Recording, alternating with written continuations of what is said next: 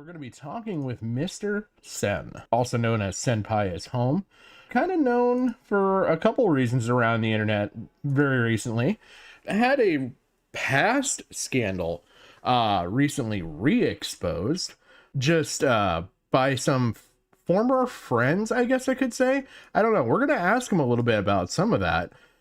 So this gentleman is going to get brought up in our conversations today. His name is TJV. This is Mr. Sen, if you aren't familiar with his avatar. TJV and Mr. Sen kind of were in close association with each other for a little bit. They're both from that kind of commentary side of YouTube, just like me, but they kind of cover a little bit different stuff. Mr. Sen has got quite a decent sized channel. Bet you we can go here. I'm just gonna sorry. Let's see if we can pull up Mr. Sen's channel. Hey, what's up, guys? I just wanted to drop. So as you can see, Mr. Sen's got about 20.5 thousand subscribers. He's been making content for a while. Does live streams, but also does videos as well. He kind of does similar to me, just a lot better, where he cuts out some of his videos from his live streams. He also has some dedicated videos. Kind of got a little bit of hate put on him for going after Lerix, maybe a little too hard. Again, something I'm very interested in talking to him about. But I kind of wanted to get some of the background for you guys. So what we'll do is we'll throw this on 1.5, not full screen. God, everything's been just working against me. Loli in sexually charged conversations. Back in 2019, Mr. Sen was nearly 19 years. Mr. Sen has been exposed for liking Loli and using Hopefully you Loli in guys can hear sexually that charged just fine. conversations. Back in 2019, Mr. Sen was nearly 19 years old. Mr. Sen had sexually charged conversations with a Discord account that went by the name of Kitty. Kitty ended up being Jared, a guy in his mid-30s. According to a video from Steve Believe, this Jared guy went by many different personas and often did this. Well, then you've never met Jared. Jared goes by many online identities from different ages to different ethnicities. It seems like Jared is everyone but himself. Jared, aka Kitty, in these DMs ended up sending a lot of images of Loli to Sen, where Sen had a lot of sexual responses back to these images. Even one of these screenshots showing that Sen did send a photo of Loli back to the Kitty account, aka Jared. This stuff happened back in 2019, and according to a DM that Sen sent to me, it was a one-time occurrence. He hadn't heard of the term anime CP at that point. And later, when me and Sen had a call, he explained that it was just a one-time occurrence. There is nothing else on him besides these DMs. It never ended up happening again, and there's gonna be no other DMs out there of him doing it again. And that he explained it was a dumb decision. He didn't really know any better at the time, even though he was an adult. Crow recently called out Sen for not only this, but lying about the situation, because Sen was going on for a long time lying, saying that that account wasn't his. It was somebody else who owned that account, who had the DMs with the Kitty person, aka Jared. But Crow and the rest of his crew were also calling out Sen for the hypocrisy, because Sen is a commentary channel who calls out people for very similar situations that he himself was involved in. And this leads me to the video I'm making here today. You guys pretty much just got the TLDR in the intro of this video. You guys know what Sen did. Sen lied about this for a long time. He's gone on many channels and live streams to continue to lie about this, affecting people around him. It even affects me a little bit because people are calling me out for being best buds or friends with Sen, which I never was friends at all with Sen. I never considered myself friends with Sen at any given point. Were we loosely associated? Yes, because we hopped on each other's streams to talk about the same topic every once in a while. But I was not anywhere nearly associated with Sen as the original people part of Crow and his crew. I'm not nearly as associated with Sen as other individuals online are. I just purely know him because he's a commentary channel and we talk about the same topics. Going forward, I will not be associating with Sen at all because I believe the actions he did back in 2019 are disgusting, immoral, and not something I want to align myself with at all. I consistently call out people for being PDF files, and in my eyes, anyone who's attracted to Loli, which it seemed like he was in those DMs, I consider them PDF files as well. My quick explanation for this, because I know some people are going to have a problem comparing lolicon people to PDF files, my quick explanation to this is that if you're attracted to kids, regardless if it's an art form, anime, drawings, cartoons, whatever, you're still attracted to kids. You're still attracted to the idea of a kid doing something very inappropriate that you shouldn't be thinking of them doing. And the literal definition. Okay, I just wanted to pause right there. So you kind of got a little bit of TLDR already. But Jim was saying in chat, he's like, he thinks it's just how hard Mr. Sen kind of went at Lerix with the whole thing, why he's getting a lot of blowback right now. And you know, that I could kind of maybe sort of agree with. I kind of want to get to it at some point and I'll explain all that, my 2 cents on it. I think that Mr. Sen was trying to maybe lead by example in a way there, but it's a little hard to explain without going into the whole context of that. So but I really quickly, I want to get through this. We got about 15-ish minutes before Mr. Sen's going to be on. So I just want to cover this. This is going to give us a really good preface on everything. But as you already heard, TJ here, he's kind of disavowed, broke off away from Mr. Sen since all of this has happened. Now that's his choice. I don't blame him. I mean, I will throw in my opinions as I get there. I don't want to kind of really ruin anything beforehand, but I do have some ideas that might change some people's perspective on things. You know, maybe you're not going to change anything. You know, maybe you're still going to feel the exact same way you already do about Mr. Sen once you're done with this, but who knows? Give me a chance. We got a lot to go through. There's a lot of hypocrisy and controversy to cover, and it's gonna be a little bit of a roller coaster, I think, for some people. Maybe never, not everybody's like seen all of everything out there. It's a lot, let me tell you. And then having to go through it multiple times, it's a lot, let me tell you. Definition of being a pedophile is being attracted to kids. I mean, this isn't that hard to understand. So yes, in my opinion, lolicon, if you're into lolly, whatever, you're attracted to kids in a cartoon form. You're attracted to kids in a drawing form. You are a PDF file. That is my opinion. So yes, by default, I think Sen is a PDF file. You have a different opinion, fine, agree to disagree. But I am going to be moving on to the next thing. Sen and I did have conversations afterwards, but I was very clear to Sen about going forward. I will be cutting ties with him. I expressed this and I was honest to Sen, and Sen seemed to be honest back. Yes, we did have one last call per his request where we did talk about a lot of this stuff, but at the same time, I was also asking Sen for any sort of information about Crow and all of them knowing about it sooner, because this video is not just about Sen. It is also about Crow, Aura, Toy Bounty Hunters, Steve DeLeve, Aura's wife, Kayla, all of them. It's about them as well, because these guys, these scumbags, have known about it for so long, but decided to now do it because Sen was beefing with Toy Online and Crow got involved, and then Crow threatened to come out of retirement just because of a little skirmish on Twitter. That's what set Crow over the edge. Crow's job on the internet was calling out people for doing terrible things. You have this guy named Mr. Sen, or just Sen, and 3+ years ago, you make a live stream talking about those DMs, but you're laughing and you're joking. No, at all. And at the end, this is gonna be me and you. Fuck. Like, it's just like, oh, do you die in like X months? And then this is gonna be you. It's like, what? Shut up, bitch! Then you invite him on, and then you guys are reading the DMs, having Sen take over his DMs, and then having like Aura read the kitty DMs. That animal guy is creepy. He did a review of a children's movie completely naked. Kiwi doxed him, lol. You keep changing your name. You must really be into this roleplay shit. And my voice. It should have been like, why are you buying TV stands when you need to pay off your phone? I was gonna say, Shut up, bitch! And then you're still laughing, and you're still making jokes about it. And then Crow claims in that original stream he doesn't believe Sen is a PDF file at all. And yeah, I'm roasting Sen. I'm laughing about it. Yeah, I laugh with him too about it. I laugh with him. Yeah.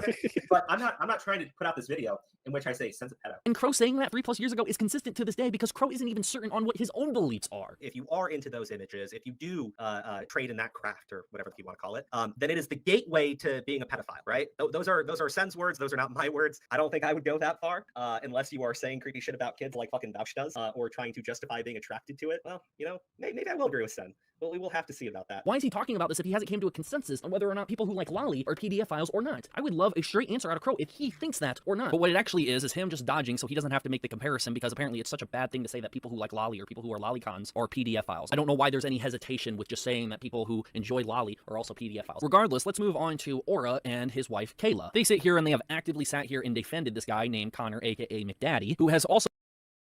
Oh yeah, Jim, by the way, it's gonna be real fun when we get into talking about, you know, Lord Twighton, all of the Crow individuals, Toy Bounty Hunter. I'm trying not to use real names here. I know they get used on previous shows. I'm gonna try and refer to people as their screen names. So TJV, we'll be talking about a little bit here.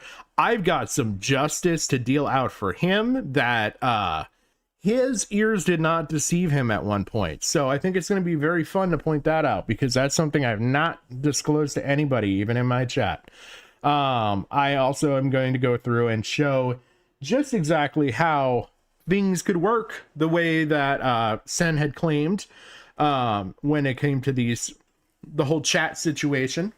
And I'm going to show some in-depth proof there, just so that, you know, people like me, the boomers, have their fucking proof and understand how things work. But yeah, there's these guys, the Crows of Judgment, they're not the fucking good guys here. There's a lot of hypocrisy. There's a lot of like just backstabby stuff and all sorts of shit going on, gay ops, everything. Also been catfished to thinking he was talking to a 15-year-old, where McDaddy sat here and says, I don't care about age, it's just a number. Instant red flag there that this guy is probably a creep and a PDF file. On top of this, later on, when he thought this person was 15, he expressed that his fantasy is a rape fantasy. Even more of a red flag right there to be talking to a 15-year-old. My mic and every electronic I touch, I swear tonight, is not cooperating with me. But we are kind of. I got some questions for the whole McDaddy situation when we get to the whole talking with Mr. Sen on this. That whole thing sketches me out how much people knew about that and were covering stuff up. Were a little bit like, I don't know, underhanded, maybe one could say, in the background, in how they actually went about things and tried to bury things and knew about things for almost as long as this whole expose Mr. Sen situation has been going on, which I will show you. That timeline is fucking nuts. We're talking about 3 fucking years back.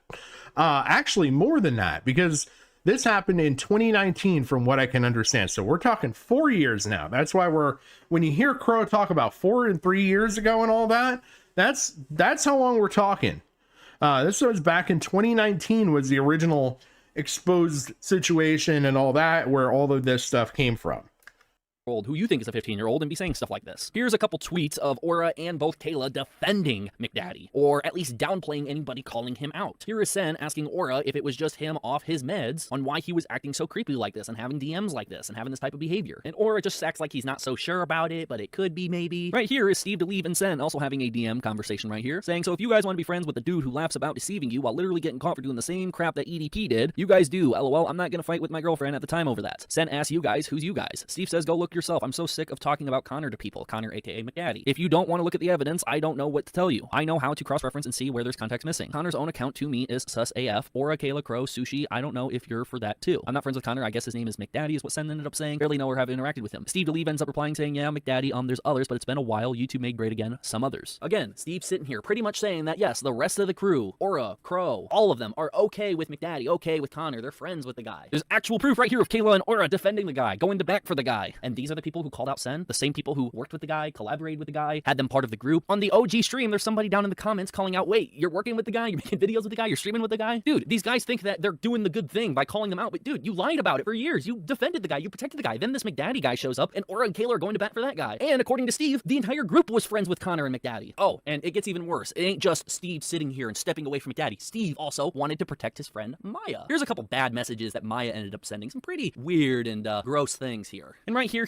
is Steve saying, shaking my head, Maya was just trolling. Really, Steve? Messages like this, and you're gonna say she was just trolling. Even if she was just trolling, people who troll like this are still disgusting people. If you think it's okay for people to sit here and portray themselves like this just because they want to troll, Steve, you have a lot of work to do in that whole department. I hope you come around to learning that, hey, people just shouldn't troll about that sort of thing. It's kind of disgusting. It's not funny at all. It's not humorous to hear people say stuff like this at all. So again, it seems like these people just really don't care about anything that anyone associated with them or any friends, anyone that they like. They'll turn a blind eye to that. They'll sit here and ignore it, or they'll actively go out and defend it and protect it. But now all of a sudden they've had a change of heart. Now all of a sudden they have to call out Sen. Now all of a sudden they have to go against Oh, Sen I didn't know that Sen playback was turned off. I'm sorry. On Twitter, I didn't know that, Crow had to Darcy. say, hey, I'm don't make me still come out of new to retirement this to come whole after stream you. So thing. this is what this is all about, really. You know, this is. But to touch on your point, so sitting out of context here, it says that I'm just gonna say this: the people that are saying that Sen's friends feel betrayed, that's a lie. All of us are fine. I don't know anyone who is hurt or feeling betrayed. I don't, neither do all of Sen's feel betrayed by Sen. So that's just kind of adding a little context there. So Sen's friends are not really feeling betrayed by this whole situation. Hopefully they feel a little maybe vindicated by some of the stuff that I found and I'm going to show. Who knows? Like I said, it may change, it may not change. Your opinion on Mr. Sen after all this. I'm not looking this way. I'm just looking to show you all the stuff that I found. And I found a lot. And I mean a lot. Like, whole reasons for this shit being thrown out there are fake. Let me tell you.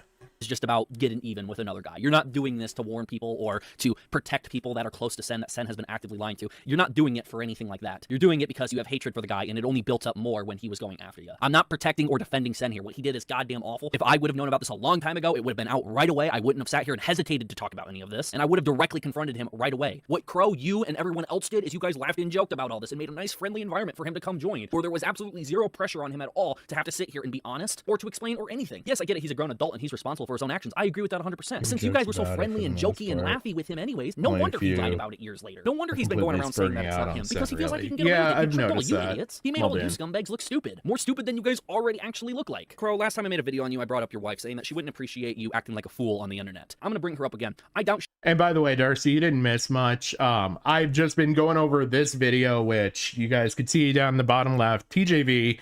TJ's got this brief little video. It kind of does a really good quick recap of the whole situation for Mr. Sen and what's happened kind of up to this point. TJ's actually got a couple different short videos out there, as well as a couple streams, and he's been on a couple streams that'll be mentioned a little bit later once we get to that point in the whole context of everything. But yeah, she would like you sitting here going to bat and all the being friends people with that creepy don't people do like the this. same Yet you did it for thing. many years. You have also openly lied about this. I'm sure your wife doesn't Little appreciate you being a liar. Lerix, Let's pull up you yeah. being a liar right here. Crow Lie saying he never saw send Loli at all. I could understand that video to some chat extent, and Senny. do that stuff, right? But The I never saw lyrics that Sen was thing, actually saving the like I lolicon said, and sending I'll it get back to that. I've got my own That's opinion the on part that. where I was like, that's where you get me. Sorry, I didn't mean to be talking over the video. But yeah, I've got my own opinion on that. I've got a lot of stuff. And that's the other thing is I didn't want this to be a big Spurg section like it's been with some of the other stuff when it comes to Mr. Sen. I felt like that's just disingenuous. And it's kind of, yeah, you're not really getting much out there because one thing I've become familiar with watching Mr. Sen, especially through all this stuff, is that if you really start pushing them the way that some of these people have been with making accusations and throwing things out there, all you're going to get is a bunch of yes, KYS's, and a couple other fun things. So I think this is going to be very interesting. Hopefully I answer everybody's questions. If you got any questions that like I've maybe not gotten to yet, or anything when we get into the interview, feel free to throw stuff in the chat. If I got time, I'll try and read it out probably once I get into the interview. I've got a lot to go through, but I will be keeping an eye on chat and I'll try and get your questions in. That's where you fucking get me. Really? You never saw him sit here and send any pictures of Loli? Here's the original stream from 3+ years ago, where you're actively seeing him do it. There you go. That was the line we left Oh, off. well, and this is the fun thing though too, because it's like, because Sen posted that same Loli pic or whatever, so it's like he had to save that to his phone. He did. He did. It's on his phone. He didn't. It's on his phone. I never saw that Sen was actually saving the lolicon and sending it back to Jared. And this is the same stream you claim that he's not a PDF Jesus file, that you're Christ, joking and having a changing good the time with. This opinions, is the though. same stream that ended up leading to you guys collaborating and you bringing him to be part of the group. And yeah, I'm roasting Sen. I'm laughing about it. Yeah, I laugh with him too about it. I laugh with him. Yeah. But I'm not trying to put out this video in which I say Sen's a pedo. Here's Crow not being certain on whether or not Loli means, you know, PDF file or not. He's like kind of conflicted on that whole matter. If you are into those images, if you do trade in that craft or whatever you want to call it, then it is the gateway to being a pedophile, right? Those are Sen's words. Those are not my words. I don't think I would go that far unless you are saying creepy shit about kids like fucking Vouch does, or trying to justify being attracted to it. Well, you know. Let me just say, if there's anybody that's got the time, by the way, you really want to do a compare or contrast, go through and watch the stream down the bottom right here on Comic Crow's channel, and then go back and watch the original video. I'll show you both in the playlist, and like with every stream I do, I'll have a playlist afterwards. You can check out all the videos that I use for research, come to your own opinions and everything else. But there is a lot of difference between that initial expose, so to speak, expose interview and how things went, and how things happened with this most recent expose session. And let's just say there really wasn't a whole lot of brand new stuff brought up, and I'm gonna touch on that too, so trust me. But yeah, there's not a whole lot that was brand new. I'm probably gonna bring up more brand new shit in my stream than they brought up in that whole video.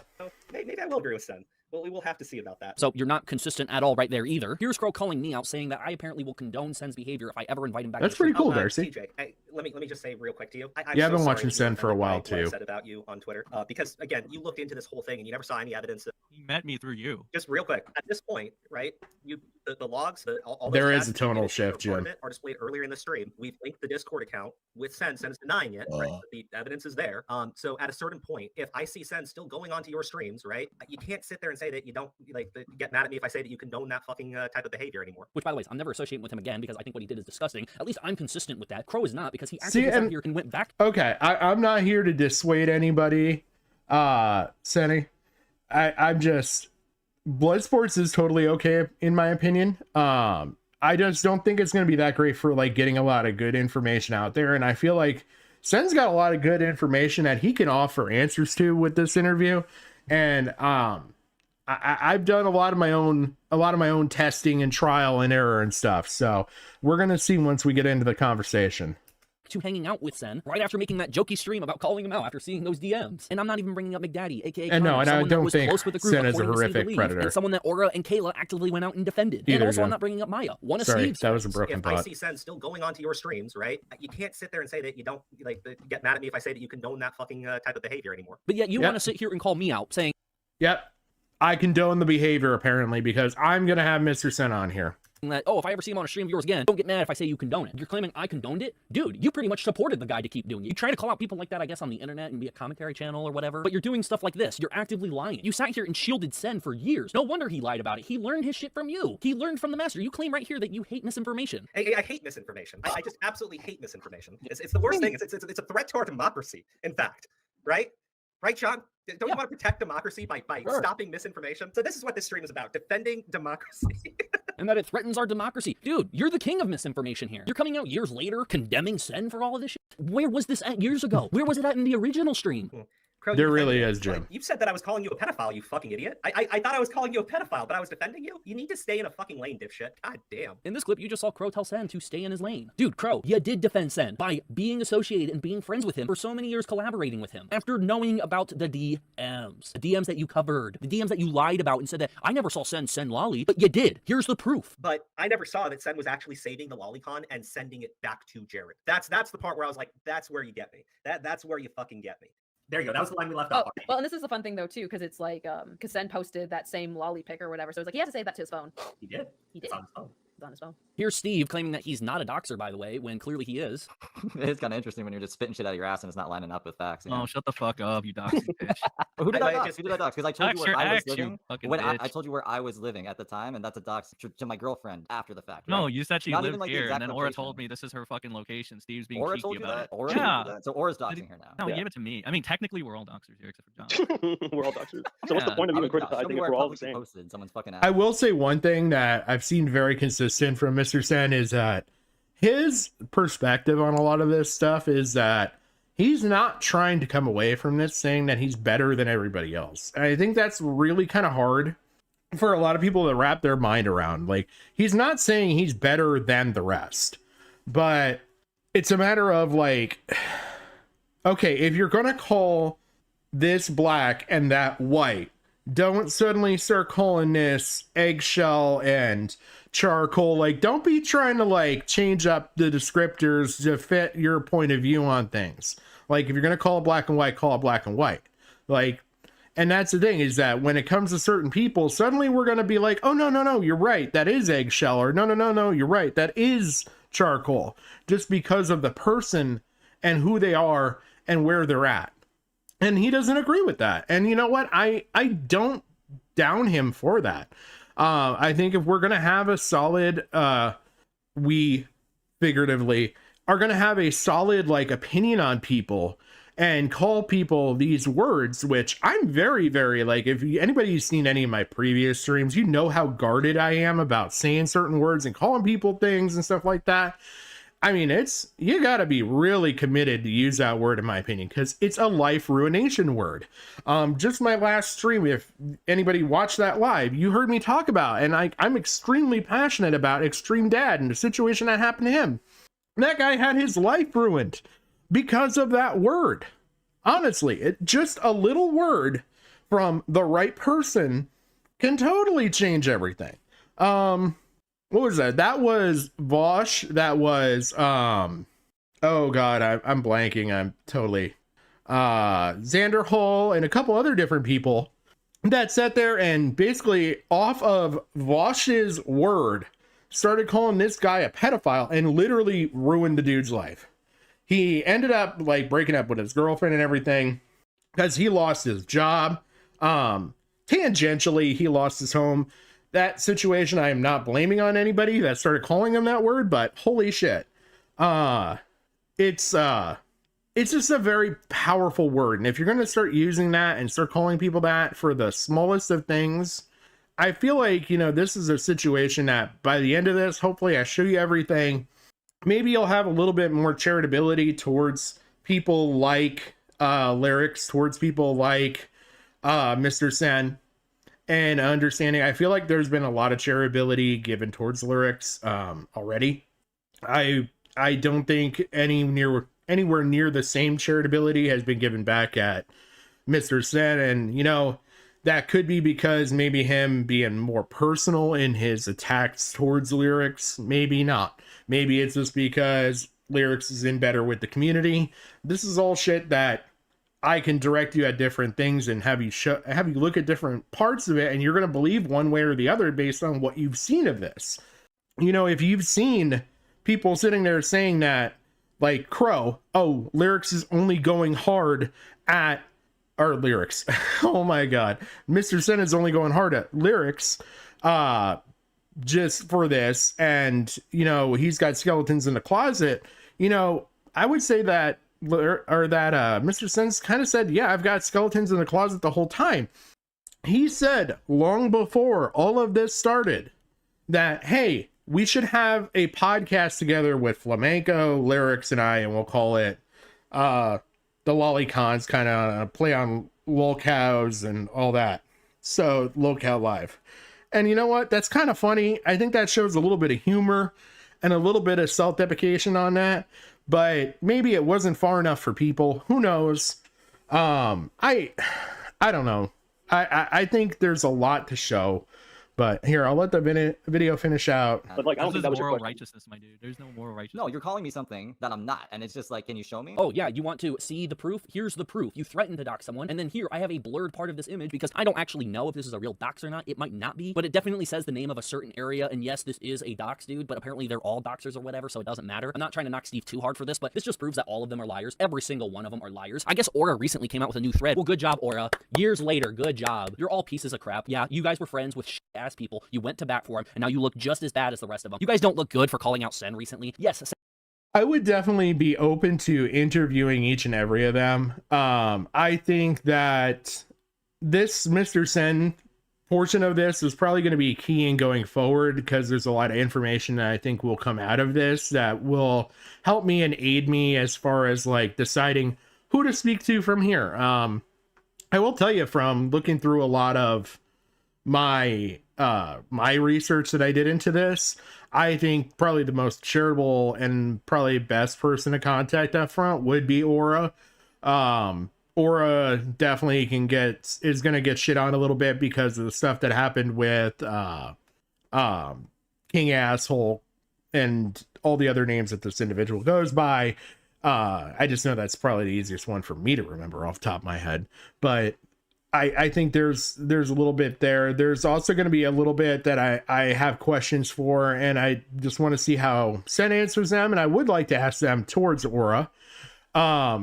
Crow, Steve, I have a little bit of guarded idea with, but I would definitely give them a chance, but I would have to have them be honest with me.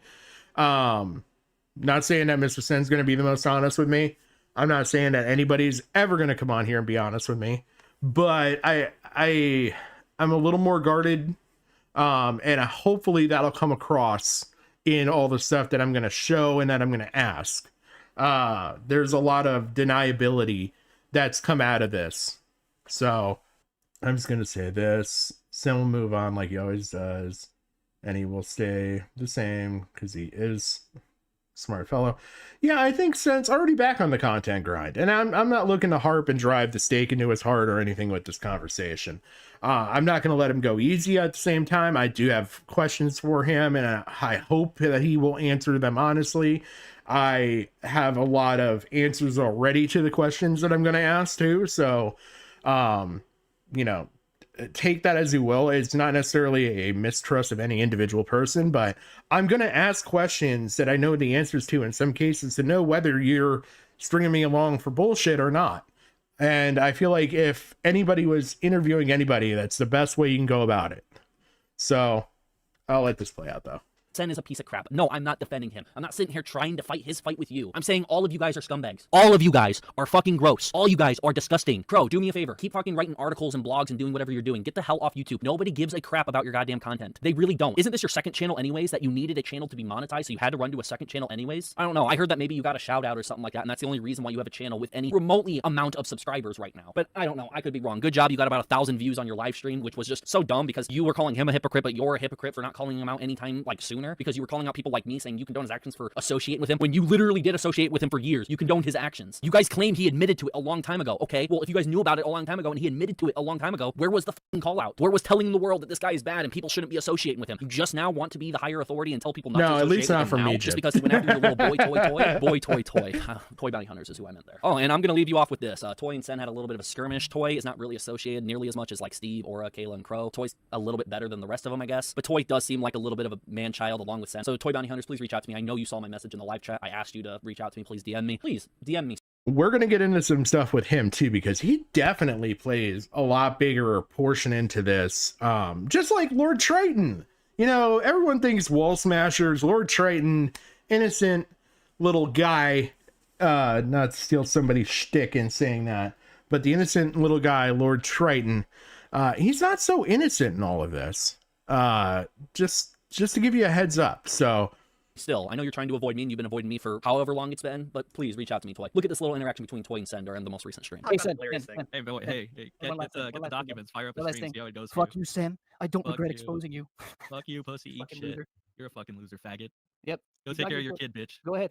Keep Get the talking fuck shit. out of here. hopefully we'll stay Fucking away loser. from some of the Yeah, gamer that's it. words. Not that I'm monetized, I just don't So yeah, want to recap real quick, I'm not okay have with the Sen. I'm not conversation associating with fall Sen. down Because that Sen did was way. absolutely disgusting. I think I relayed that in this video pretty well. At the same time, I don't like Crow or many of the people he associates with. I think many of the people he did associate with were fine with protecting, lying, defending, and being friends with creepy people that you can consider lolicons or PDF files. I believe these guys are just as disgusting as the people they like to call out, or some of the people they like to be friends with. And yeah, that's the TLDR of this video. At the very end, just in case, you know, people forgot anything I talked about during this video. So that kind of gives you a whole like broad representation of the situation, as well as a couple of the tangential things that have happened from the streams.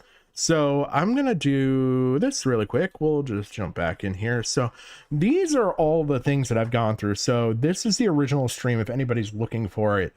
That's actually on the Crows of Judgment channel. So we're talking about this really kind of starts 3 years ago. Somebody else that's going to get brought up occasionally in this is DA Talks. DA Talks is actually Crow's little brother. I do have some questions for Sen when we get into that about DA Dean. You might hear him called very freely, so I'm assuming his name is out there. But Dean and DA are the same person. You're also going to hear about a couple other people like the franchise. He is kind of comes from the technicals camp. He's not a big Sen fan to say the least. But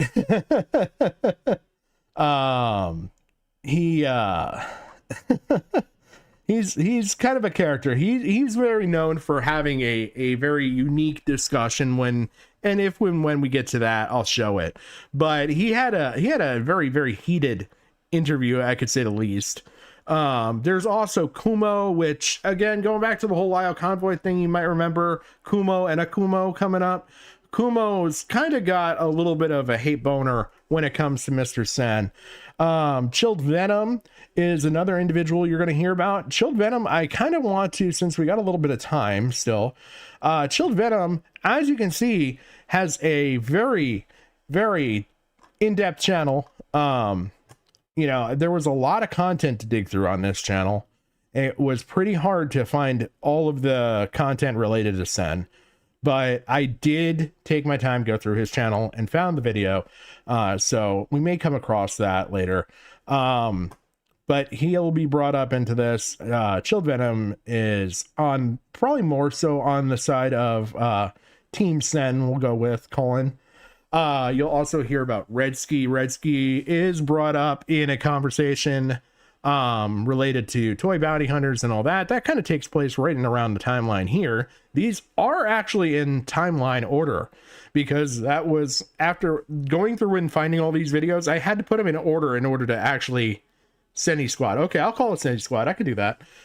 So yeah, the Seni Squad. But yeah, Chilled Venom's part of that. Red Ski's part of that. TJV was part of that. He's now disavowed, taken a step away from that. I don't know how long that's going to last, or how that's going to go down, but he sounds pretty committed in stepping away from it. We have Hollywood Huggy, who I've been on his show. We talked about nuclear warheads. Was an interesting conversation, to say the least. I do also have both the Pit episodes in here. You want to talk about was never on any side? Okay, that's good to know that TJV is kind of a neutral party then. All right. I know that he got kind of wrapped up with, TJV was presenting a lot of the same stories and information that, in particular, I know a Toy Bounty Hunter was going over. As far as there's a whole tangential YouTube drama that's tied to this that you'll hear brought up a lot that I don't totally know about, because I had enough with my hands full with getting into this and setting. If you've got more information, feel free to post it in the chat. But there's a court case between H2O Delirious, I believe. There's a court case out there. I don't know who it involves, but there's drama involving H2O Delirious, Omraker. I don't know if either of them is some guy named Scott, but there's some guy named Scott. Oh God, what else? There's some girlfriends of people that are also YouTubers that are involved in this case. And this is basically a drama that they were covering, an ongoing drama that Crow, that Toy, that TJV, and Sen, I believe, were all covering. It really goes into the heart of gaming, like early YouTube gaming. And I only found this out recently, that it goes back to the CNANer days. Thank you, Jim, for kind of helping me with that. But I didn't even know who some of these people were. But if you're familiar with like CNANers and all that stuff, this is Vanos crew. The Vanos people are all involved in this drama. You might have heard about Mini Lad and stuff on that front recently. It's just an ongoing, very large drama. Well, Toy Bounty Hunters covered it, like I said. Crow covered it. TJV covered it. I think Sen covered it. I don't know if Redski was involved in it. Don't know if Steve DeLeve covered it. Who else? Origami, not sure about him. Didn't really dig into any of his content on this stuff, but Origami is another person that you'll see her brought up. Origami is an interesting person, in my opinion, in all of this, and I've probably got the most questions about him. But yeah, that's just a couple of the people that are in here, whether you got Seni Squad or the Crows of Judgment or the Crow people. I don't know what to fucking call them. The Team Hypocrite, maybe. I don't know. We can go with that. But yeah, so this is the other big video, is on Comic Crow. That's the most recent video that came out a little over a week now. That's gone over everything, but there's a lot of other stuff in here. So if you're looking for kind of the hard hitters, Wall Smashers, I didn't get in here, but the Wall Smashers is another. The Rotted Crow. Wall Smashers says another good episode that had a little bit more with Lord Twyton, and just a very, very, very interesting individual, kind of scummy individual in my opinion. But give me just a second. Come back. All right, sorry, I was just checking in. I was hearing back from Sun. So I don't know if he's quite ready yet or not. If not, we'll make a little more filler time. I apologize for the delay, but I like to be, you know, polite to my guests, especially seeing this as the first guest. I'm probably going to be more polite than anyone. I don't know. Let's see what else we got. So yeah, there's a couple different things going on here. So I do have I will have this up afterwards, so if anybody wants to go through all of this, trust me, it was a lot to dig through. So that's another thing that I kind of wanted to show. We'll go with Mr. Sen allegations. if I could spell today, which we're not even going to take a chance. We'll just automatically run the search. If you look, there's not a whole lot of great videos out there. Probably a few more from more recent, but oh, sounds like Mr. Sen might be ready. Let's see if we can give him a call here. And then I'm probably going to need turn off microphone. Sorry, it's going to take just a minute, but I just want to make sure Mr. Sen gets on. Nope, he might not be ready yet. All right, I am going to throw my other earbud in too for this. So when we get to this point, hey, can you hear me? How's it going, man? Hey, I'm going to get audio switched over. They can hear me, but I don't believe they can hear you. Go ahead and talk real quick. They cannot hear you yet. Okay. Let's see. Okay, they should be able to hear you now. If you want to give it a test. Testing. Yep. Looks like I got audio coming through as far as OBS is concerned. Nice. All right. Nice. You don't mind if I'm playing like a game, right? Yeah, no, not at all, man. Do whatever makes you feel comfortable. I don't care. Okie doke. All right. So I'm going to pull up a couple things here while we're getting set up. And boom, window. We will change over to this. Sounds good. All right. How you doing, Mr. Sen? Pretty good. How are you? Oh, Peachy. How's everything been with going through all this drama and everything? I guess it's been pretty good. I don't really see that drastic of a difference in anything. That's pretty good, at least. That's pretty good. So I've got a bunch of different questions. I was kind of showing my stream a little bit about through the TJV video that he recently put out. It kind of summed up the whole drama, even with the stuff with King Asshole and everything. And right. I played all that to kind of give them a pretty good rundown of the situation. So hopefully everybody's, as far as my stream goes, is up to speed. But yeah, I got a couple questions for you, and I got stuff that's going to kind of go through a timeline of stuff from older stuff to newer stuff. And if there's anything you can't talk about, let me know. But I think this has got a whole lot of stuff that you've either talked about or had some opinion on. Does that sound good? Sure. All right. So I guess starting out, I know there's a lot of talk with you being more Kiwi farmer than YouTuber. Would you kind of say that you've said that before? Yeah, I have. All right. What would you say your opinion on the farms is? Like, what is the Kiwi farmer's opinion of you? How do you feel? Is their opinion on me? Yeah. They like me when I cover Nick Ricada, and if they don't know me, I guess, or if I never personally slighted them, there's a section that doesn't like me. Okay. But that's like even from the old, I don't know if you've ever heard Weeb Wars days. You know what Weeb Wars is? I very, as far as like looking you up, I know that I've seen Weeb Wars in like the threads and everything, but I don't know much about it. Like Weeb Wars was like essentially the Gamergate of I guess anime. It had to do with what was his name? The voice actor named Vic Mignogna and stuff, and how he was getting fucked over or something by like the Funimation employees, like Real, etc. There's a bunch of content creators that thought he was essentially being Me Too'd, and they went ahead and they made videos in support of him. That's what it is. And I guess some Kiwi farmers got invested in that story and stuff. So that's where they made a thread for that.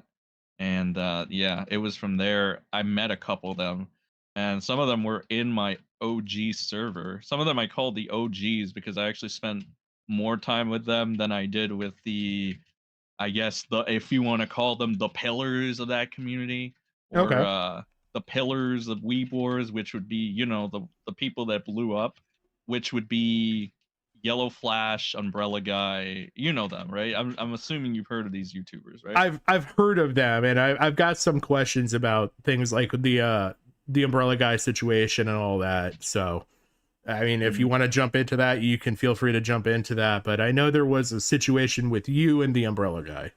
Right. So Umbrella Guy was like a mentor at the time, sort of. He basically taught me the ropes on YouTube wise, a couple things here and there. Thing is, okay, so this is an interesting time because I was 18 and I was a little, I guess I was like, I think, yeah, I was the youngest one out of everybody or whatever. Okay. So I guess maybe I was a little naive to certain things. Maybe that's why I got along with some of the farmers at that time. And like the thing with Umbrella Guy is that he would be the mentor and stuff, but at one point it became like the Kiwis had this weird fixation on wanting to take him down, or I guess make the thread on him, and et cetera, et cetera, et cetera. That's why there's a thread on the Umbrella Guy, right? Okay. That was made around the time of Weeb Wars, I believe. So it was like actually it was like a, I don't want to say elaborate plan, but it was like a plan to basically, okay, we're gonna release this video on the Umbrella Guy, who this individual who was actually Crow's brother named Dean actually released it, and you're gonna post the thread and et cetera, et cetera. So I don't know if you would call that gay ops. But if you want to, I guess you could call it gay ops. But essentially, it was like it was planned out, and there was gonna be these things dropping on Umbrella Guy. And as my part of the contribution for it, I had messages with him, obviously. When they wanted is that they wanted to see if he was blackballing certain creators Okay. or one specific creator. And by blackballing, they, I guess, basically like, well, he described it as scrubbing from social circles. Basically, Umbrella Guy at one point didn't trust a certain individual, and he had mentioned this to me. And he basically said, I'm going to be scrubbing this person off of my social circles. By that, I mean, I guess that would mean he wasn't going to, like, he was going to be like, let's not add this person to any of the next group chats that we'll be having, or any of the new things we're going to be covering in relation to Vic and stuff. That's what they Okay. wanted to know. They wanted to know, and they wanted proof of that. Yeah. So, would you like me to keep going, or? I mean, you could. From what I It's understand, not there over. was a DM not over yet. situation. Yeah, so they wanted those DMs. Their pitch to me was that you're gonna be doing the right thing if you do this, and then to sweeten the deal, I guess they said we'll throw $30 on top of it. So the way Crow wanted to frame it is I threw this guy under the bus, and that there was nothing bad about him. Which, listen, as far as I know, me and him have like me and the Umbrella Guy have Yep. patched it up. We're not like enemies or anything. Like we follow, for whatever it's worth, we follow each other on Twitter and etc. or whatever. But to act like there was nothing wrong with him, or he's never done any wrong, is fucking stupid. And anybody that's not blind can fucking see that. I mean, we all, to an extent, especially big creators, we all have some, fucked up shit. Whether it's like us being jackasses behind the scenes or whatever. He was no different, but Crow wants to paint this picture because the funny thing with Crow, he's always been a major ass kisser, and that's how we started fighting in the first place. He was an unknown nobody that was constantly sucking up to people like Yellow Flash, Hero Hey, Umbrella Guy. That's where we fought because he was fucking annoying. I was critical of Hero Hey for something, and then Okay. immediately Crow right there sucking his cock. Right. Also, I don't know if I say like vulgar shit, let him cut me off or something. No, you're fine. You can pretty much say whatever you want. So. Okay, the Crow was just sucking up to him. He always sucks up to the bigger creators and stuff. I feel like he still carries that on to this day, which is why maybe he phrased it as like, you backstabbed the Umbrella Guy. It's like, I don't know, man, maybe to an extent. But I was like, again, I was very naive. I was listening to people in my ear, like they were like, Sen, he doesn't give a shit about you. He's gonna throw you under the bus just like he did this creator and stuff. Why are you holding any loyalty to him, et cetera, et cetera? And like, just to get an idea, how, I know you've been on YouTube for a while, like how have you been making content at this point? Like, how big would your channel be around the time that this is going on? Just out of curiosity. It was like, I'd say 12,000. Okay. Not that big. It was about 12,000. Okay. So I mean, you had a channel and everything, and you had stuff worth losing, and then being a young guy and not having a whole lot of, context for stuff, I'm sure, them saying things in your ear probably made you double think about stuff. There was also shit like, I don't like to mention this stuff ever, but there was also shit besides the obvious, like, you're fucking around with Kiwi farmers shit. which honestly, in hindsight, probably not the best idea, given that as soon as I gave them what they wanted, they started changing this narrative to you backstab this person when you were literally in my ear not so long ago, literally 2 days before I gave you what you wanted, saying you're doing the right thing, and then it changes to you backstab these people. So it's like, which one is it, farmers? And I'll name specific farmers in the thread. It's Held, Junk Dog is another one of those.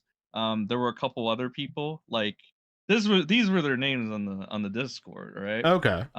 There was Jinx, Gravity, these fucking people, douchebags overall, stupid. I don't even know if they're still. I know Held might still be around. He might be talking to my failed protege. Shout out to Pods. That's my failed protege. Okay. Pods is like the lackey that did the work for most of the Kiwis and shit. He's an interesting character, but not that interesting. Okay. But yeah, these people all existed and stuff, and they all just like it's so stupid because it's like, you're telling me you're doing the right thing, and then it changes to you backstab your mentor, lol. And it's like, yeah, my cynicism and my distrust for strangers on the internet only grew because of that kind of shit. Because it's like, it's kind of bad fate to do that, I think Yeah. so. And not to jump ahead, but I know since we brought the name up, I kind of want to ask you, I know that Held plays a role in the bigger story here later on.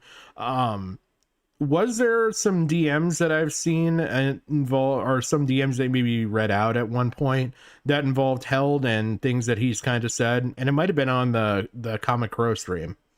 Oh yeah, okay. So that one was that was Held talking to local Gamergate legend John Michael Kelly. I don't know if anybody's ever heard of John Michael Kelly. Has anybody heard? Have you heard? I've not.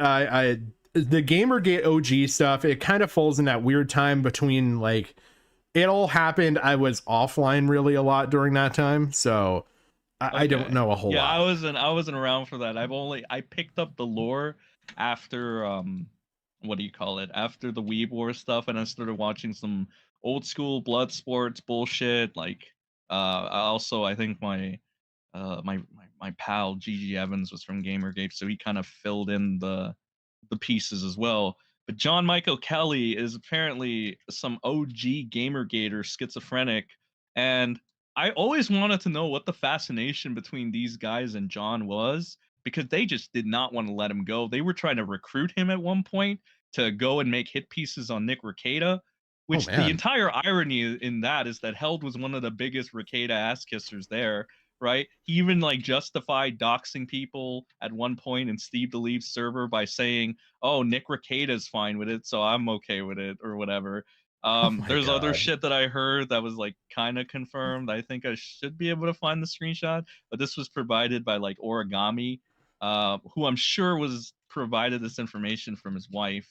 Apparently Held would talk to Nick Rekieta and fucking Yellow Flash and actually like kind of sort of threatened them by saying, "Hey, don't get involved in this."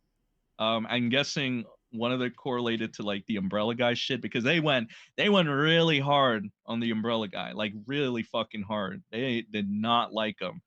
So I'm guessing that was it. And it was the equivalent of don't get involved in this shit and everything will be fine for you, which is, again, it's a little gay, but whatever. The internet's kind of gay in general. Yeah. So there were things like, I wouldn't say Held plays like the most integral part. Like he was the main doxer guy, I guess, because he ran the Doxymon thing, as he would call it, Doxymon.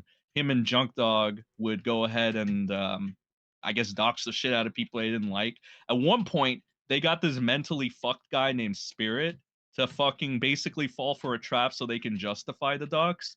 What it was is essentially they did like, I guess, a kind of a mini op. You should still be able to find it on the thread somewhere, but the guy's name is Spirit. Essentially what they did is that they set up a scenario to where they make Spirit look bad or whatever, and then that gave them justification to dox him. Because they showed Spirit in a conversation where he got really mad at somebody, and he basically said, "Oh, to, I guess, Held, I would pay you to dox Pods," I think it was, funny enough. So Held got the green light to use that in order to fucking dox the shit out of Spirit, which he ended up doing, which was My like, what the God. fuck? Okay. Oh my Listen, God. here, I was privileged to, now that I look at it, there was a lot of fucking slimy shit that was happening, dude. Like, what the fuck? Like, I call it the good old times. I call it the good old, hey, I've been reconvening with some old people from there. Shout out to fucking Saggy Melons and fucking, and again, you already know my horrible failed protege Pods. Yeah. All right. So is Yeah, Saggy so, Melons still okay? So in all of this, I came across that Saggy Melons and Dean had a show together at some point. yes, yesterday. Dean was also technically a part of the shenanigans, but he came in much later. That's DA Talks. The reason he came in much later is because initially he fucked around with the Crows of Judgment. And now, okay, so you gotta understand the Crows of Judgment at the time, the OGGs, were like this guy named Broly, Power Maximum, Origami, Crow, Toy Bounty Hunters was there, Kayla May was there, Gothic Sushi, which she also has a thread. She was there as well. They hated her. Fuck, who else? And the Dean. sushi Yeah, Gothic Dean, little Gothic brother, Sushi and Dean had a situation. So if I understand it correctly. No, it was Maybe just I Dean misunderstood. was. No. The Gothic Sushi was like the Kiwis named all these people like the Simps of Sushi because it looked like they would just do damage control for Sushi anytime she would do some stupid shit. Dean eventually ended up making hit pieces on. Technically, he made hit pieces on everybody. Like he made hit pieces on the Umbrella guy who he was sucking the cock of. He didn't really have a reason to do it either. Like he didn't have the people in his ear like I did. He didn't have. Like I don't think he had the investment. I know it sounds very gay, but like the kind of investment that I did in this situation, he just did it for like fame for the most part, or attempted fame. So he made hit pieces on the Umbrella guy. He made a hit piece on Gothic, which that was more of like a favor to some other chick he was always simping for. Shout out to my girl Karen. Right, I had a good time with her at some point, you know. So, and that's actually, it's a funny story. That's actually how my beef with Dean initially started. He was simping for this Karen chick for whatever reason. I wasn't, but she was into me. I know flirting, very cringe. But regardless, look, I was a horny 18-year-old. Okay, that's just what it was. Yeah. So Dean gets mad at me. This was actually the first gay op fucking Origami and Crow and all of them did. And like the really slimy thing about it, and what I'm noticing out of Aura, he always does this bullshit. How he tries to act like his hands are clean of everything by trying to like, I don't want to say that deflect is the right word, but he always tries to make it seem like, oh, I did this for this reason, or my hands are clean because of this reason. When it came to that, he basically said, oh, we were beefing and it was for Crow's little brother, which doesn't really make a whole lot of sense because Origami is telling me I always knew he was a snake.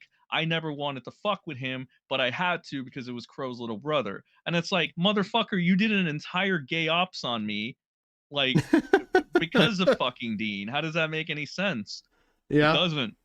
But whatever, they did an entire gay ops on me by basically I think they leaked my DMs with Karen and shit.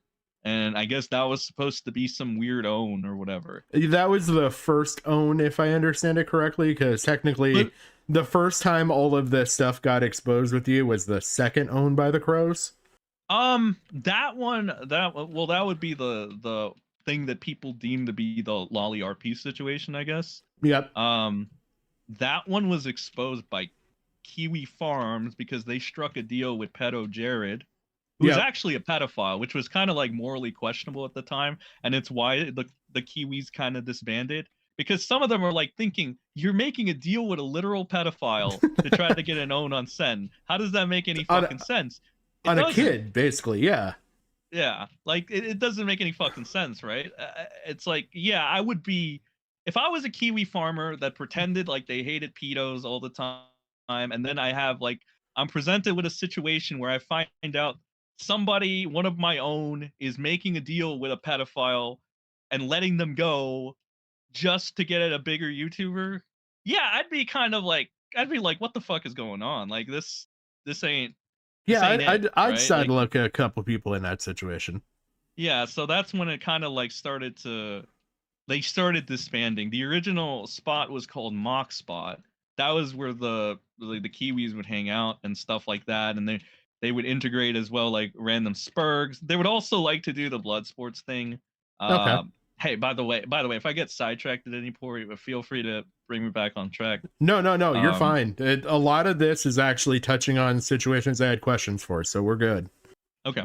So like the mock spot thing was essentially where they really like to reenact certain like blood sports ish moments. So they would bring in like retards, put them in a voice chat, kind of like the equivalent of any scenario, like a Lyle convoy thing. Basically, Okay. you bring in retards, mentally retarded people, weak people. You bait them into a voice chat, and you get to have your way with them. That was the OG mock spot shit. That Okay. thing got like dissolved a little bit because of that shit, but it was also something that had to do with Plate Gang. Apparently, Plate Gang got in there eventually and doxed the shit out of a bunch of them, so that was kind of funny. But Okay. hey ho. All right, so part of my understanding with all of this, and hopefully you can offer maybe a little bit more insight than what I could really find, but apparently, so it's kind of out there and known that Dean and Crow are brothers, and they do not get along. Do you have any additional information that maybe you can provide the class, so to speak, as to what happened there, why they don't get along? I heard there's some doxing with the mother involved at points and everything. Bro used to simp big time for his baby brother, even in real life and shit. At one point, I believe Dean was, I guess okay. So the story is that he got in this fields because they forgot about his birthday or something. That's the story they want to go with. Okay. So I guess that maybe kind of checks out. I personally think that Dean was looking for a way to just like cut ties with them at some point. He probably got a sweeter offer from like the Kiwis at the time, like Held, and because the thing is they were propping this guy up to make hit piece after the Weeb Wars people. It's like, I don't know if you understand like the whole narrative structure and like how it's gay politics essentially. Commentary does it, real life politics happen. They wanted to make Dean look like the good guy, the only one telling like truth in that community, because little by little in Weeb Wars, people were starting to see. I think this really was starting to be more evident when Vic lost. People were starting to see how like people like Tug and Flash, and they were starting to side eye him a little bit, and Nick a little bit, but he still got protection because he wasn't a raging alcoholic at the time and he knew how to keep it together. So they were propping Dean up, and they're getting ready to have him even go after Ricada. If you go back a little bit, you should still be able to find in 2019, 2020 Dean attempting to go at Ricada, but again, this was when Ricada was at his prime and Dean was just, I mean, he was always a nobody. He still kind of is, but he was just like, I guess 500 subs, maybe less, not really anything. He got like he got me a going surge. after Ricada. Like, yeah, and I mean, not only that, it's just he himself was never good. He was inexperienced. He was fucking stupid. He was, I mean, not to get too personal, but he was also a cokehead. Like, there's just, I don't know what the fuck Held and them were thinking when they decided to. All I said is I'm gonna retire. I don't want to do this shit anymore because it's retarded, and that was my main thing. And I guess I stopped being the propaganda pusher for the farms on those end, because I'm not saying that all Kiwis are the same. Yeah, obviously there's a section that ain't like that, but that, for my experience of that section with Held and them, it's like, yeah, you're the propaganda pusher. I don't want to be the propaganda pusher anymore. All right, we'll use Dean. What the fuck were you thinking? You're really gonna trade me up for Dean? That's when you knew you were fucked. The fucking Tug thing kind of was okay. It worked for him a little bit. The attempt at Flash, it was all right, I guess. It's just that one fucking person, that Chambers person, just really fucked it up. Because she made the fucking video unbearable. And basically the own on Flash was really like, oh, you had an affair with Gothic Sushi and you're married. And it's like, well, maybe, but like, if he did, who the fuck cares? This isn't really an own. That's just Flash being a bad husband, I guess, or you don't even know, again, you don't even know the complexities of that either. You don't know what his relationship's like at the time. He could have been on a break. He could have not been like, she could have cheated on him. It could have been any number of things. It So could have that's been why over, yeah, before it was even over, yeah. the own didn't really work for that, because it's like, okay, whatever. And that Chambers person just made the video fucking terrible. And then he tried think about going after Hirohei, but he never did it. So then he just went on to Rikeda, and he got fucked up. He got fucked up really badly. There was actually a stream, a bot that Rikeda privated or deleted, where Dean came on, and it was like horrible. I think this is either the first or the second time, but there was this guy named Liam Gray, and fucking Dean got fucked up by this guy, and he looks like the guy from the Lucky Charms cereal. Oh my god. That's who Dean got fucked up by. And it's so fucking crazy. It's like, what the fuck, Dean? Like, again, if I have to ask Held one thing, it's like, what the fuck were you thinking? Why Dean? Like, you could have done so much better. Yeah. This sounds like it was doomed from the start. Yeah, Dean is not your guy, because Dean is not even good at confrontation. That's why he got fucked up the first time he went to his the Crows of Judgment stream, where like, Crow was like laughing, and then, after he had, sufficiently called me a pedo for half of that stream, and then his mind changed when I, conveniently stopped by. Like, I just assumed that like the point of that stream was to get an own on his brother at the time. They were still like, it was the early processes of their falling out. They had already had distrust for him. They had already started to not like him and not trust him and shit like that. So the only way I looked at it at that point is that, oh, you're just going to weaponize the scenario to look morally superior, which is something the Crows do very often. And in the same breath, you're going to go ahead and you're just going to pretend like you didn't call me this for 2 hours. You're just going to put it, essentially, you're going to make your brother the fall guy. You're going to make Dean the fall guy. You're going to look good by comparison. And that's like how it's going to go, I guess. And there's even a follow-up conversation between me and Crow. And I think it was in the old videos, in the old DMs. Yeah, the old DMs that I had from the old account that I had on Discord, where he basically tells me, okay, so this is what I want to do. I want to go ahead and let's try to repair your image in a sense, but at the same time, like, he was basically like, we'll repair your image with this, but at the same time, like, we'll try to help my friends. Because if you go, I think it should be the second stream, the follow-up to the initial commentary clowns thing, where I basically come on and I'm like spanking myself and shit, and I think I'm apologizing to all these people. By the way, fun fact, Crow knew Connor was a pedophile at the time. Aura did too. Kayla did too. They made me apologize to a fucking pedo. All right, so that's fucking twisted in itself. They've always known that Connor was a pedo, and anytime I asked about it, they're like, it was always these kind of responses like, well, we called Cybertip on him and they couldn't do anything, so that should clear him, essentially. And from what I've seen with some of this stuff, it also looks a lot like, well, go talk to this guy or go talk to that guy, like Steve talking with you at one point about it, and you're like, I don't even associate with this guy. And what was it? I think there was a portion where like there was Crow and everyone was basically saying, oh yeah, we all know about him, but it was all a matter of like nobody did anything. They all just sat around. Yeah, pretty much. It was like Aura and Kayla were the ones that really went to bat for this guy. There's even like messages. Funny enough, one of the messages is them fighting my failed protege, Pods. And no, I swear, this guy's been around for such a hot minute. By the way, I don't want to stroke my own horn, but I did what Pods and those other stupid idiots couldn't do in like 1 week, which is they were relentless in trying to bring up the McDaddy stuff. There's like, you can go to Kiwi Farm, there's a bunch of fucking tweets where Pods and this deformed hillbilly guy named Brawley are just like fighting with Kayla and Aura, and they're trying to like get the gotchas on them. I mean, like, they couldn't get it done. I think that just speaks to like they just kind of gave up after a while. I just speaks to their inabilities.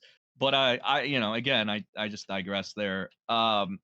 McDaddy was like basically known more so in his what he did by Kayla and Aura, because they were the ones hardcore defending him, and they seem to have had all the lore. Um, Me and Steve kind of, because okay, this is what Steve had told me in a conversation we had. He said basically that he got drunk one day, him being Steve, confronted Connor McDaddy, but by the end of it, for some reason, I shit you not, I it's gonna sound like a fucking joke, but Steve literally said, I let him go. I don't remember why. I was too drunk at the time, but if I let him go while I was Fucking drunk, there must Christ. have been a reason. So it's like, okay, it basically, he just doesn't give a shit. He just didn't give a shit after a while. And it was one of those things where it's like, just ignore it. It can't be that bad if Aura is signing up on it, because Aura was the level-headed one, right? He was supposed to be Yeah. the guy that, you know, like he was fucking right there in the trenches with the Crows of Judgment whenever it came to criticizing the double standards or anything of that sort, or condemning anybody. So it's like, yeah, fairly level-headed guy, you know, whatever. Don't look into McDaddy, basically was the takeaway. But like, holy shit, there's when you look into McDaddy, it's like, what the fuck? Yeah, You I've kind of, seen a little bit of it. what the fuck? Like what? That's crazy. Like I was even surprised or whatever. I was like, what the fuck? This was a thing? Like, all Yeah, because right. isn't there a point where he's arguing age of consent to be lowered and stuff? Like he's doing some of like the black and white like pedo argument stuff. Yeah, so like that's why it's kind of bullshit when Crow says he doesn't know who the fuck he is, when those initial things that he said were the reason that he initially got, like, I think, kicked off the page. That's what Steve said, kicked off the Patreon or something. But then Crow knew who he was. He just didn't give a shit, and eventually McDaddy came back either on a new alias, or Crow knew and he just wanted to give it some time to just not have outrage there, or until Pods gave up.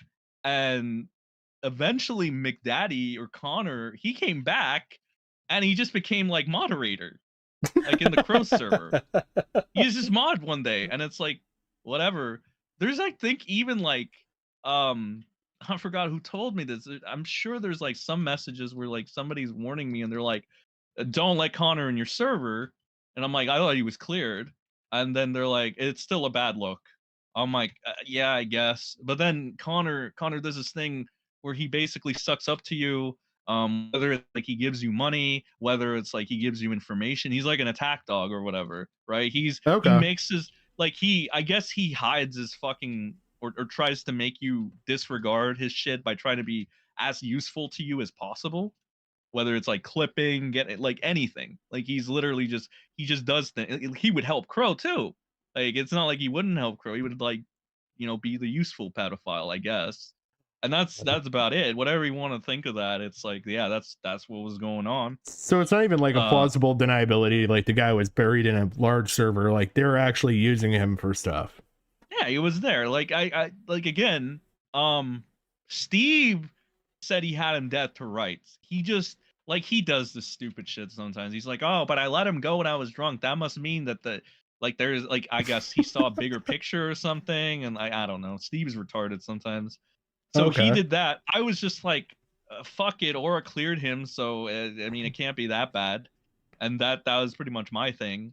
And Crow knew about this shit. I just don't think he gave a shit. He's like, there's no heat.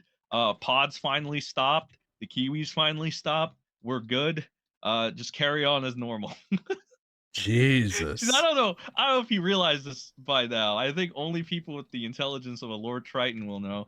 Crow doesn't actually give a shit about most, if not all, the shit he talks about. I don't know if anybody picked up on that by now, but he just doesn't care. He doesn't give a like. It doesn't make any sense that you're going so hard at people like Mr. Girl or people like Tommy or people like Augie at the time, when your best friend, your best man, Origami, is the biggest pedophile defender there is. How does that make any fucking sense, bro? Like, Aura defended a pedophile for 4 years, only decided to come clean and disavow him conveniently when he found out that a bigger YouTuber was going to make a video on him, putting him and his fucking wife on blast, as well as Crow and them. Yeah, that seems like the timing of this whole thing seems like oddly suspicious for Origami to suddenly grow a conscience and say, "Oh yeah, I've been defending this pedophile for like 4 years and shit, but like, you know, it was just a bad lapse in judgment. I was wrong. I was being hypocritical, guys." It's like, no shit, Sherlock. Like, Well, what the fuck? Why did, if that's the case, it's like this entire time of holding you in a high regard is for nothing. Is all like an illusion. It should have never happened. Even and people to I this even day who read still through talk that to him. thread, like the whole recent thread that came out, and where it basically was, "Hey guys, we've been caught. So this guy's actually bad, and he's been bad the whole time," kind of thing. Like there wasn't really. It was kind of just. I don't know how to explain it. There wasn't an apology even in there. There wasn't much to be said other than, yeah, we should have disavowed this guy from the start, and we didn't. And that's Yeah, it. can you hold the stream for a sec? I gotta go get something real quick. Yeah, I'll be back. absolutely. All right, I'll be back. All right, sounds good.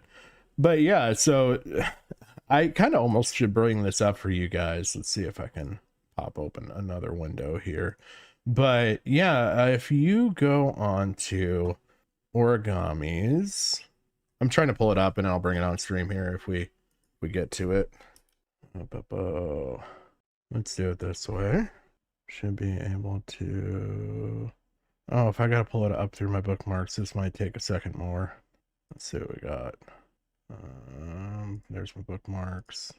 And oh man, I'm trying to look for. I had Aura's post pinned, but I've got a lot of stuff pinned when it comes to this. But if you go on Origami's page and look at there's a thread that they put together. By they, I mean Origami and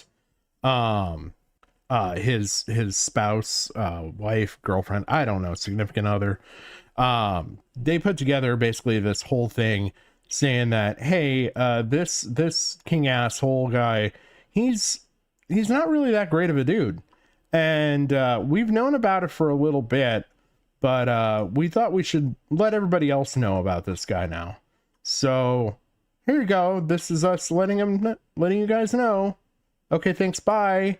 And that's really all it's kind of said in all of this. I mean, I really wish I could find the thread to bring it up for you guys. Let me try one more thing while I'm sitting here struggling. Let me do this. I think we might be getting somewhere. And I know it's not that long ago. So let me see if I can scroll this and see if we can find this thread. Oh my god. Some people post entirely too much. That's not it. Sorry, I'm not putting this on screen, but you never know what's going to come across somebody's Twitter feed, so... And I did not pre-scroll this, so I am not about to sit there and put this on stream, even though it's probably totally fine. Okay, I'm back. Oh, okay, perfect. I was trying to bring up the Origami thing about the whole Connor situation for stream to see, but I couldn't find it or post entirely too much. Oh shit. But so I got a couple other kind of interesting questions that I think you'll get a kick out of, probably involving Crow. So can you explain the whole reason why you call Crow Lily? Yeah, it's mainly to fuck with him because it was exposed or revealed that he had this oh fuck. There's a lot of things. So he was into food and art. Wait, can you just like, okay, I was just checking something.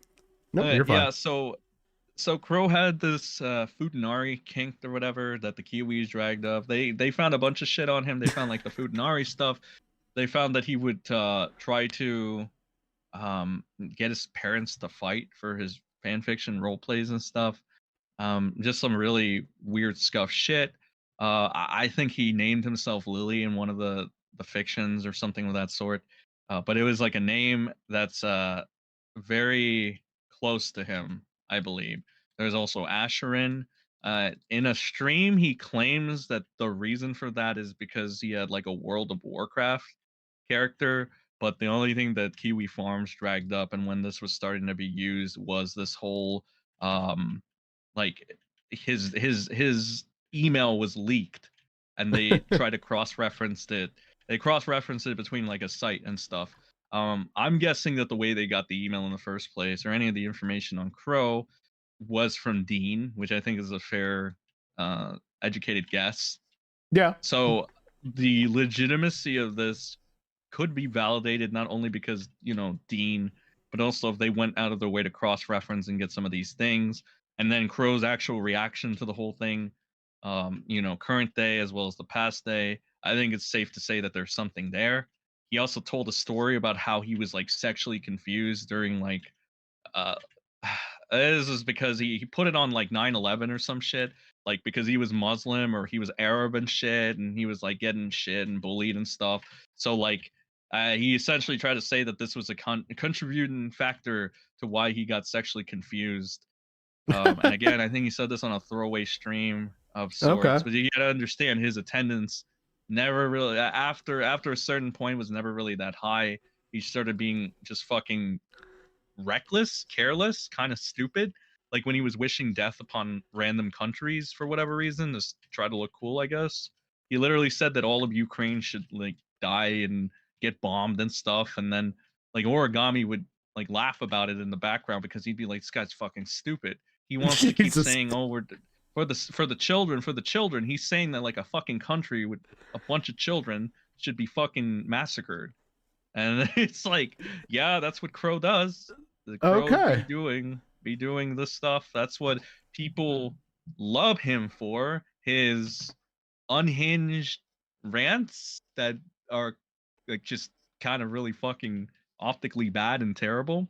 Like a watered down Arab version of Tommy C. Is essentially what it is. Oh my Sadly. god. That's Crow. Oh. So is Lord Twiton, is he kind of the Crow protege now here with all this stuff, or what? I have no idea if he's in their pockets or what the fuck he's trying to do. I just know he's taking it very easy on them.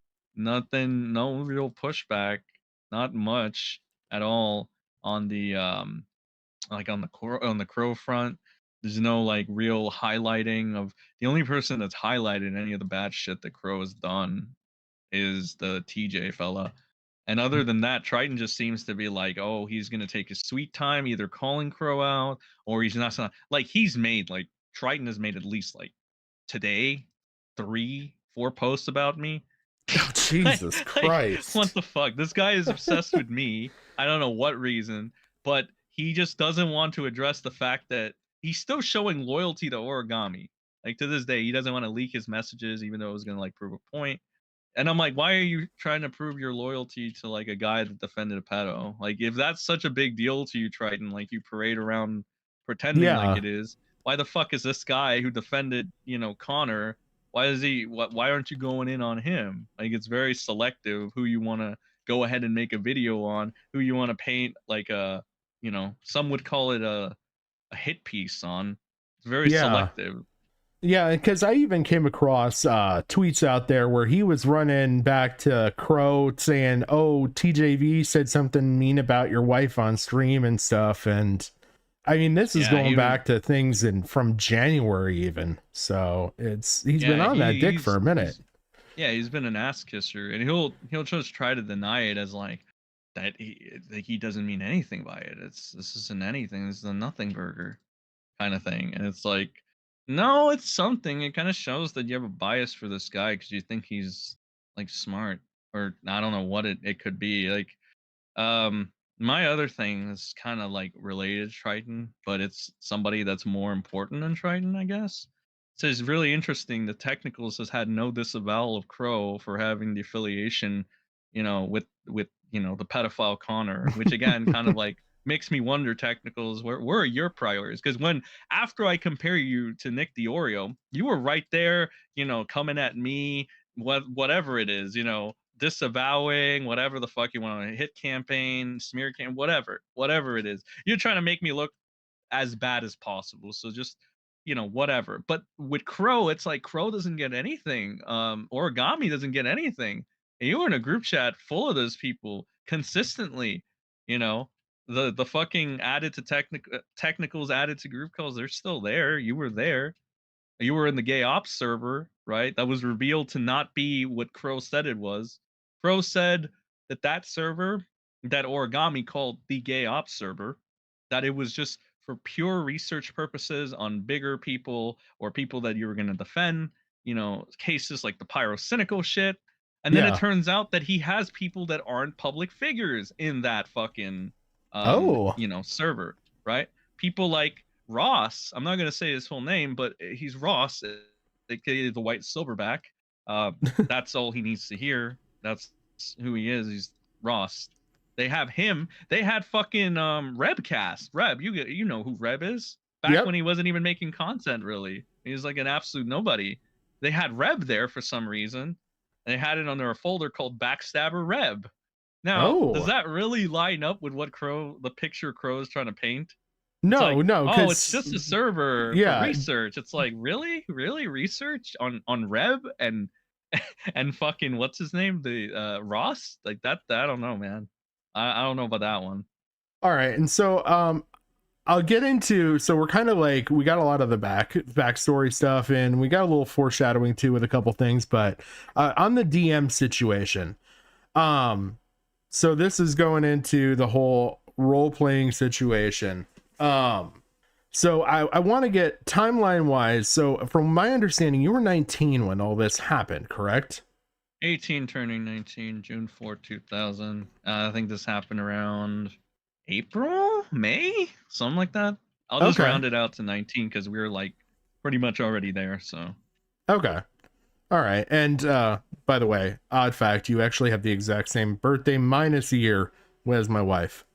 So that was kind of funny when I came across it. I'm like, that's wait, crazy. That's crazy. But okay, so would you say that at the time were you fairly knowledgeable about anime? Would you consider yourself like an anime, not necessarily expert, but maybe like guru? A guru. I know what the word waifu meant. I know that there were that the topic was niche, but it was growing and it was popping off. I had heard certain terms basically that you would hear and stuff used, right? Yeah. That being said, though, the term loli, you had heard it from like is in different contexts. One of them was a big YouTuber, like either I think it was Nux or Nux's friend at the time. Okay. And he would go ahead and he would parade around using the word loli very frequently. Never did it refer to a child, at least not that I knew, because it would seem kind of weird to have this big YouTuber basically say or encourage that, oh, if you know, lolly this, lolly that, you're not saying it in like it's CP, right? You're just kind of you're just kind of using it all over the place and stuff.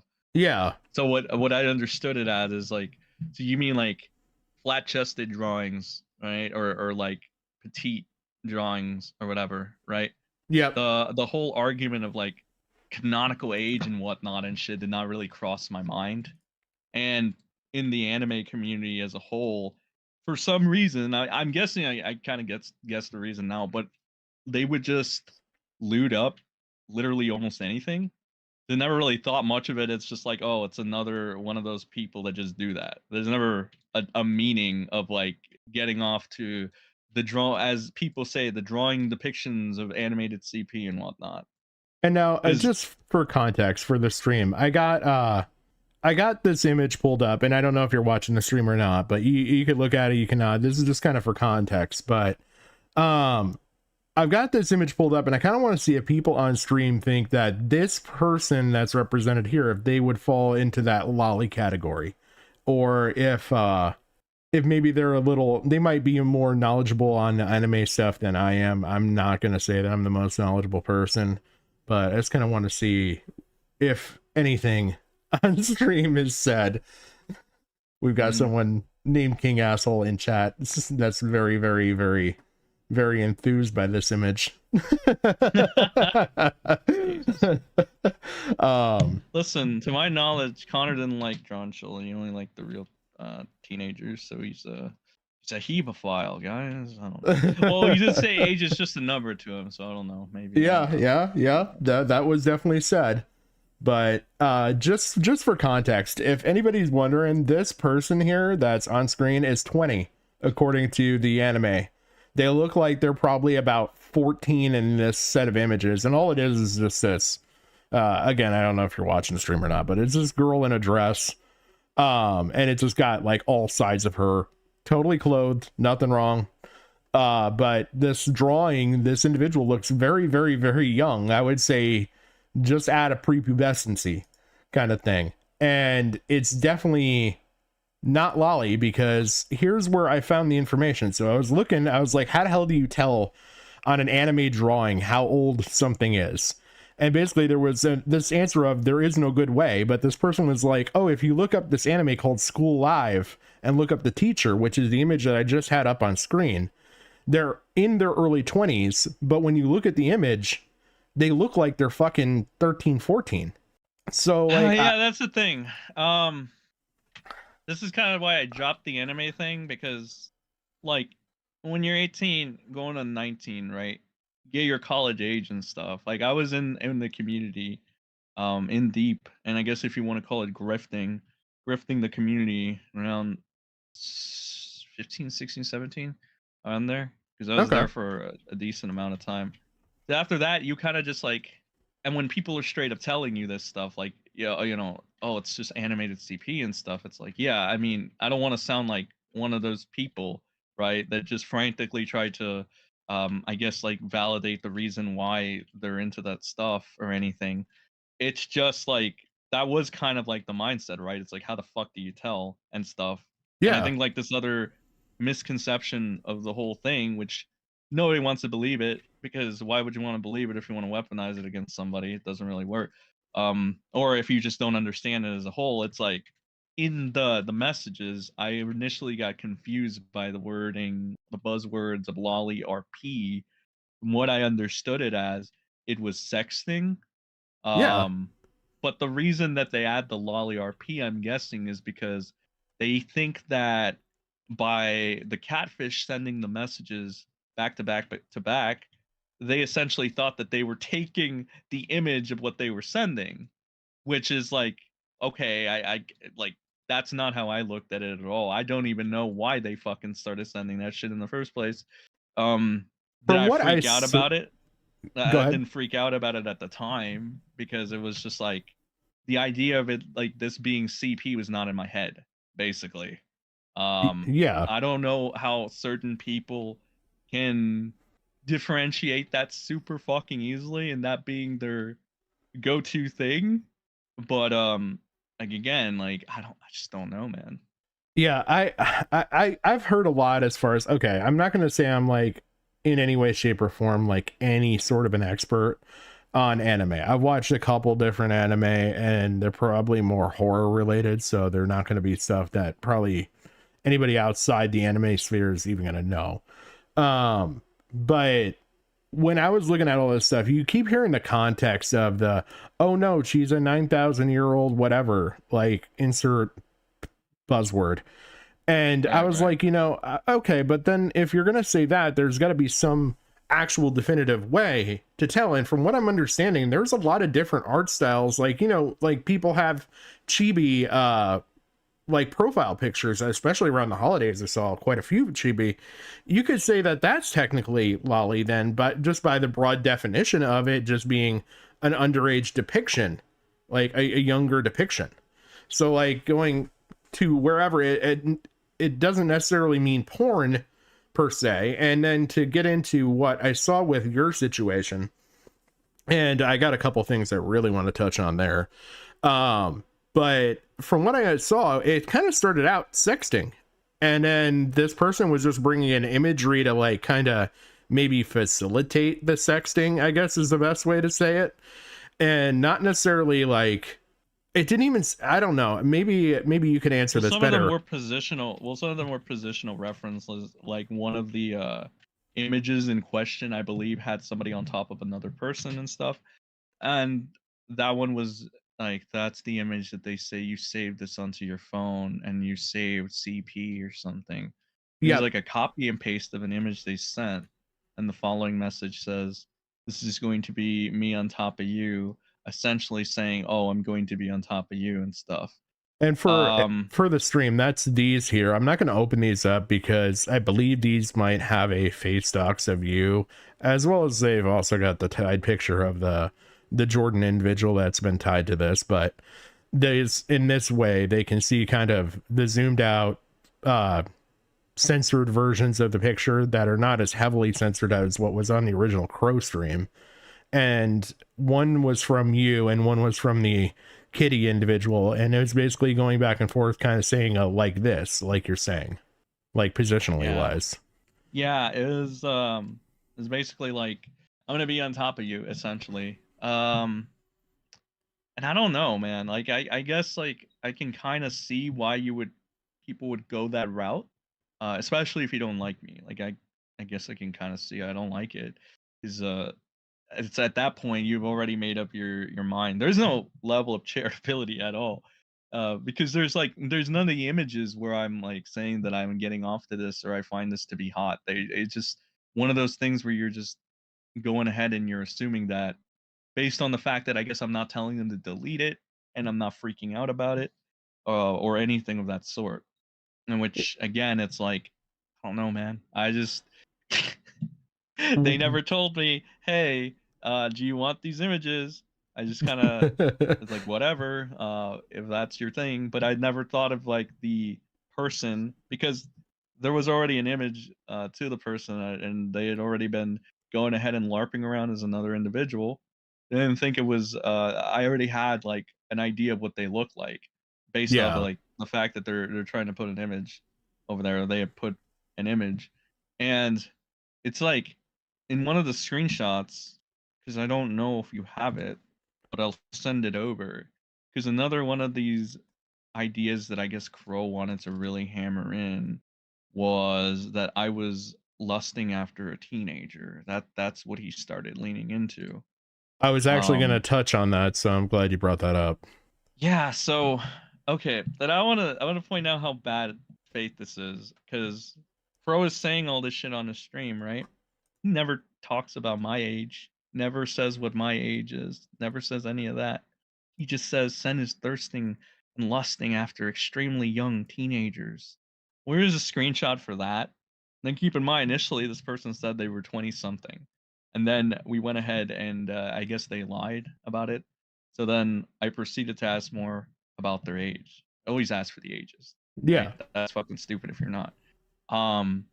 So it's like, again, the fucking picture he's trying to, like, the kind of picture he's trying to paint by not only obfuscating the age that I was, and just hammering in this point that I was thirsting for teenagers, or as he also put it, extremely young people, or whatever the fuck he said, whatever little buzzwords he said.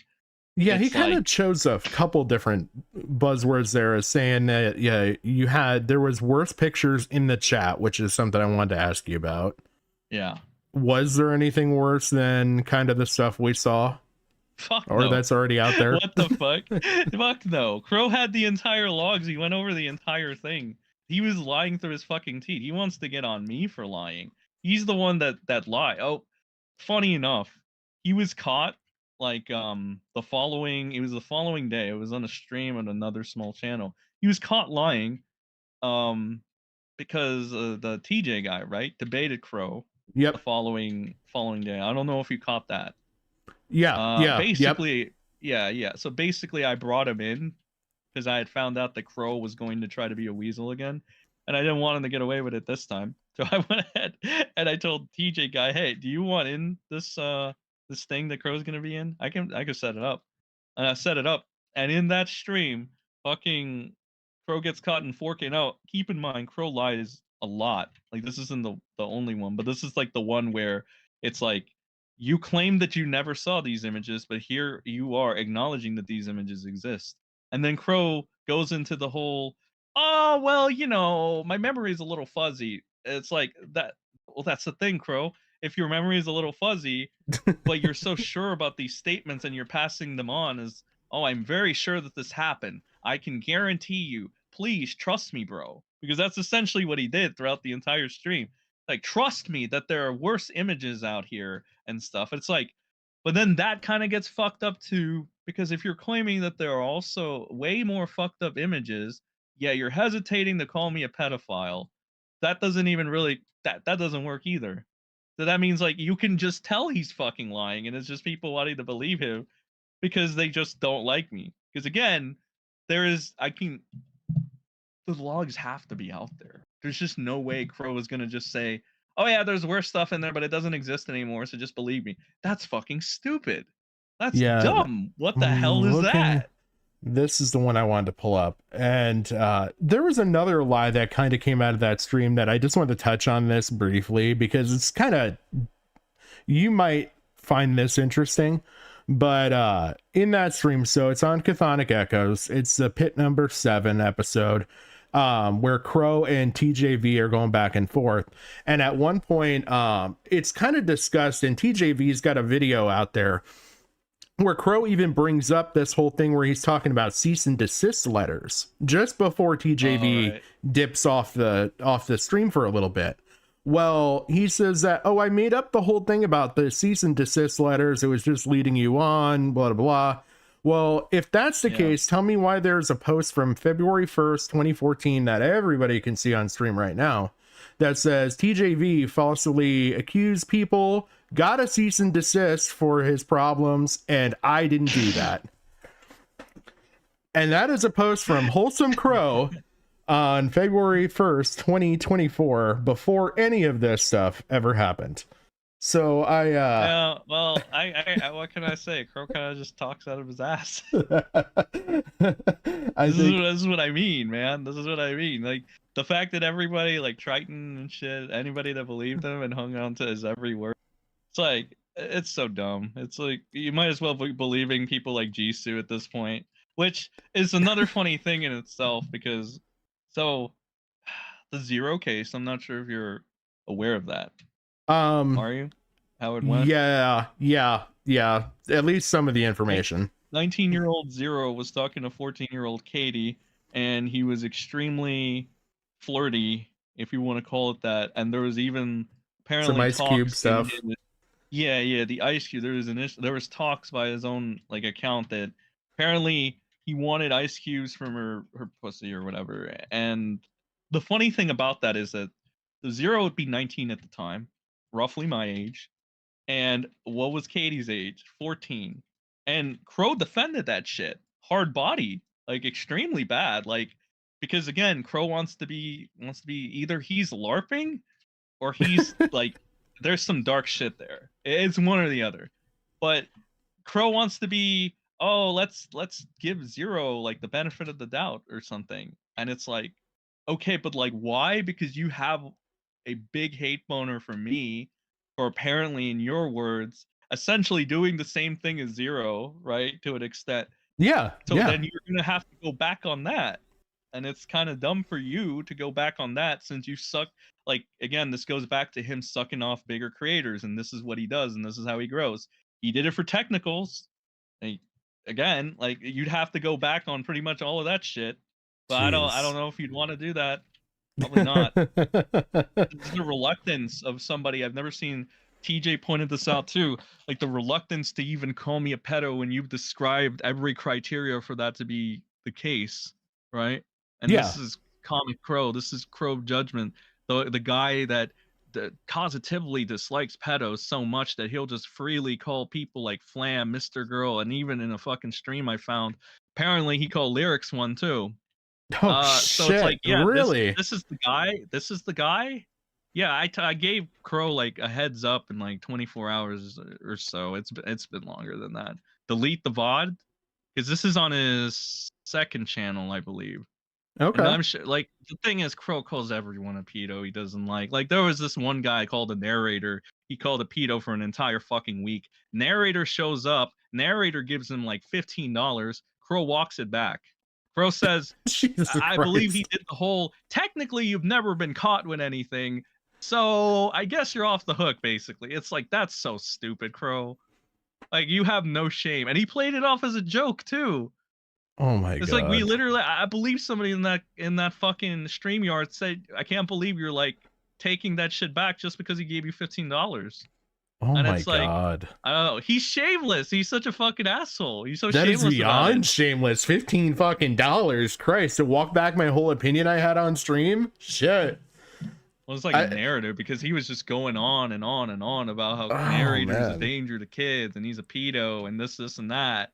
He Oh my commissioned a God. song for Digibro from Steve the Leeb, where Steve he uses the the Digimon rap thing, and he essentially just says Digibro is a pedo. Couple months later, Crow goes to Origami, says, "Should I be calling Digibro a pedo? Because like technically he never got caught with any." Oh my So it's God. like he doesn't even he questions himself on whether or not he should do it. And it's like one of the things TJ brought up in the video as well. He's like, he's not even sure about his own fucking opinion on this. And it's like, yeah, I mean, that's like a common thing he's been doing, unless he really doesn't like the person or he feels like a dog pile is appropriate, like with Flam. He felt that. Like even Aura kind of took like what would the word be? He kind of didn't like that either. Because like the thing with Aura is you would always shit talk Crow behind his back, and Crow wants to act like it doesn't bother him or whatever. Okay, whatever. I mean, if my best man was shit talking me relentlessly with Sen and Steve the Lead, I don't know, I'd be kind of fucking pissed. For well over a year, yeah, I'd be kind of pissed. But whatever. Crow's above it. But Origami would be like, Crow is such a fucking idiot. Like, there was never anything found for Flam, but I guess he's gonna disregard that and just fucking say that he is one because it's funny, I guess. And that's the thing, though. How the fuck do you hold these standards for like Flam, or how do you get away with saying that, right? When you defend Zero, right? And your Yeah. entire defense for Zero, aside from like just calling it cringe or whatever, is saying that you never found the Ice Cube receipt. But Toy Bounty Hunters does this too. You never found that receipt, baby girl. It's like, well, I mean, then like, like, I don't get it. Like, I don't get how you can hold that charitability for Zero, and then just like anybody else you don't like, it's like that's off the table. Yeah, But it's Crow. I've got some receipts coming up for Crow's A Poor Judgment here shortly with Toy Bounty Hunter and some things that were said in that stream as well, and the very early stream, the one from 3 years ago on you. But I want to touch on one more thing really. So there is this narrative put forth by Crow that you had to save the image that was going back and forth in order to share it on Discord when you were going back and forth with Kitty. Did you save that image to any device? No, I copied and pasted it. Okay. And that's something that I know you've said for a while, and I kind of want to show chat here. So I'm going to take this image, and you're going to see when I got it on screen right now, I can do copy image, close out of it, go right down here, hit Control V, or could hit paste, put it in there. And if you guys really want me to go just as far, I can go all the way through the fucking Vosh steps, and I'll show you my downloads folder and everything. That shit is empty. Like here, I will pull it up just so that you guys can see it. Cancel browser window. There, that's my actual, like right now, downloads folder. Nothing saved there. Pictures. The only thing there is my camera roll. I'll open up this folder. It's just some stuff that I was looking at for backgrounds. I'm not worried. Where else? I mean, we can go to documents. Nothing in there. Again, going back to downloads so you can see. The only thing you can see in here is an STL that I got for my 3D printer if you really are that interested. And then a couple other things. So that's all. There's nothing. You can easily do what Sen's talking about. The only way that you can't do it would be on mobile, and that's where I was running into issues, is you can't copy and paste on mobile, but you can do it if you're using it on a computer. So I just kind of wanted to touch on that just to show, because there's a big disbelief that you can't do things. Is the whole story like you save child porn to your fucking what do you call it? You save child porn to your hard drive or something, and then like something like FBI open up shit. Yeah. Because there's certain things that I'm like confused in the hyperfixation about. Like, does that mean that like if I sent nudes to somebody else, then that's CP as well? Like, because this is one of the things. I mean, depending on the person, depending on the streamer, especially, that is the case. Okay, so this is what I had heard from like a fucking I think this was the Craig Beckett case, in fact. So the woman at the time, who was like 17 or whatever you want to call her, I'm not gonna call them a child like some people do for like the they use the certain words to be like a 17-year-old child or like a Yeah, freshly 18. inflammatory, triggering. Yeah. Yeah, you could just say the teenager in question. They said that they didn't want to go to the police because if they did, they would get fucked for like giving Craig CP technically or whatever. Yeah.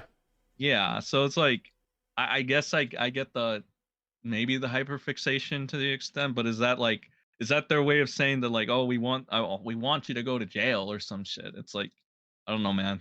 Like, kind of, I just don't see it. I get it. Like, I don't know, man. I will back up my own points. The only time that I've brought it up and pointed it out was probably with the Mama Max situation, and it was involving the second girl. I can't remember her name, not Haley, but the other chick that's in the video from Magnetar, and she basically says like, hey, I was underage when I sent you these pictures, and Mama Max's response was, oh, are you admitting to sending me CP? And I was like, dude, that's so suspect as fuck. Okay. Like, okay, so he used that, yeah. He used it, but he used it like to kind of like twist it around at her, and I'm like, well, dude, doesn't that mean you received it? Like, yeah. So, I don't know. I don't know. I think I'm trying to see if there's anything else. I mean, do you agree, I guess, hindsight, that the DMs contained Loli now that you know kind of more what Loli means? Yeah, so actually there is, I believe, still a video I made. And this was kind of like a while back. This was, I guess, fresh off of the Prism Luke thing, where I started like getting subscribers off of that.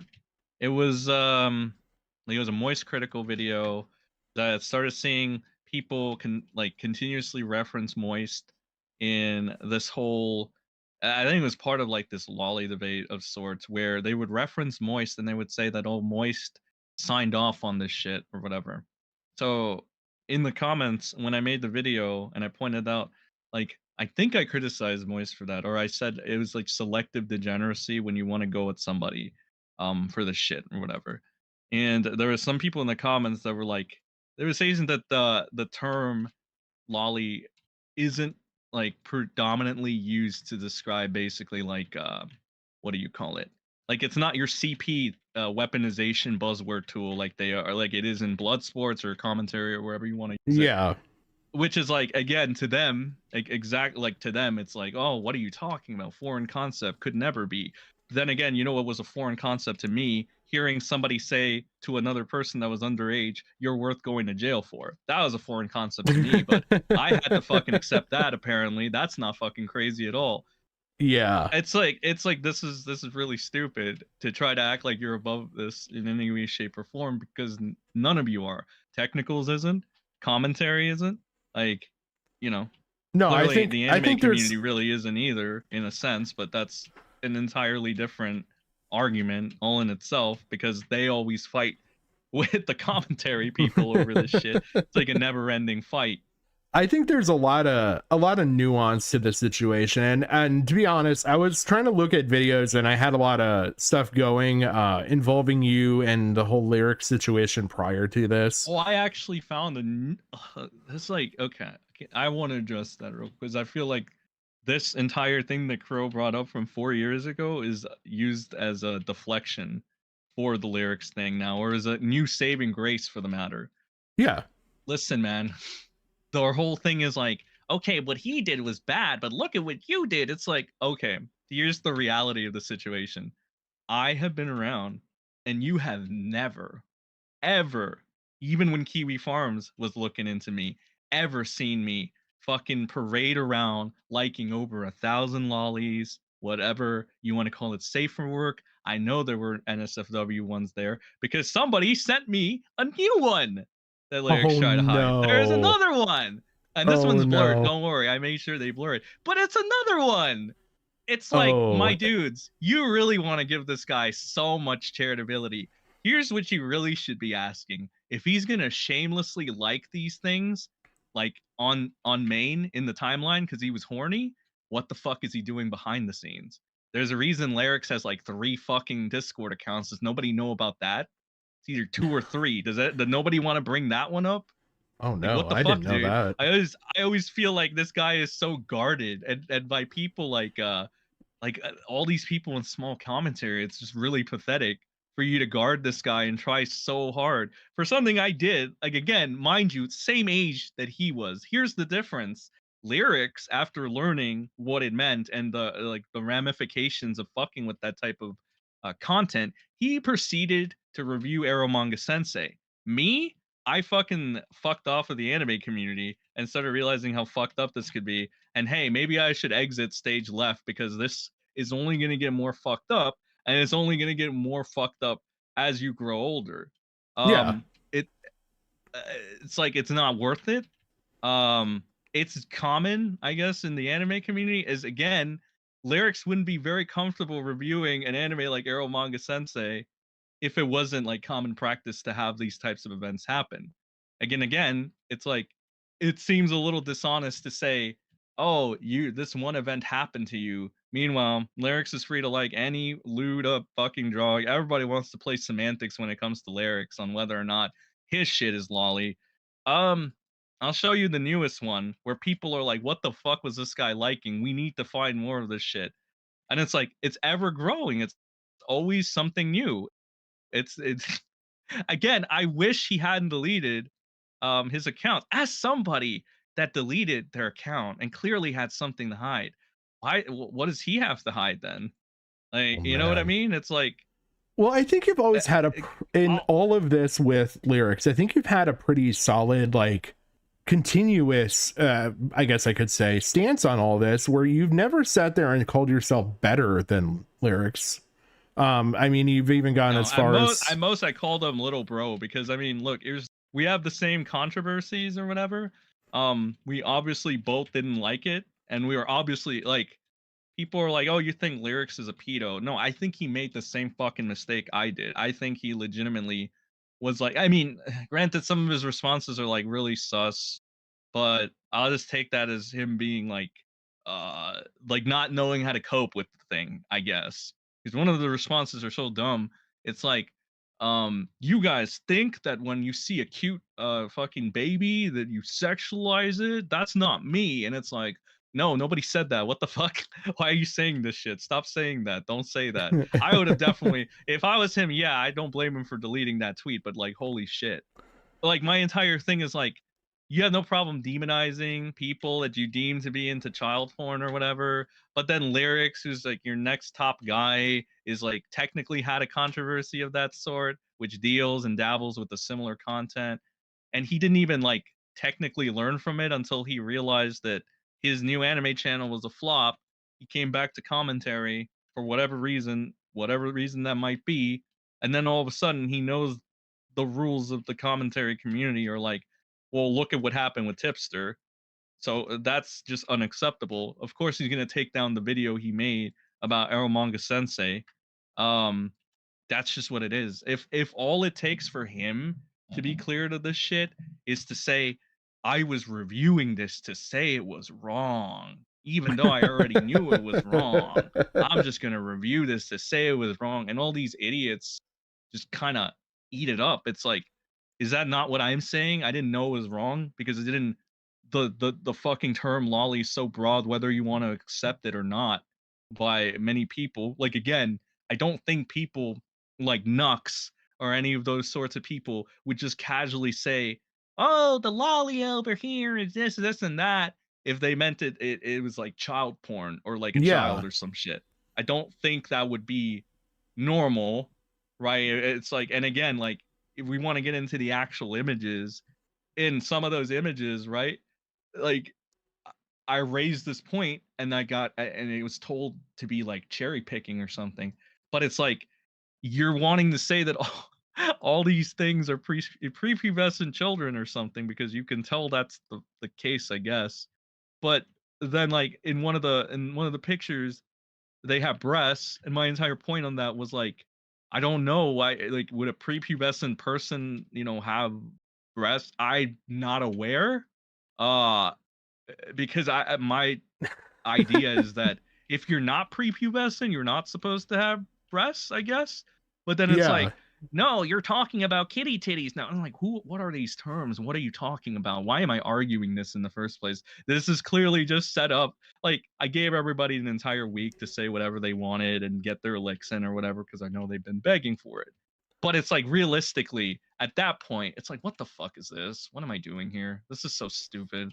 There's just no Yeah. point to having like a discussion about this, because you're just obviously just fit. As somebody that hung out with a bunch of Kiwi farmers for about a year, dude, I know when people are fishing and when they're trying to run these kind of stories or Where it's a narratives. lose-lose-lose situation. Yeah, it's like, it's clearly just set up there to make you like. I remember Leia something getting really happy when I said that or something. She's like, ha ha ha ha! I am abolished of saying that I want a child to be molested. It's like, what the fuck? No, bitch, you said that a 20-something-year-old wanting to fuck a 15-year-old was, you know, just sus. That doesn't abolish you of any. That's worse than any take any lolicon could ever fucking have, because you're literally saying that a child should be in danger in order for you to even humor the idea that this guy Connor was a pedophile. That's fucking stupid. That doesn't you're not abolished of anything. You just have a group of fucking people that don't like me, that think sucking up to you for covering the Lio convoy coverage is a smart idea. Like, is it really that hard to piece these things together? Hello? What the fuck? All right. Yeah, I was kind of surprised with some of the opinions that came out of that conversation. I thought you were bringing up a pretty decent, like a fair argument. And okay, so to kind of take it back initially, when I contacted you and I reached out, you had really kind of changed my whole opinion on stuff, and I kind of saw more maybe your position on things when it came to the Chud interview. And I think that is an interview that a lot of people have maybe overlooked for whatever reason, where you actually talked with someone who is probably more team Lerix than probably most people, at least in that upper echelon, I guess you could say that. And I think you got across pretty well that, like, okay, well, if we're going to have opinions on this stuff, isn't it kind of fucked up to sit there and say, this is this, but this isn't? And why are we going to have this hypocrisy on things? And it just so happened that this whole controversy came about during all of that. So it was kind of, I felt, took away from a very good argument that you were bringing forward, where there is a lot of hypocrisy surrounding this word. I mean, even going as far as like, okay, so, you know, Turd Island, we were calling Rev, Broadsword, and Darcy pedophiles for a situation that happened between two grown adults and a kid was in the vicinity. Like, and the kid was not sexually assaulted. So I can't really sit there and say, like, the funny thing is that the setup I saw for it is that we want to run a narrative that Darcy and Broadsword are into the idea of a child watching them have sex, and that validates our reasoning for calling them a pedo. But it's like, that's so dumb, and that's so slimy, and that's so scummy, and it's like, you can't help but feel like these people are getting done dirty. I mean, that's like my opinion on Broadsword for that she's a neglectful fucking parent. I don't think that it's a hot take to at least say that. Yes, you're a neglectful parent because you're choosing to give in to your desires rather than be aware, regardless of whether you thought you could get away with it or anything. Like, it's still neglectful parenting. Is it worth calling CPS over? I think that was not a my step decision. far. That's not my decision to make. Why would that be my decision to make? And then the moral grandstanding proceeds by that one Spurg from Shot from the Point. If you saw a child get in danger, oh yeah, I can tell you're really passionate and into this by the way you're yelling and the words you're going to be using next. If you see a child in danger, are you not going to do anything about it, Sen? I don't know, man. If I wanted to, I guess I'd become like a fucking police officer. I personally certainly wouldn't be moral grandstanding for W's in chat if I actually cared about the child and their safety, but that's just me.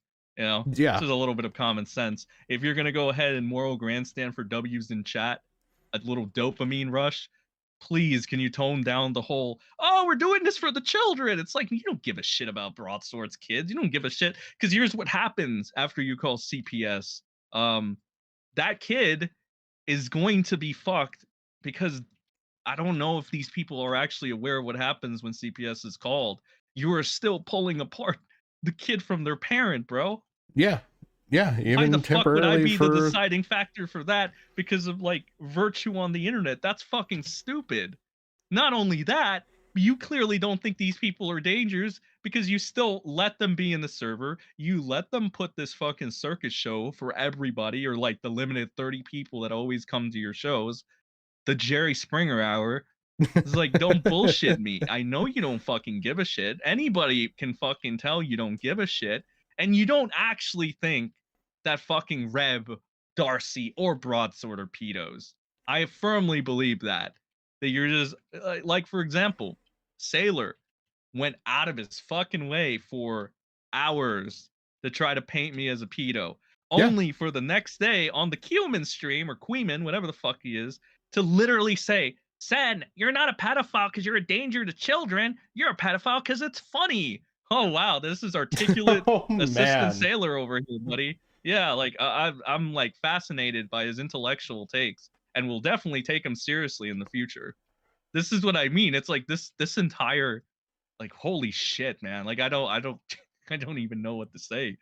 Like again, I'm flabbergasted by these people.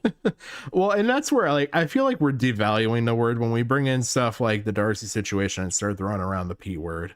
And I feel like at the same point too, a reason why I say the whole calling CPS thing, like really what are you going to do at this point, is this situation happened 6 months ago. No one in that server could even tell you what day of the week 6 months ago it happened. The only people that could would be Darcy or Broadsword or maybe Rev, and that's if Rev knew what was going on the day it happened.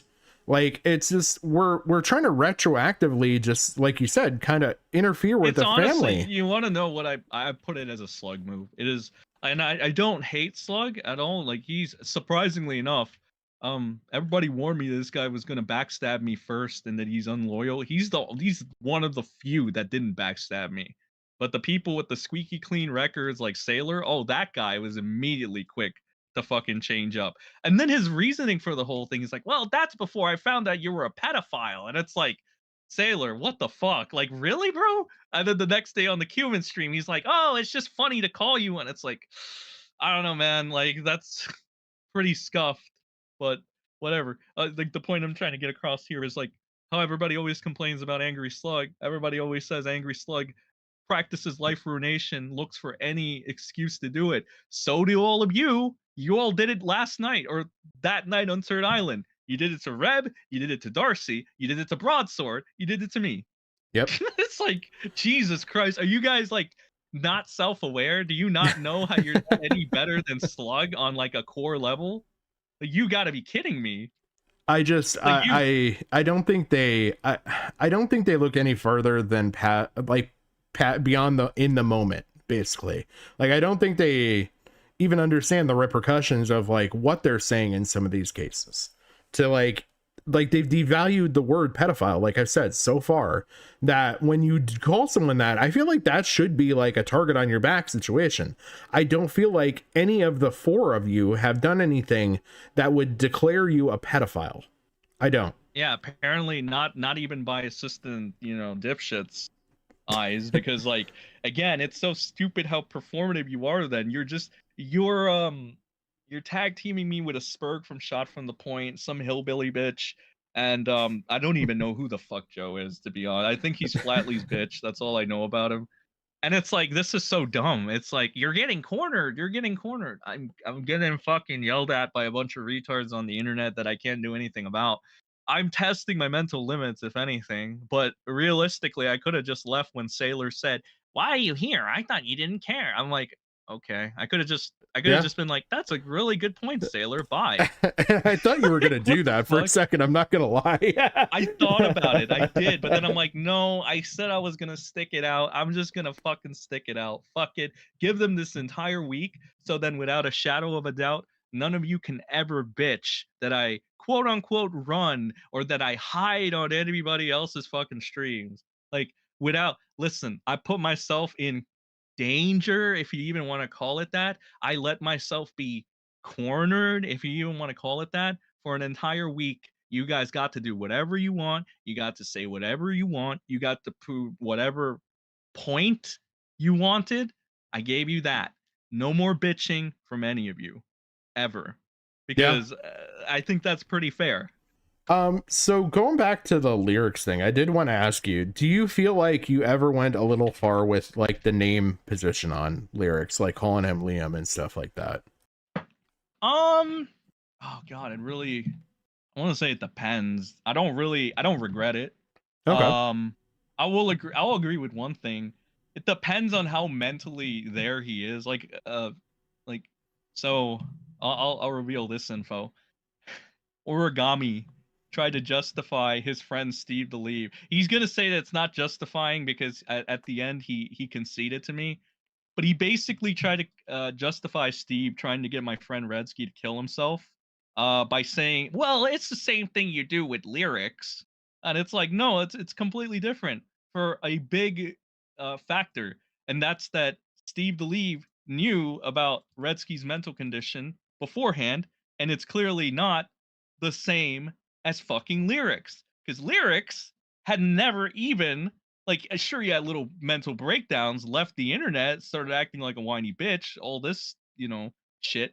Never once did he ever show that he was like, like hurt or like, had any types of thoughts that would lead him to that direction. Had that been the case, I'm not fucking heartless. I don't want Lyrics to actually fucking kill himself. I wouldn't Yeah. have done shit. That's a fucking completely illogical way of looking at it, Origami. That's uncomparable. Your friend Steve trying to get my friend to kill himself because he knows that like he's not like, like he might have like a little bit of a, like, God, I don't know if I can say it, but like you pretty much get what I'm saying, right? Yeah, exactly. That's not Yeah. fucking comparable at all. But it's like, I don't want Lyrics to kill himself. Like, I goof around about it now at this point. I call him like little bro. I don't think having his name said to him is that big of a deal, considering he posted it on 2 different occasions.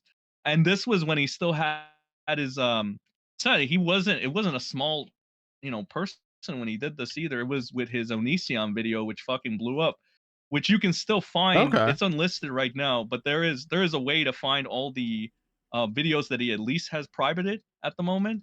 I Okay. found some of his old Omegle videos. I didn't even use those against him when he was Oh, fucking God. quote unquote trolling, talking to underage girls or something. It's like, Oh, so he tried okay, that like, play.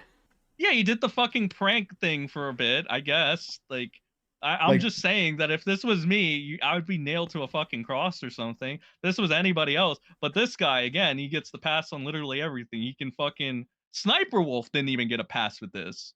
Lyrics is literally hitting on the underage girls on Omegle as a prank. And that's like fine. He took down the videos for a reason, man. It's not a fucking good look. Yeah. I I'm found just a couple videos that he's either delisted or something like that people have done some re-uploads on, where because I was looking at this from the whole Salvo tipster point of view too, because a lot of people forget that Lerix was involved with the tipster op with Salvo. Yeah. I mean, Lyrics did some scuff shit. Like, I'll get to it, but at one point he set a dox on a chat, and his reason for why it wasn't a dox is because that's not the address of the person he was trying to intimidate, I guess. Based off of that, like him just being a jackass and doing shit like that and thinking that it's okay, I don't think it's a big deal. It's not like I'm posting his address all over the place and shit when Soy Jack got him. It's not like I'm doing that. By the way, Soy Jack did get you, Lyrics. They know where you are now. But it's not like I'm doing any of that shit, right? I could have. That's the thing. You always want to paint me out to be worse than I am. It's like, do I know ways of spreading his docs if I wanted to be malicious? Of course. Again, former Kiwi over here, probably the best. At least in the graduates department of where I was. But I'm like, I'm not doing that. I never intended to do that ever. But since you have no problem with whatever you're doing, defending the group chat leaks with Salvo's, info and shit, and you post the doxes that you're like, teehee, they're not actually doxes, don't worry about it. No, I absolutely don't think that going at a first name basis to fuck with him, if it really does, because now I'm under the presumption that it doesn't fuck with him, and he just uses anything he can to essentially make himself look like the victim. Everybody Okay. likes a nice little victim. Like the Plague Moth situation, for instance. Yep. Immediately, his go-to thing was Plague Moth is pedo jacketing me, when it's like, I don't even think Moth called him a pedo for that. He just said he didn't fuck with that shit. I No, don't no. think Moth From what I even called remember, him one. yeah. But I know Lerix I thought that called- was a little sneaky. I'm not gonna lie. The whole like having Moth on immediately afterwards, just because of Moth. Moth's an interesting individual. To fuck with him. Like he legitimately, like the entire thing between me and him is that I don't know why you got so mad when I commented on the Salvo situation and how it was silly of you to just continue to call it a nothing burger. That was what pissed him off initially. Before that, we were cool. Like we follow each other. We had like the same takes and shit. Of course, the same controversy. I didn't point out anything about his controversy. I didn't even care when he lied to me on Michael Alberto's stream when I asked him about Turkey Tom's girlfriend. I said, "Okay, so you're saying you've never had any combos with fucking Kai or Emily, whatever the fuck she wants to go by." Yeah. And he said, "Nope. That's a fucking lie. He lied right there. I didn't even care that he lied. I just wanted to see if this motherfucker would actually lie if he's put on the spot. And he did." So it's like, I didn't even care that he did that. I don't even care that he lied to me. I let him go with that. But it's like after a while, over and over and over again, and now you're just shit talking me because Aiko fucking shit talked me and stuff. So you're literally going out of your way to try to take any little shot you can. It's like, sure, let's point out how you're like the cool guy that likes these little fucking lollies with the rattles and shit. Okay, Mr. Cool Guy. And again, even at that point, I didn't even point out the loot shit he had. I only started pointing out the loot shit when people try to say, "Oh, this is a nothing burger, Sen. It's not like he was liking NSFW lolly," or, "Oh, you're trying to call this guy a pedophile." And it's like, again, it's just like, no. I was trying to say that the cool guy is not really that cool if he's doing this. He's kind of a bitch. So he should stop trying to act like the cool guy. But if you really want the proof of the not safe for work shit, sure, here's some of it. Yeah. And then the whole thing turned into like, "Oh, you're being evil. You're calling him a pedo now. You're trying to destroy his..." It's like, yeah, don't ever listen to like your fan base or chatters because of the simple fact that they don't know what they want as a collective, or they'll find a way to try to fuck you themselves. Because first it's like, you're not showing enough proof. Now you're showing too much proof. You're trying to make them look bad. It's like, whatever, man. And I'll send you the latest image that, again, I didn't even know he had this either. I get sent shit. And they tell me, "Did you know he had this?" And then I'm like, what the fuck? Like, why did you do this? Like, I so wish that you kept your, I really do wish you kept your Levrose account up. I really wish you left your OG Lerix account up where Keemstar is giving you the little shout out and stuff, which that's still linked to this day. I really wish it. I really do. Because then, I don't know, who knows what we'd find. Yeah, that's interesting. I'm interested to see, kind of, because I went, okay, I didn't see much with the image. I think there's been a couple blurred copies that have gone around, but the whole sex toy picture that is supposedly like up to now we knew was like one of the worst things that he liked. I was like, okay, how are we gonna move the goalposts for this one? And I will say, I think it's moving the goalposts a little, because given the person and the situation, I feel like there would be plenty of people online going, "This is disgusting, this is gross, look at this person, he's a PDF file," or whatever hot word they want to use to describe stuff. I feel like it would just immediately be turned on that.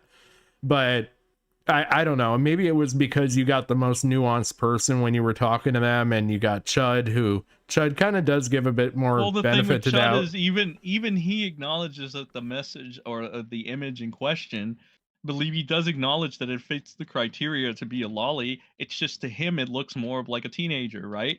And it's like, again, it kind of goes back to, how the fuck can you tell this, right? And it's like Assistant Sailor, for instance. It's like, "Well, you should just know." I'm like, what the fuck, man? Whatever.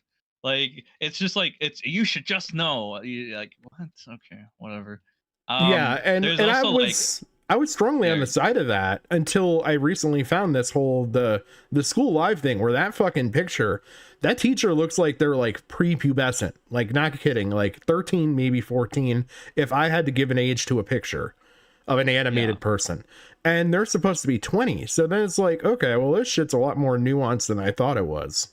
Yeah, like another thing is that in one of the lyrics, like, there's also the what Doc on the radio called the scantily clad lolly, which is another thing that I assume Chud would probably say, this looks more like a teenager or something, mate. Which is like fair, but again, it's like at the same time, it's like, that is that not a lolly then? It's again, like when I said, like, it Yeah. could be very multiple interpretations to it. It's like, I wasn't joking. Like, you know, whatever. What else? I was gonna say another thing. I completely forgot. Nope, Go you're on fine. if you have anything. Okay, let's here, I'll go back to these other questions. I think we've touched on the lyric stuff quite a bit. And I think people, like, if they really want to make up their minds about it, they can make up their minds about it. They can go watch the Chud stream. They can watch the streams that you've done on stuff. Because I even watched your video that you did not too long ago, and I honestly think you were pretty tame and upfront about stuff. But so going back to the more recent stuff, so after all the DM leaks, videos, and everything else, was the only thing that really came out of this new video on the Comic Crow Here, channel? Real quick, I'll show it to you. It's been blurred and Okay. censored, but you could pretty much make out what this is, right? Here, I just wanted to make sure that Like, that let's come on, was off. let's not no Yeah. bullshitting. Yeah, Like, this is the shit that I'm talking about, bro. Like, what the fuck? that's definitely said, a lot more. If he's liking this shit in public, what the fuck is he liking behind the scenes? Like, that's the thing. It's like, no, you shouldn't be asking, did you have another slip up, Sen? Because if I had another slip up, I'm pretty sure in the 4 years somebody would have figured it out, right? I'm not casually, I've distanced myself from that shit. It's like, it's so dumb to fucking do this. In my humble opinion, it seems desperate. It seems like a way to deflect from this guy who you want to keep protecting and stuff. Even Crows of Redemption kind of acknowledged it. He's like, you know, son, I think people just want to give him the benefit of the doubt because he's a He's a better nicer person than you. Yep. He's a nicer person. It's like, oh god, does that mean that, like, isn't this the Nairo argument then? The nicer pedo gets a sentence? Like, isn't that what you fought against, Crow? You fucking idiot. The nicer pedo gets the lighter sentence and gets to be protected by his community. Oh boy, that's great, Crow. Like, way to fucking destroy your own point that you harped on for, like, what, a year against commentary? You for your boy Tech and shit. That's what I'm saying. It's like, what the fuck is the excuse for this? I want to know the next fucking excuse. I didn't show that on stream, just by the way, so that you know, like, yeah, it had to get fucking heavily heavily censored. But that's what I mean. It's like, I shit you not, bro. Like, it was on that level. That's why he shouldn't have deleted it. But again, we never, and I guess to an extent it's because Lerix is not fucking stupid enough or brave enough, whatever you want to call it. Maybe the two correlate, to go into a stream of a bunch of stragglers and let them say whatever the fuck they want to him. Maybe he's smart enough to not do that. Because again, realistically, did I have to do it? What did I have to gain by hanging out with the stragglers and shit? Like, nothing. I get nothing out of it. I get nothing by addressing a Leia something or a Lord Triton or any of these other people that want to be somebodies on a Jerry Springer show where they're threatening to fucking call CPS on another guy's kids for W's in chat. It's like, what the fuck is this clown show? Maybe, I don't know. It's just, you see it. It's really, you know. It's pandering to the audience. It really is. I mean, I can't pander to my audience. Like, I got to do stuff that I care about on this channel, which, you know, like, that could sound fucking stupid as fuck to some people, but I'm not about to sit here and call people words and stuff that I don't believe in. And I'm not about to have or say things that I don't believe in. I've even said it to my wife. Like, I also sit there and won't put shit out there that I don't want made fun of about ever. Like, if I'm not willing to take being made fun about this shit, I'm not going to say it. So I feel like that should be what's fair is fair when it comes to all of these points for different people. Like, I don't think, I'm trying to think of how to say this, maybe a little more politically correct. It's the moving the goalpost that's kind of fucking shitty when it comes to certain people that are, you get up there in a little bit in status where like if the same stuff came out about me, I'd be fucking buried and I wouldn't have a channel anymore come tomorrow. What do you think that? I think that it's just a matter of, I think this community, I hate using that word, is very cutthroat, and like any edge up that you can find to get somebody's audience, there's a lot of people that are willing to do that. So I think even with the small shit that I pull, like I could totally see someone like for instance, say Huggy could come along and say, look the fuck shit this guy's looking at, and basically try and take me out. Like, it's not necessarily going to be the bigger people always coming down on the smaller people, or smaller people going at the bigger people. I just think that's kind of how it is. So I don't know, maybe I got a little lost in my own sauce talking about that there, but Nah, that's fine. I get you, bro. I get you. I mean, I can't say I know what to add to that, but I kind of feel that. I vibe with it. all right. But so with this whole new like leak shit that came out with all the everything that came out on the Comic Crow channel, was the Aura DMs about the plan thing, was that really the only new thing that you know of that came out? Yeah. Okay. There's nothing that changed. It was all the same shit. Because Crow was given the logs, that Held guy ran an account called Kiwi Fruch or something, and they tagged everybody that I guess I've ever wronged at the time. Okay. And then that one included Crow, and he basically tried to take all the credit for it, which upset the Kiwis to an extent, because they were like, make sure you give credit to your baby brother who pulled this off or whatever. And it's like, what the fuck? All right. But they had the whole, I know people still have the entire logs, because Crow was trying to make it, like, he was trying to make it sound way worse than it really was. He was. And like it was enough that like I wanted to ask you about it, like, because he'd said it enough times. Yeah, and I don't know if he did that purposely. If I knew Crow, probably, because he's done it on other people before. Yeah, I don't know, man. And there's like all the tail signs of it, like, you know, for example, not saying my age, just continuing to say very young people, very young. Yeah. Like, it's like he just focused on some very, very interesting words and shit. And it, like, again, at the end of the day, if you wanna paint this photo, that's all well and good. It's just that I think there should be somebody out there to say, well, then why aren't you calling him a pedo? Because he waited until I said, Crow, basically I said, Crow, why the fuck are you making fun of other people's wives and fucking loved ones if your wife is fucking disgusting? And then when I pulled that in, he's like, oh, fuck you, you fucking pedophile. Yep. And shit, that's when it says, oh, there goes your composure. I guess it doesn't take much. And then he's even aware of it. Like, he knows it's coming too, because I start taunting him in the chat, and he's like, see, Sen does this fucked up shit. Hey, buddy, we all do this fucked up shit, including you. You wish death on an entire fucking country because you thought it was gonna make you look cool in front of a bunch of fucking conservatives, I guess. Whatever, Crow. Like, never mind the fact that you were a hardcore lefty and that's why we fought in the first place. So again, I don't understand where this random 180 conservative grift comes from. But again, he's a very grifty fella. So who knows when he might have had a change of heart, you know? It's like, this guy is not trustworthy in the least. It's comical that anybody actually thinks he's worth a damn. I think we're going to get into some of the grifting here next, because I think this is where I'm going to get a lot more context on stuff, if you can provide it. So there was something that was brought up in one of your videos, one of your lives actually, that I think plays into this. Can you say what the Munchlax chat or server was? The Munchlax chat was initially a chat where only me, Gami, Steve the Leap would frequent and talk.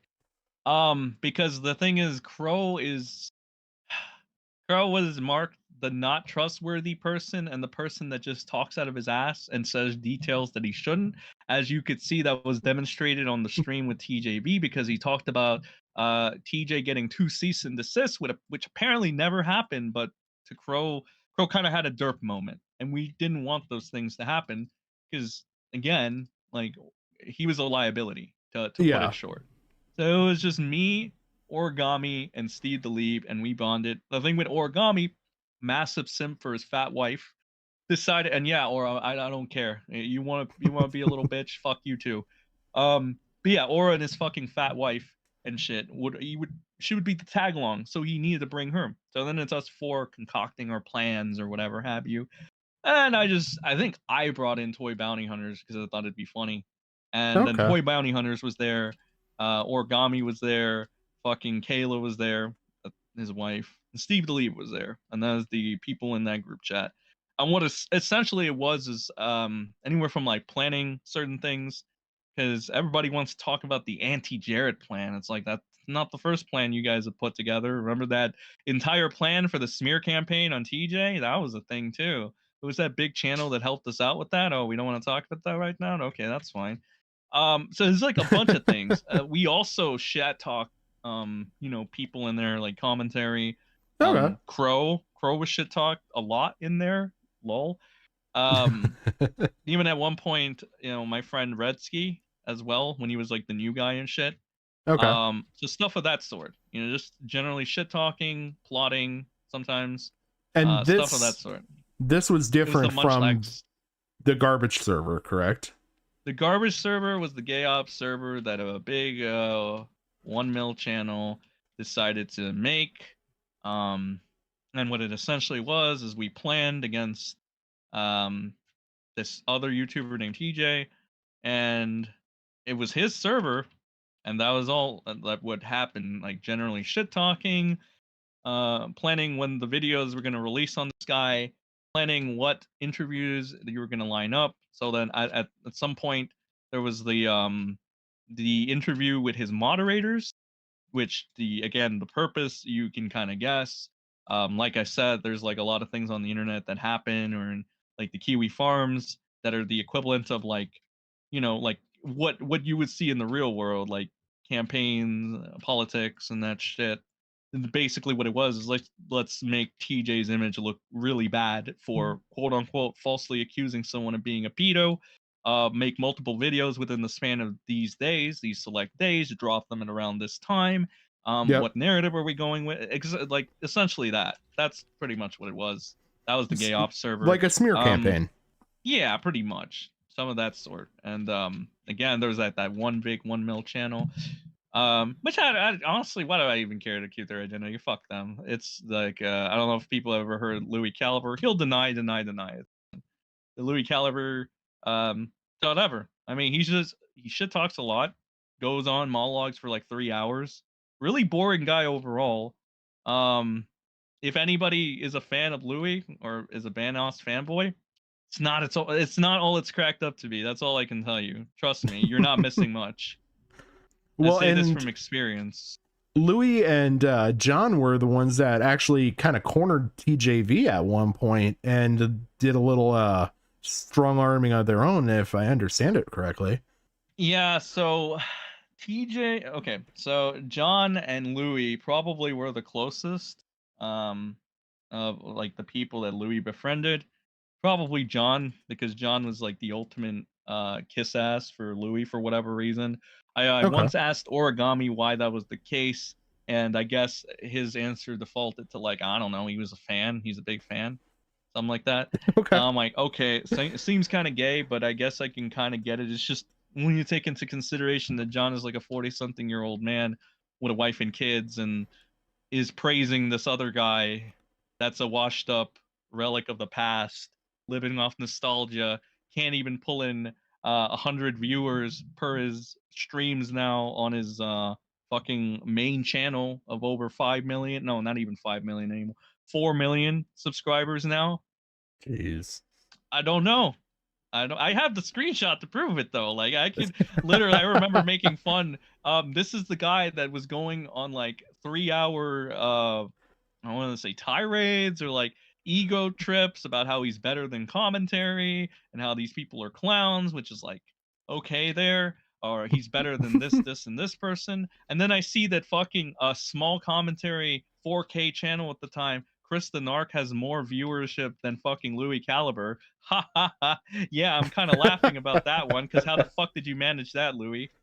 Oh my god. It's like this is what I mean. It's so dumb. It's like I don't know, man. Like all I know is that if I'm in my age of like 40 something, I'm not gonna be praising this guy, and I'm not gonna be overlooking how much of a fucking annoying person he can be just because of clout.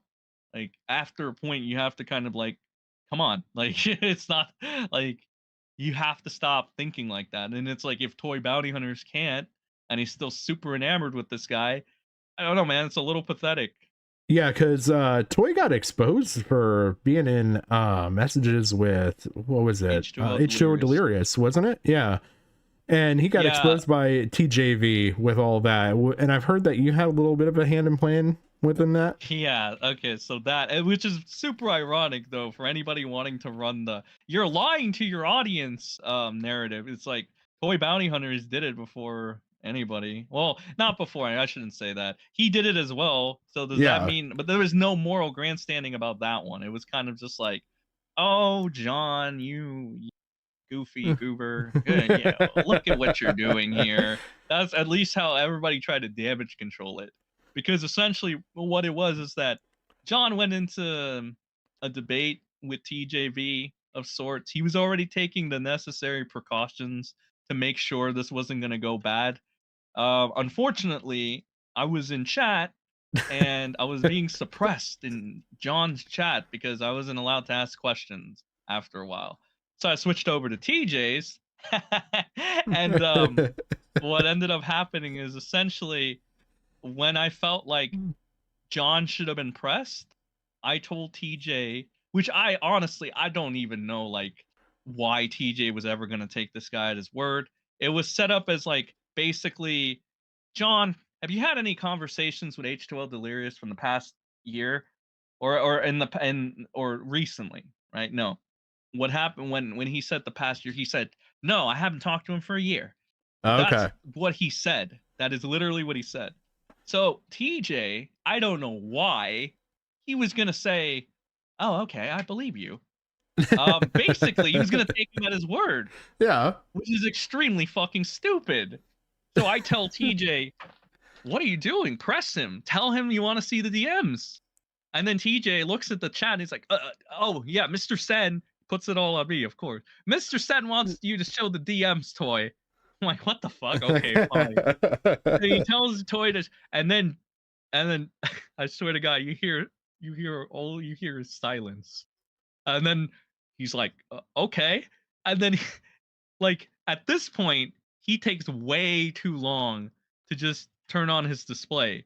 So you can tell something's up because you also hear noises in the background like he's deleting things. So this is kind of like a Matt Jarbo type situation. Yeah, it was not good. It was kind of like, it was bad. It was really bad. And the Cope Brigade with Kayla and Aura, they were like, what relevance does this have? It's like, well, when you hear that, it's like, oh, you guys are just fitting every criteria at this point. What relevance does this have? I don't know. The guy that's been preaching about how he's always honest and how he can call the Delirious case honestly because he never lies and he always tells you the facts, is lying about not having any interaction with Delirious for the past year. I don't know. How could this possibly be relevant in any way, shape, or form? Well, turns out that after a while, John deletes everything he needs to. Finally figures out how to share screen. Yeah, finally, he finally figures it out. God, this is so cringe. He finally figures it out, right? And there was some more interesting talks. Actually, give me 1 second.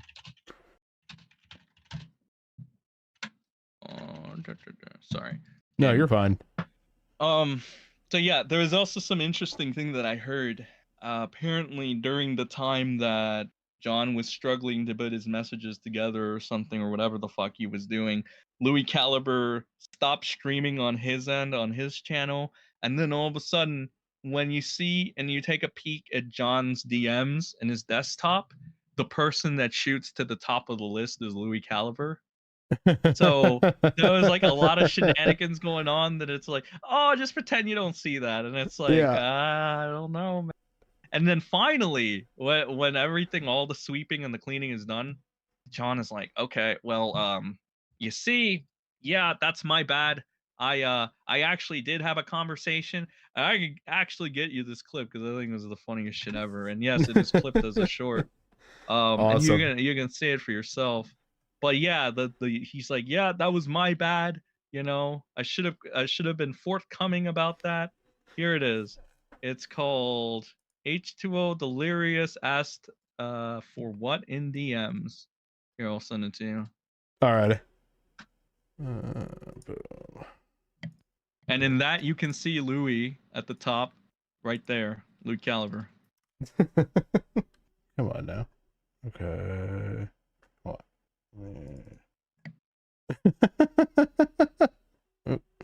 There we go. That's what I'm looking for. Okay. Have no sound. I think you got to clip the little thing at the top right.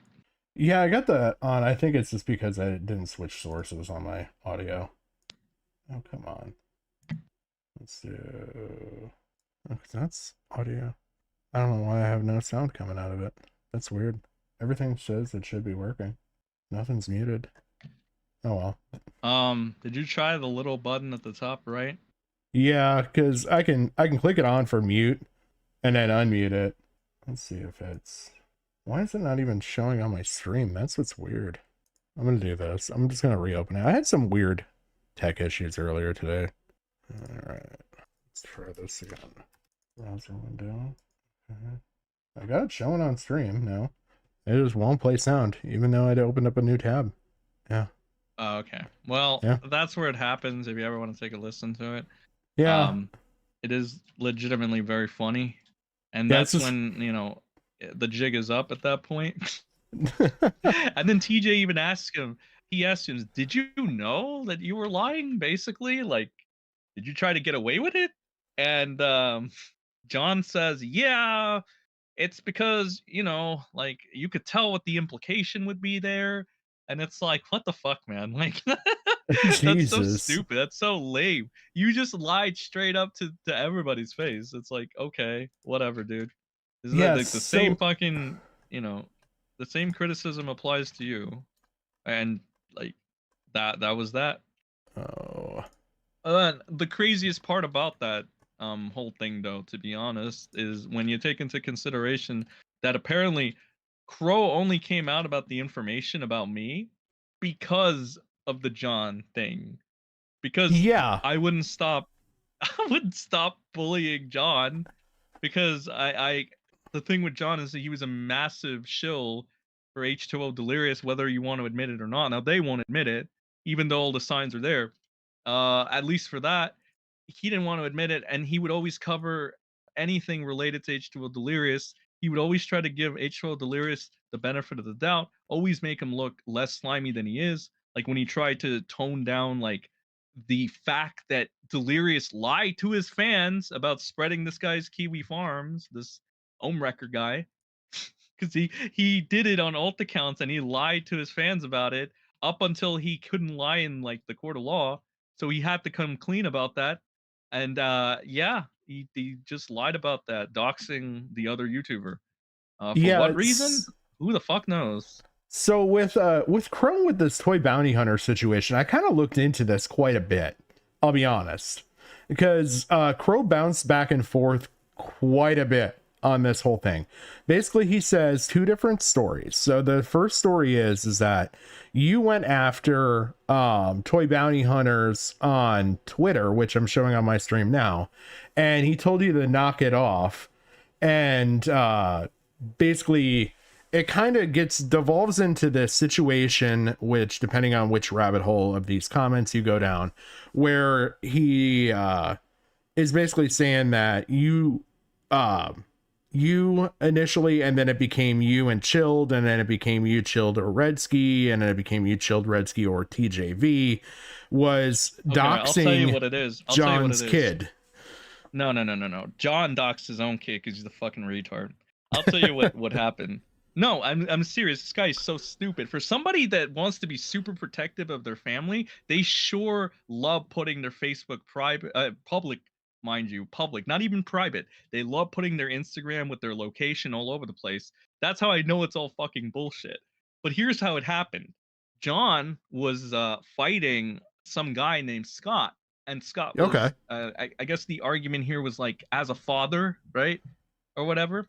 Yep. So I believe TJ brought it up at some point, and it was like a throwaway question. He was like, "Is John? I'm assuming John's dad because he's very passionate about this, but I could be wrong. Does anybody know if John's a father or something?" So he was like a throwaway question that he asked like that, just to get a grasp of why Toy was, how he can understand Scott, the father's perspective on this. Yeah. So then Redsky throwaway on the chat says, "Yeah, he's a dad." That's all it was. That's Oh what it my was. god.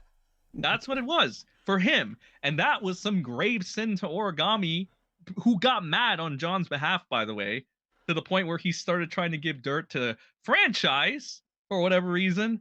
So that was a thing. Origami did that on in John's honor. I have the entire, you know what? I'll fucking if I can find that audio, I'm gonna publish it. Why the fuck not?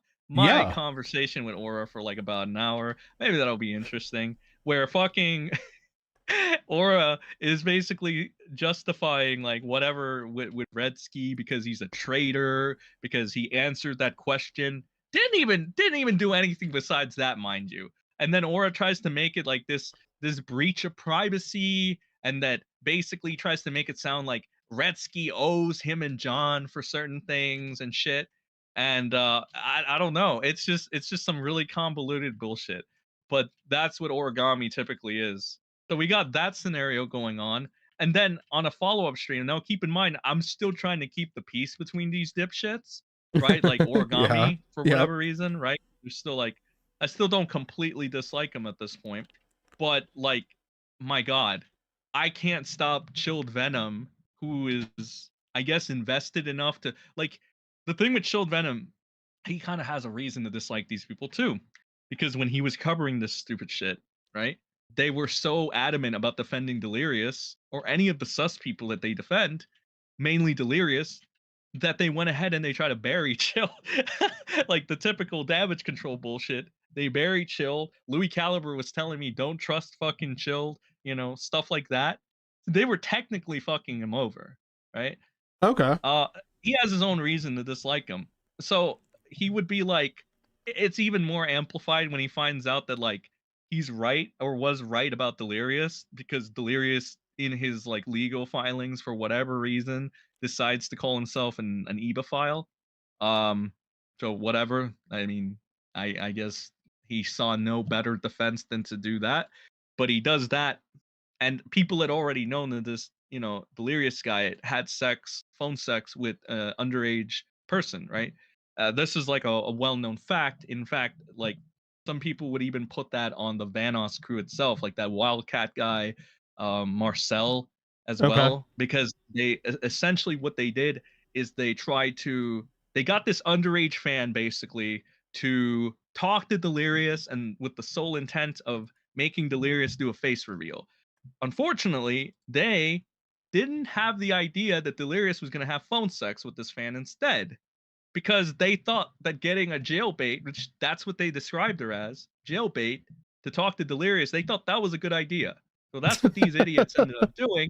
That's why they're like, should we put it on Delirious? Like, yeah, he had phone sex with like a underage fucking whatever, like, I don't want to say child, a teenager. Yeah. Almost turned 18, I guess. I think it was either 17 or 16. We'll just say it's 17 to be charitable. And he's like 20, 24, 25, or 23. Let's just say 23 to be charitable. Okay. Because that's the youngest like he technically could have been. So it's like, do we put it all on him? And it's like at that point, some people are just like, why would you do that? No, and it's one of those things, right? Okay. So Chilled is like, what the fuck? And the more shit that comes out about Delirious kind of makes it look like he's not, like he leans more on the pedal route, is what Chilled says, essentially, or looks at it as. So because John was one of the OGers that were trying to fucking bury Chilled early on, obviously he's gonna have a distaste for him. And then it begs the question to him, like, Toy, you're a dad and you're like moral grandstanding on a regular basis, but you're okay with H2O Delirious. You have not disavowed him. You try to downplay his bullshit all the fucking time. Why is that when you're a fucking dad? How irresponsible of a father can you be? Which is, it's a very fair argument. It is not a bad argument at all. Crow, you who go fucking ham and do all this fucked up shit and call like, you call women whores whenever you want. You say that this whore defiles the sanctity of marriage. You called Liz a gold digger. You question the relationships of others whenever the fuck you want. Whatever you want to do, right? You get to do all this shit. But this is not a valid argument to you. Like it's a hella valid argument. Yeah, how is John going on all these streams, making all these streams, trying to craft this narrative that he cares about the children, that he would never like allow his child to do this or that or whatever if he had any, whatever, making references basically, like very strong, morally ethical references and shit, right? Just skating by, telling people that he is a father or whatever. It kind of like, it doesn't make any fucking sense, and it just looks like more of a grift, and it looks stupid or whatever you want to call it, because it's like, again, can you live up to this shit when you're defending Delirious still hardcore, and you know that he's done this shit with the fucking teenagers? Not only that, let's add a little more to it. Initially, Delirious, an account that was suspected to be Delirious, which fun fact, I know they don't want to bring this up and they never will. That's fine. I should have recorded Louis Caliber. But Louis Caliber literally gave us the heads up that that account was most likely Delirious. You have absolutely no reason to not think that account was H2O Delirious, because fucking Louis Caliber told us, don't go so hard on defending this person because I know him, and yeah, that's probably Delirious. And in the fucking account, he's talking to a mother, and he's fucking putting a gun emoji and a baby emoji. What does that imply? And John, oh, good old John, Weasley John. Oh, baby girl, those are just emojis, baby girl. Like, yeah, okay. Hey, listen, father. Hey, John, the father. What would happen if somebody sent that to you, huh? Would that still, those still be just emojis, Dad? Father John? Well, I Like, kind of no, wanted to. These are all valid arguments, you see. I wanted to get your thoughts with John on one other particular situation. I heard that so John has it out against this guy Scott that's also involved in all this. Is that correct? Yeah, he did. He went really, really hard on this guy. And didn't he have Scott's kid in his server?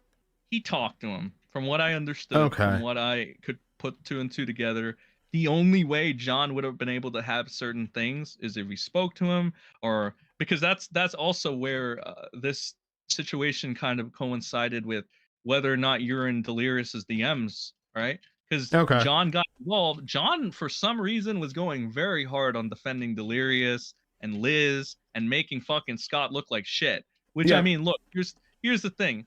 Scott, not the best person, kind of a cringe lord and shit. But then again, none of the people involved, the adults, were really the good people or the good guys. There was no real good person. And if you take into account that Delirious, you know, is, in his words, an evophile, that's not a good environment either.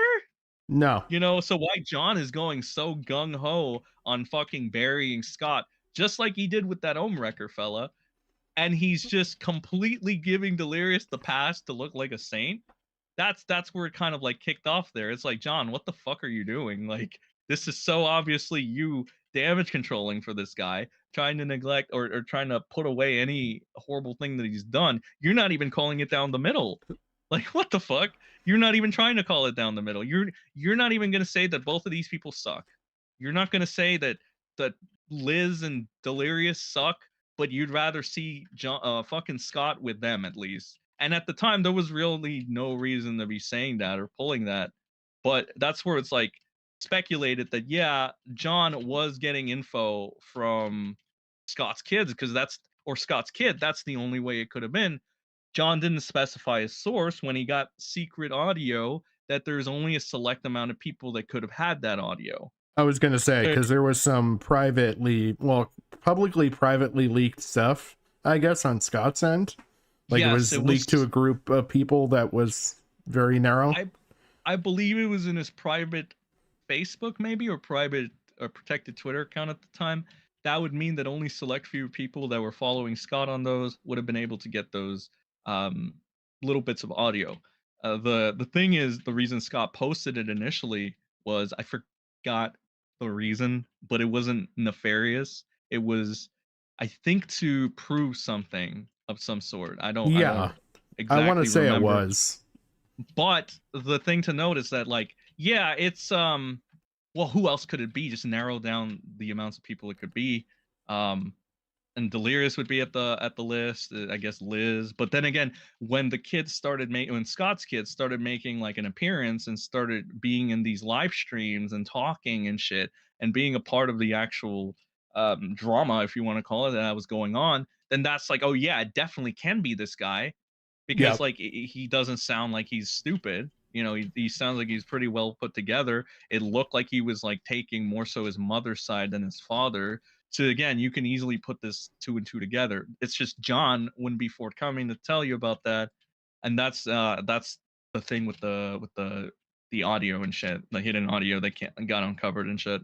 Yeah, because there was just a couple instances between all this, because I know that, and people were saying that, you know, we're kind of moving the conversation a bit, but all of this comes back around because Crow pinned this whole re-exposing you and everything on this whole situation of you coming after John. And in all the stuff that I've gone through, be on the Twitter feeds and on live stream. So I went through your live stream. I went through Chilled Venom's live stream around the same time. I went through TJV's live stream around the same time. You guys really never said anything to where it would be worth doing all of this. And in hindsight, at looking at things, it looked like that for the most part, at least you or were kind of friendly up till recently. I mean, you weren't on the terms of... Me and Aura struck a deal, if anything. Like, okay, basically his shit was like, he will keep my name out of his mouth, I keep your name out of your mouth. The only thing is that had to extend to his fucking wife, because I don't know, like, because he said so, because that was part of his terms, basically. The thing is, the thing with Kayla May, and Kiwi Farms has documentation of this, I'm sure, at least that thread, right? She has a pattern and history of getting involved in these types of situations because she's a fucking gossip and a drama whore. Okay. No, I didn't. Like, she literally helped Steve DeLeave get information on Angry Slug's family, and I have those receipts of Aura basically defending his wife and trying to basically say, oh, you know, no, what really happened is that he basically paints it all on Steve to make Steve look like the only one that did anything wrong, and he tries to paint it like his wife was like kind of a bystander, like not exactly innocent, but like not worth criticizing and not worth looking into or looking at. It was all basically Steve. Steve's the one that did it. Steve shouldn't have done it, and et cetera, et cetera. So that was a fucking thing. But this group's got like a fucking history of finger pointing at each other, don't they? What do you mean? Like it just seems like there's a lot of like situations where anytime any internal controversy comes up, like for instance, going with the King Asshole thing, like there's a lot of like, oh, look over here and talk to this person, or go look and talk to that person, or, well, we all knew about it and we deemed it was okay kind of thing. Like there seems to be a lot of like diversion and throwing each other under the bus in certain instances. Yeah. Like it's like, I think for them it's because they want to, I think Crow, his sole intention, I genuinely believe his sole intention with that live stream was to make him and his buddies, or absolve them of anything that would have come out about them, and to just try to deflect it all onto me. Because that's the thing, there is a whole lot of shit you can say about Steve DeLeave, like to this day, right? Whether it's like him trying to get my friend to kill himself because he knows that he's not mentally stable, or just doesn't have the best mental health and stuff, whether it's that, whether it's like Kayla just doing ops on a regular basis or defending pedophiles with Aura, et cetera, et cetera. Like it just goes all over the place. So I honestly think that Crow wanted to get ahead of the curve and try to look as good as he possibly could, because the next what 2 or 3 days or something, he says, "Oh, who is this small streamer that Sen's talking to? I would like to clear the record." Or he wants to go on Cathonics, right? Yeah, So he yeah. wants to have a good old time, a good old like, oh, this is gonna be a walk in the park for me, kind of time with Cathonic, right? Yep. So I'm like, fuck you. You're not gonna let that. No, what? Why would I let you have that? What the fuck? This is the one thing I did is that I hit up TJ, right? Which, by the way, this entire notion that Crow tries to make, TJ, you're talking to a pedophile. Like you shouldn't be. It's like Crow. Everybody talks to me, okay?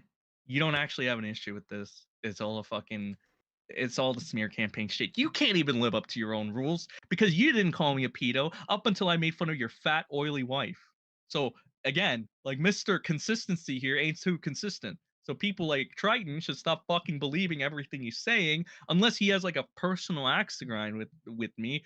In which case, you should probably choose somebody better because Crow will let you down. He's let a lot of people down. I will say, I think that Triton's got I don't know if he has a personal axe to grind with you per se as necessarily the whole group for some reason. I don't know if he's just wanting to get in Crow's good graces or what.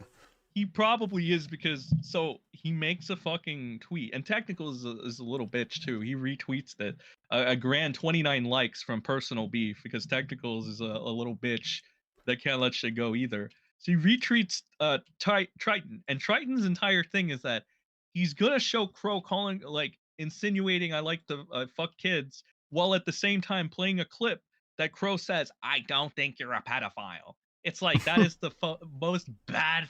You guys complained about Nicholas fucking Diorio. That's fucking hilarious. That is rich. Technicals, Triton, Crow. Yeah, Nicholas Diorio is the problem, right? Not the fucking faggots that do the same shit he does, if not even slimier. Sure, for sure, bro. Yeah, literally Diorio is the issue. Sure, true, so true. It's like this is the kind of bullshit I mean. They try to pull this stuff. And again, just to go back so that we don't like when I'm like, I have no doubt Crow was trying to do this to try to make himself look good and absolve him of anything that was coming at him, because it kind of worked.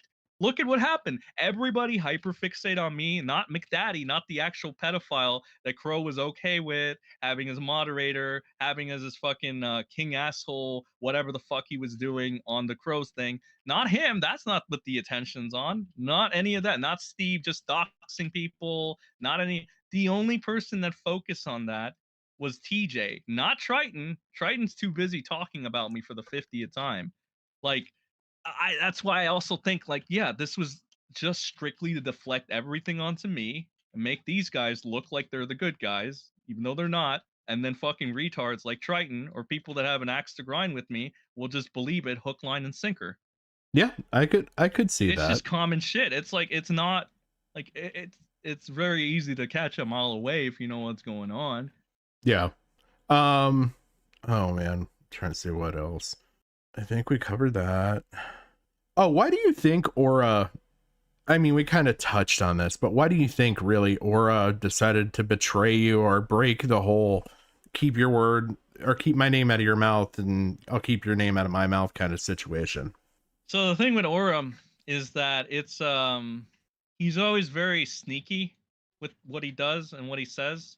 He always makes it so that you could be like, I wasn't involved technically because this, and that reason. Like, for example, I'll give you an example.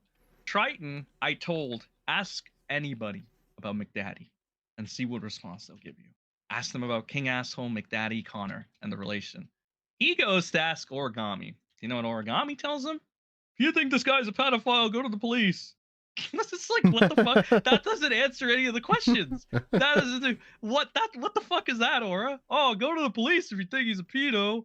Oh, like, what the fuck? That's the kind of sneaky bullshit that I don't like. Like, it's honestly, is it smart? Kind of, to an extent. Does it get annoying and tiring after a while? Yes, because it's like you're such a bad faith actor in your own right. Again, like, I think it's fair to say he's a bad faith actor when he harbored this guy for well over 4 years or so, knowing exactly what he felt and did, trying to make defenses for him. He once made a defense. I shit you not. I should be able to get the old logs from Steve the Leaves server. So there's this infamous bit where Steve the Leaves' girlfriend at the time says, Aura, are you a pedophile? Because that sounds like something a pedophile would say. Steve the Leaves' girlfriend at the time was named Danny, and she found out about Connor, aka McDaddy, King Asshole, confronted Aura and Kayla about it. Aura basically tried to make the Christian defense of sorts, where it's like, oh, if you think about it, the 15-year-old could have been like the one setting up this whole thing, right? Kind of shit. He was trying to, dude, I get adding nuance, but then there comes a point where like, holy shit, this isn't even nuance anymore. This is kind of dumb. Like when fucking everybody in small commentary is trying to compare what I did at like, what, 18, 19? Whatever you want to call it, whatever Crow wants to designate it at for his story, or anybody for their pleasure.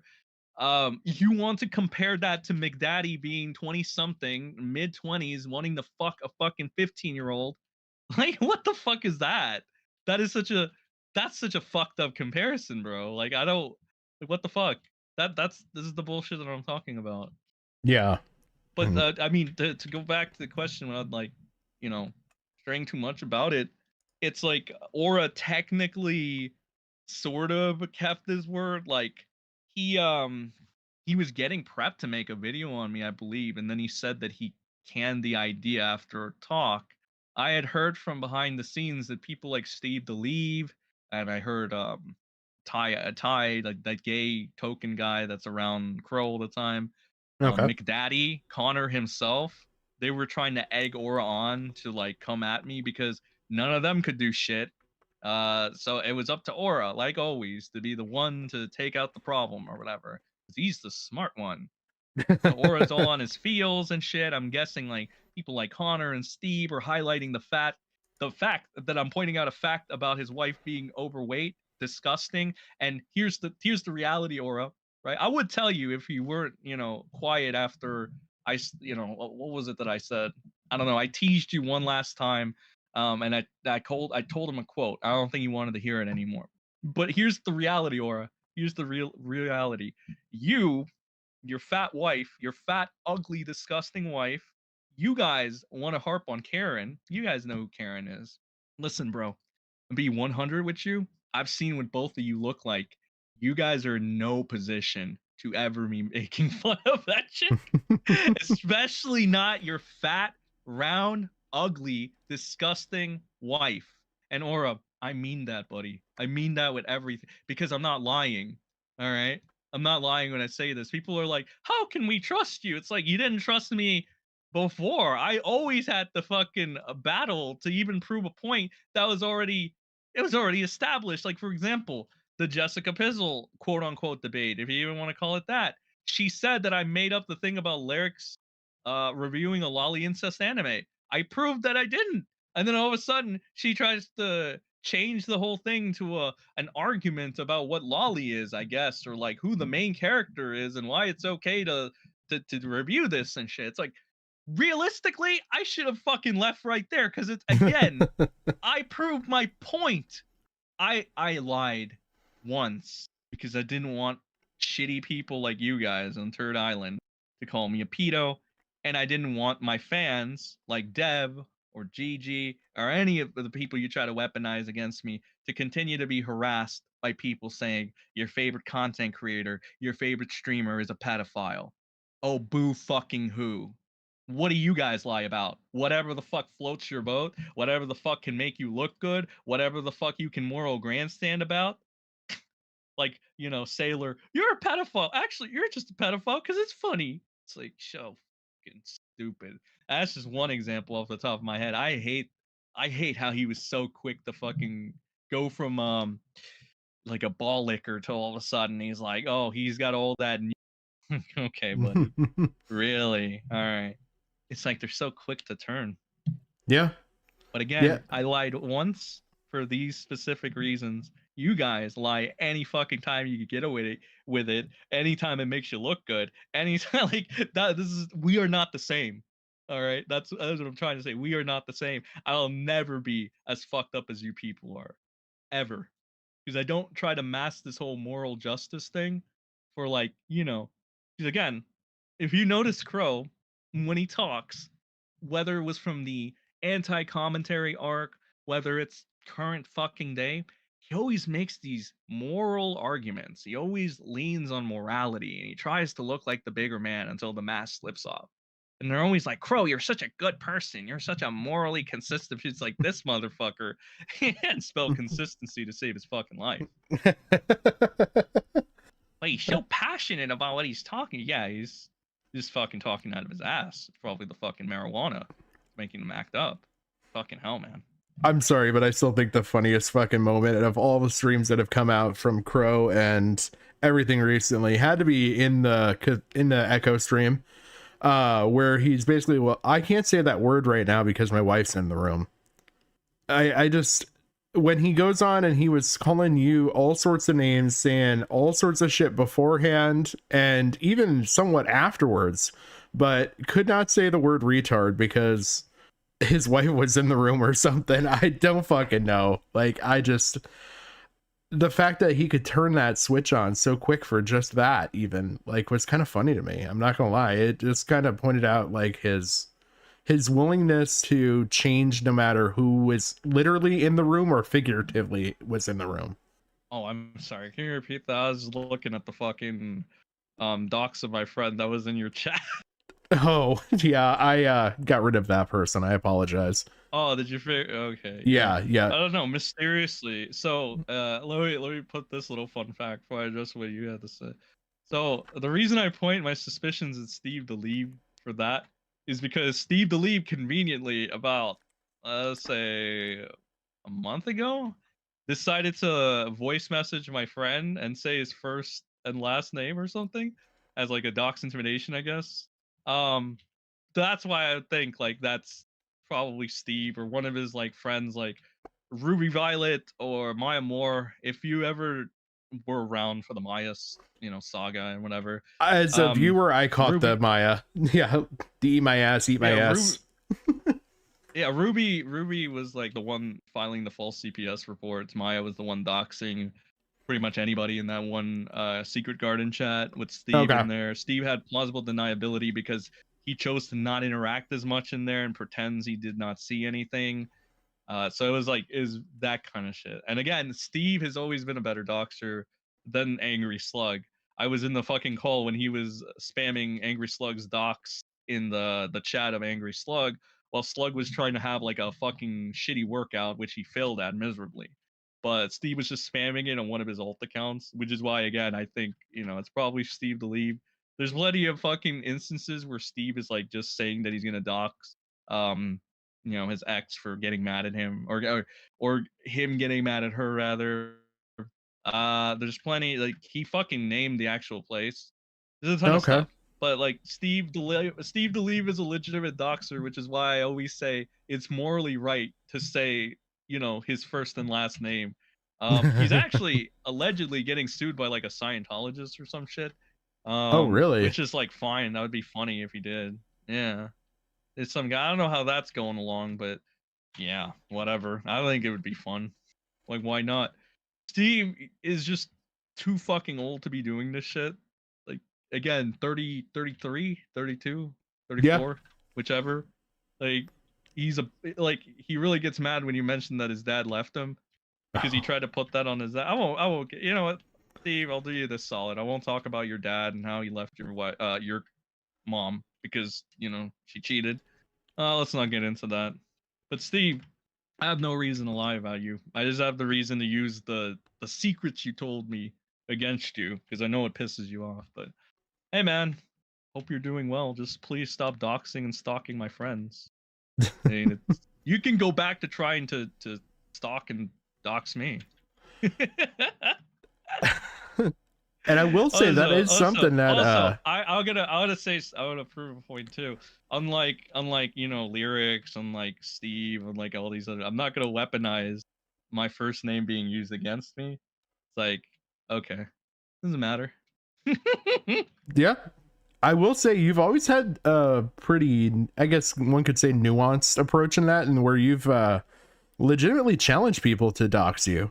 Where like, you know, you've even gone as far as to say, look, you know, once you guys dox me, I can finally use my face cam. So I think you've had a pretty firm stance on that for a while. Must be the Kiwi in me. I don't know. There was one thing that Crow had said that I kind of was interested in your opinion on it. So going back to the whole Lerix thing, and I did have one other question when it comes to the Lerix situation. Crow said that Lerix is not a threat because he's shown no continued attraction towards minors. But then in that exact same interview, whatever you want to call it, went on to call you a pedophile and everything else. Kind of, how do you feel about that? Well, it's just Crow being inconsistent as usual. There's nothing really new. And this was this the pit? Yes, this was the pit number 7. Yep. Yeah, of course he's not gonna be able to hold it together without fucking 4 people trying to hold his hand. Yeah, I figured he'd have a slip up or two. I just didn't think it was gonna be that fucking bad. Holy shit. Yeah, he definitely had said that. There was also the whole fact that I kind of wanted to see what you thought. Also, just from Lerix has had, like, just for the record, for the factual record, 'cause people love fact. Yeah, Lerix has had like 3 instances of this shit. So again, you know, and you know, just to use the words of people that don't like me, imagine what he has behind the scenes. I don't know, man. Oh, don't know what that could be. Yeah, based off of the message earlier, I'm scared. Yeah, and it's again like you see what I'm talking about. It's like, look, what the fuck? I'm gonna see people excuse it away.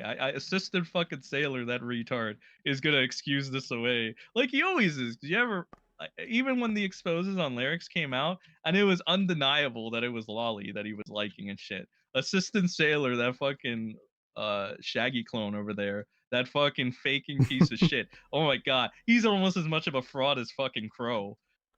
He said, I just think Lerix should stop being a faggot. It's like, oh really? You're not gonna call him or try to paint him as a pedo like for 3 hours? Okay, that's interesting, sailor. Like somebody had told me that he wants to impress the big players or some shit. Okay, I guess like the standard for what a big player is now is like 10K or something, maybe less. Okay. Yeah, I don't, that would probably be below my threshold for a big player in the scene. So I kind of wanted to see what you thought with this whole thing, and I don't know if you maybe noticed this from you were outside the call for a good majority of it on the pit, with Crow on there, and then you came in later on, and then, you know, all hell broke loose. But yeah, I was outside. So I was no, you're fine. Did you kind of notice there was a bit of a shift in Crow's demeanor in that, and where he kind of came in and he wanted to like clear the air, he was willing to give Echo kind of this like one-on-one interview, and then it slowly became more and more about Helldivers and being involved in this game with his friends and all that? It kind of seemed to be used more and more for a crutch, for a diversionary tactic, in my opinion, but I just kind of wanted to see if you thought the same.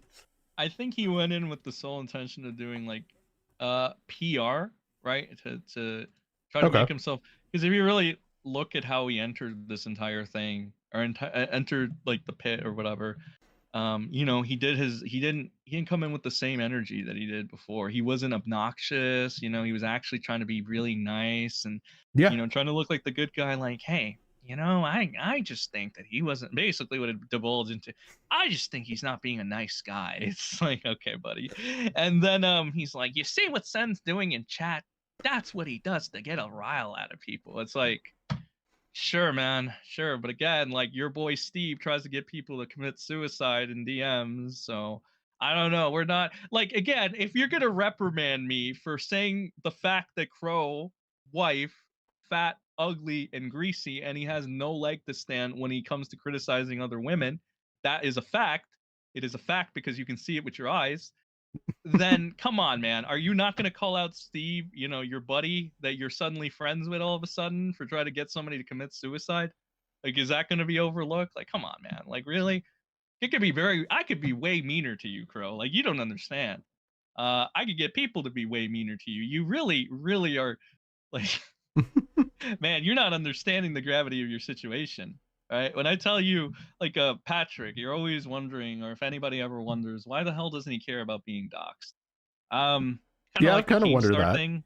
It's kind of like the Keemstar thing. I heard that, like, Keem started doing all this outrageous shit and not giving a fuck because he didn't really have much to lose anyway. Like, well, I mean, kind of like the same idea, I guess. Like, when, not to sound like depressing or anything, I have the Bruce Wayne lifestyle, you know. Okay. But in terms of like close, personal, anything like that sort, it's kind of just me. Like, I make my own fun. I chill, like, you know. But there's nothing to lose, if that makes any sense, right? Okay. That's why it just doesn't matter. I don't have any fucking restraints. And at the ending of the day, as my friend Huggy would say, I'd watch myself more than, you know, I'd worry about me. Like, to be honest, like, that goes for Steve to leave. I was almost ready to say that goes for Origami and his fat wife, but I told Aura, listen, some people aren't worth hating. Aura, so my hands are clean. Anybody else, that's not my fault. Like, that's basically my way of saying I'm not gonna fuck with you directly, Origami. But if anybody else wants to fuck with you or Kayla for all the stupid shit you've done throughout the years on the internet, no skin off my back. I won't get directly involved in that. You can have fun dealing with that. You've dealt with people that have harassed the shit out of you, kind of. Well, if they want to take it to the next level, again, not my fault. You're not my buddy. You fucked me. And I'm getting tired of your weasel shit. Bro, I don't know, might be a little bit of a different story depending. That's the main point. Like, it's like that's the point, really. Okay. Sorry, I went on a little bit of a tangent. No, Just a you're little fine. bit. You're fine. Like I said, I kind of kept this open and like you could talk about whatever, man. But okay, so there's one last question I wanted to ask. It kind of popped up in chat and I thought it was worth asking. Do you still plan to come out with the video regarding the Loli stuff and Lerix in particular? Oh, for sure. Why not? There's a lot more to work with now. I Why wouldn't I? Yeah, I would say so. Like, this is like, depending on what I want. So this entire week I experimented with the concept of editing a video. It was pretty mediocrely made, all things. It wasn't anything John Swan fanciness. Okay. It was just enough. It was just enough to where it's like, it's not the worst thing ever. It took more time, but I had kind of fun doing it. So now that I have like footage that I can work with, and I don't think my render is going to die or freeze or anything, it looks like the stability has stabilized. Yeah, there's plenty of shit I can work with, and I can do it in my leisure. I'm not a daily uploader. Yeah. I'm barely a YouTuber. Like I said, I feel more like a Kiwi farmer than I do a YouTuber. The reason for that is like, well, yeah, I mean, you could probably figure it out. But I'm not really like that kind of an optics guy, or I don't really care to collaborate that much, right? If not at all, because like, optics wise, if I didn't really care about optics, I would not be encouraging people I wouldn't have like this nuanced take on doxing. I wouldn't be saying this shit. When Hashish was still around, I wouldn't be like, I don't care about Hashish doing this or whatever. Yeah. I'd probably be like everybody else that was reprimanding him and be like, oh, this is horrible. You should not associate with this account. Up until it was convenient to pull up Salvo's, you know, arrest information. Then you could go to Hashish's account.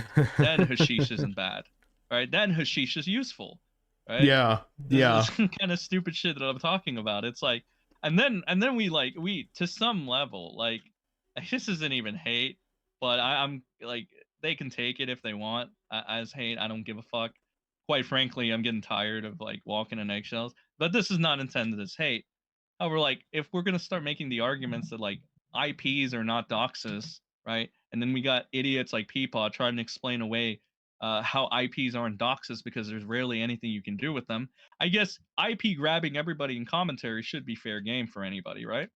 I mean, in that same theory, yeah, I would say that. Like, it's the the rules that these people try to make and then they can't follow because it's just fucking crazy, my dude. Like, because they don't want Salvo to be a victim and they want to have the ability to have his IP, but in the same breath, they want to make a big deal out of Hashish linking a Facebook account, a public Facebook account, which kind of goes to like the whole if you publicize this information and you're so reckless and shit, like what's wrong with you? What is actually wrong with you? Don't like you understand? Like that's like with John, right? He and fucking Origami are putting like, oh, the safety of my kids on Redski, not John, the neglectful parent that likes to have his Facebook linked everywhere, his public Facebook linked literally everywhere, his Instagram with his first and last legal name, right? That's not who you should put the blame on. I even warned Origami, why the fuck, if your friend cares this much and he's so like he wants to protect his family so much, like you claim, and you want to put this all on Redski, why the fuck does he have everything set to public? Why isn't he scraping his shit? Why is he still a fucking public figure?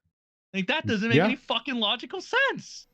And he didn't even give me a logical response. He just gave me this gay circle kind of response. Like when I first initially asked Toy Bounty Hunters about what makes Omwrecker this bad guy, right, John? I asked him, John, what makes Omwrecker the bad guy?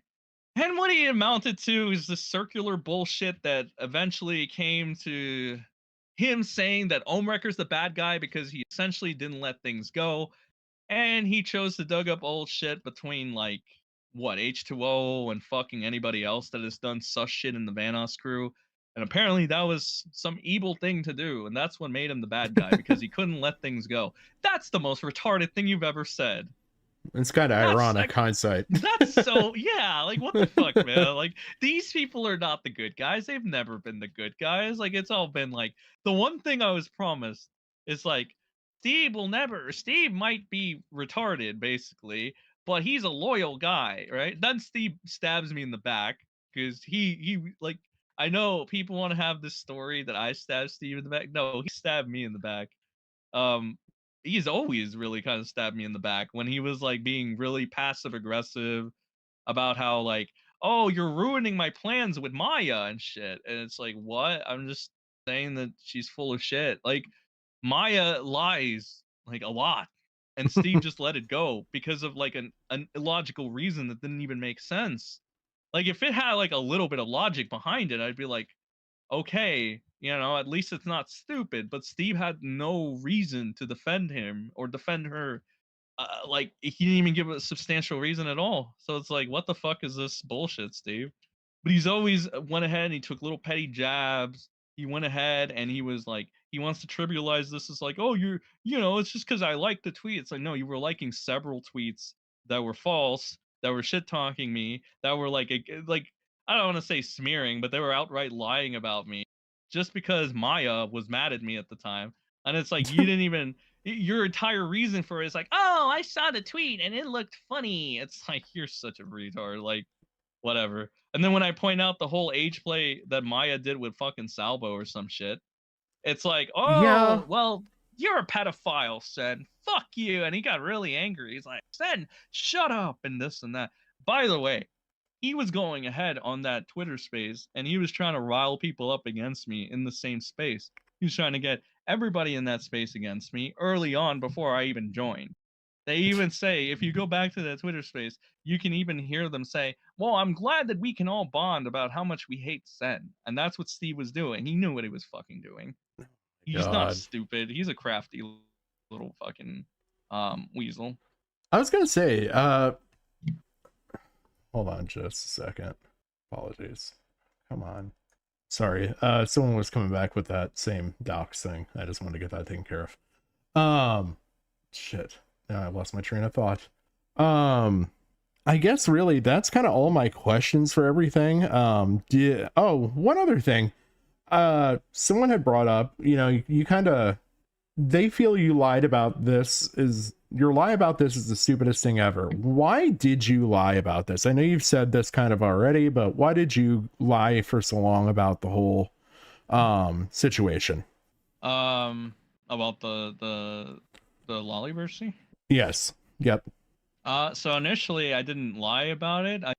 I told like it just pretty much anybody what it was or whatever. Yeah. And then it was shit. Was it halfway through the thing? I don't remember. I'm gonna assume it was like halfway through my run into commentary and stuff. That's when I started thinking we should lie about this, because anytime there was like a point, like for example, the whole I criticized Augie for like having a mental breakdown about pedophilia one week, and then the next week he was bringing Mr. Girl into panels, and he was trying to be like have these nuanced discussions, I guess, even though like the week prior or whatever, he seemed to be really completely anti pedo, anti the idea of anybody regurgitating any fucked up shit like Mr. Grohl has. But now all of a sudden he wants to do the nuance thing, which I thought was like kind of weird, and I pointed it out. And then all of a sudden it was just like the RFC support. It was just like, oh, you're a pedophile, who cares? So I just kind of got tired of it, and I figured, well, if we don't, if they don't have this fucking weird straw man that they always go to, and Yeah. aside from the fact that also like my fans were like legitimately getting, again, I don't like using this word because I feel like it's lame, but it's like, I mean, what else could you call it but harassment? Like you have random like for example, you see the accounts doxing my friend right now. It's just, stupid shit like that. Yeah. Sometimes they would like, I guess like technically dox by posting like Kiwi Farms links about like crowing them, but also like what else would they do? They just say stupid shit like, oh, your favorite YouTuber's a pedophile, you're a pedophile, stuff like that. So it's like, well, if I do this, I could alleviate that as well as get rid of the straw man argument. So that was it. It was pretty much that. Okay. Yeah, I mean, think I that's mentioned this earlier on.